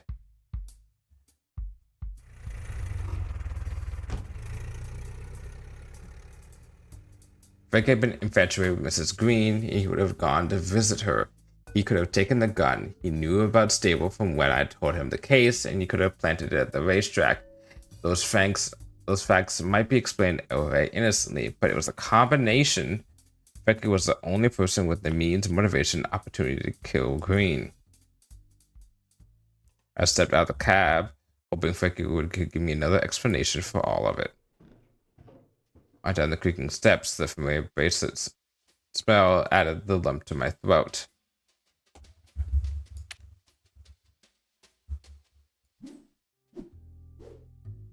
He gave me his generous smile that I knew well. I pulled out the hat and showed it to him. The hat belongs to you, I said in a flat tone. Frankie gaped. If I had any doubts, that look erased them. You killed Connor Green. Frankie's next sentence was short, delivered after a sigh. I always remembered it. I can't lie to you, he said. My jaw began to quiver, either from sadness or anger. It was hard to be sure. Why get wrapped up in this? I asked. Does that dimpled girl mean so much to you? Frankie shook his head. This would be a long story. He started. I'll let him talk. As he as I was, I had to know why Frankie would kill my client. It's that sheet he mentioned to the newspaper flopped on the bar. 1887, the St. Louis Browns, the last good season. My career was ruined by Thomas Kinney. Kinney was a mob boss, you see. He ran St. Louis politics above ground and below. He was cool to everyone, sure, but he had a special hate for blacks. In 1887, that hate became to baseball. One practice, a local kid comes up to the fence and calls Murray, a left fielder, over to him. He tells Murray that every Browns player has to sign onto a letter which says that we refuse to play against the Brooklyn Cubans, a colored team. The kid then runs off. We all knew who the orders had really come from. If I refused to ink it, Kinney's gang would run me out of baseball, or worse, but some of the best teammates or people I'd known over the years had been black, and I was torn up about it. In the end, I guess I was just a kid who wanted to play. I didn't want trouble. I signed with the others. It was the worst decision I've ever made, Malone. It haunted me since. I started on the hooch and never played the same again. I kept listening as Frankie continued. I began the booze hound of the St. Louis, in the dumps at every bar in town. But this loose had tales of old Thomas Kinney and the way of telling them that kept the others interested. Maybe my rumors worked. Kinney lost the next election. Just a few weeks later, he died of tuberculosis. Kinney's partner, Tom Egan, blamed me for all of it. I knew I had to blow St. Louis, so I went to Philly, my hometown. I ran into my old pitching partner, Matt Kilroy, who opened a bar. He invited me to run in with myself as long as I stopped drinking myself. Under his eye, I made it and I got us sober by working in a speakeasy, if you can believe that. I even married Kilroy's sister and became stepfather to two of her two boys. I was engrossed and continued to listen as Frankie went on. By then, Egan had renamed the gang, and Egan's rats, there we go, had spread east. They came for me one night, and I barely ducked their spray. Luckily, a cop was near his beat, or they would have circled around and finished the job. I had a great life in Philly, but I had to give it up. I couldn't put my new family in that danger. I fled out west, where I knew the rats didn't have a foothold. Philly was the second time those bastards ruined my life. I ended for him, and when you discovered that Green was part of Egan's rats, you wouldn't let him ruin you a third time. Frankie laughed. No, Malone. I could have run away. My life here ain't much. I have nobody here, really. Oh, okay. All right. Except you. Sure, you can flee somewhere else, but it's you. Egan's rats won't leave an end loose. If Green had reached St. Louis, they'd have come back and tied you up. I can run from town to town, but I can't make you do that. I was the one who told you to take the case, remember? I had to stop them from hounding the rest of your life. I stared at him without thought or emotion. He said, I did this for you. God damn it. Poetic, frankly, I countered, but this only proves you had no faith in me. Just like Green, who hired me because he thought I wouldn't see through his scheme, or his wife, who was hoping I would gum up the works for the police. You thought I couldn't hold my own. I'm just some flapper playing in a man's world, is that right? Becky shrugged. I just wanted to protect you. I can protect myself, I told him, and without any murders. He sighed. I suppose I wouldn't blame you for taking me in, he said. No, I won't fight if you want to drag me to the hall, but the police have stopped looking for a killer. If you let me, I'd keep running. It's up to you. Hmm.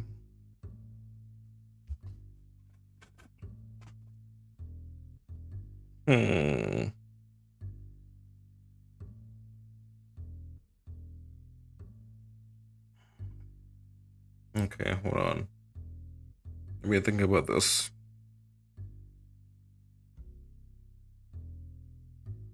There are two sides of me when it comes to situations like this. This is just like Duck Detective. And Duck Detective, I played more like logistical cop, and I was just like, nah, fuck, arrest the people who are like legit like at fault, right? But like, the victim was not a good guy. You know, liar, cheat, fake to death, may have caused someone else to die to fake his own death, beat his wife, you know, manipulative, was using me for my own gain. No one, and I mean no one, is crying over this guy being dead. You know, his wife's not crying, his business partner wasn't crying, his rival's not crying, I'm not crying, this guy's not crying, and also, most importantly, in this case right now, not it shouldn't be most importantly, but still, the police are not crying.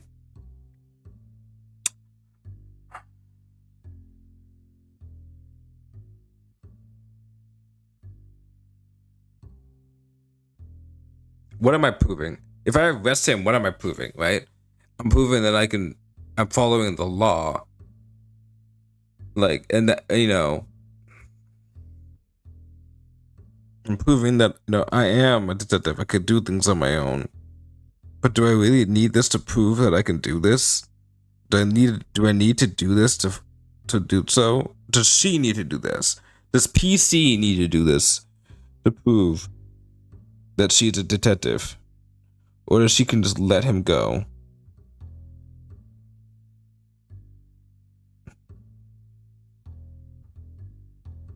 I think I'm gonna have him arrested. I think I'm gonna have him arrested, and then I'm going to hope for the fact that the police are gonna have all the details, and then they're going to not let him go, but not give him a harsh sentence. Maybe his wife and people can speak out against this guy, and then yeah, I'd rather just arrest him. I'd rather arrest him than not arrest him.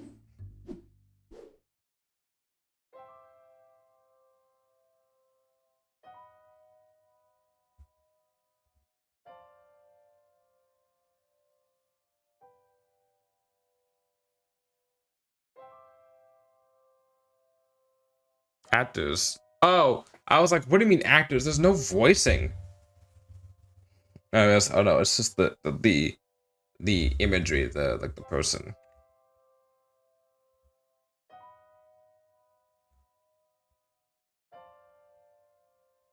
Hmm.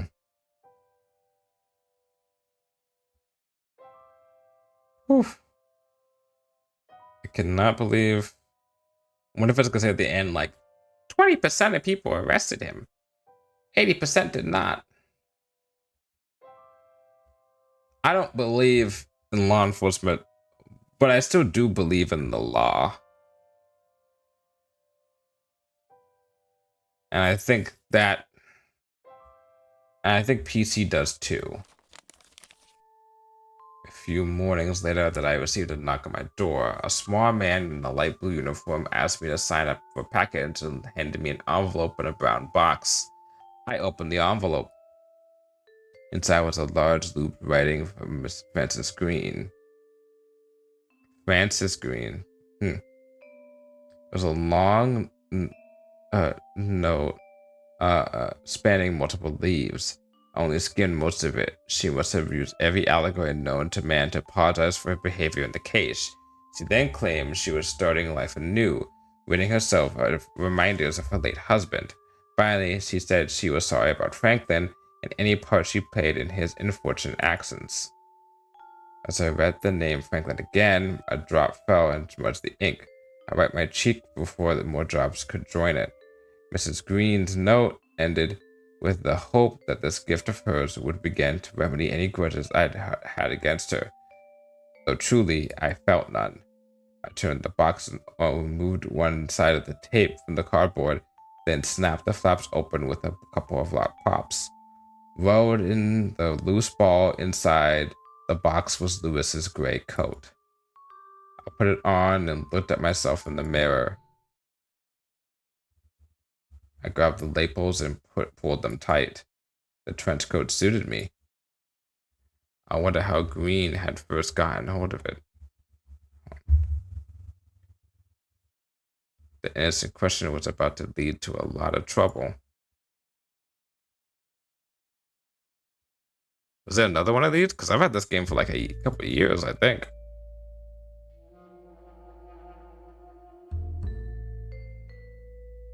That took longer than I thought it would.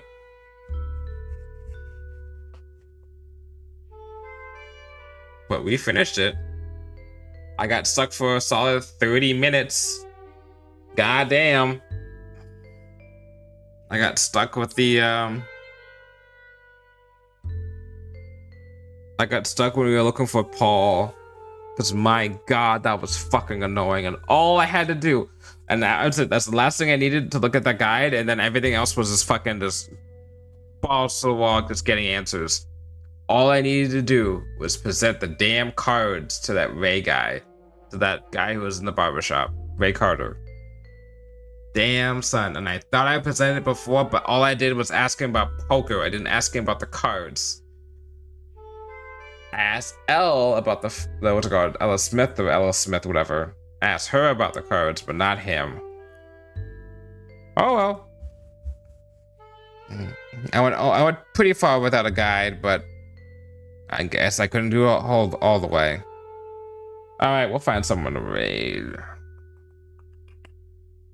Let's go to here. There we go. Alright. Was music playing this whole time? What the fuck? I didn't even know that. Alrighty.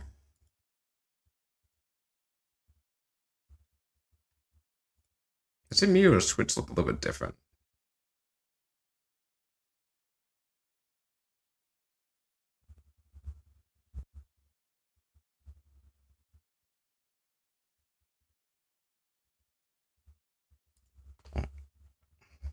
Whew! Ooh, that was a close one. I almost typed into someone's chat to put a raid chat thing. Oh, it's a hat to Chuck Tan. They changed the. Did they change like the font or something? Oh, I don't know if they changed. I think they changed the font or something. All right. Oh, they did. They did the fucking new font and new buttons that now are like rounded, which I'm not a big fan of. But you know what? I mean, at this point, there's nothing we can do about it. So, all right. So this week, I have. What do I have? Of the Devil, the prologue of the Devil, not episode 1 of the Devil. Tomorrow, Tuesday. Later, because I'm has to be hanging out with friends and playing some Magic beforehand, so my stream is gonna be a little bit later to account for that. Wednesday, we have Wildcard Wednesday. I'm thinking maybe DKC, Donkey Kong Country, and finishing that off. Thursday, we have Metal Gear Solid 4, as usual. Saturday, don't stream Friday. Saturday, maybe more FF14 or Donkey Kong Country if I don't do it Wednesday. We'll see. And then I don't know what I'm doing. Oh, I'm not streaming Sunday, and that's it. And then next week we'll start July and a bunch of other new games. Anyway, thank you for coming. Thank you for watching the VOD, and bye.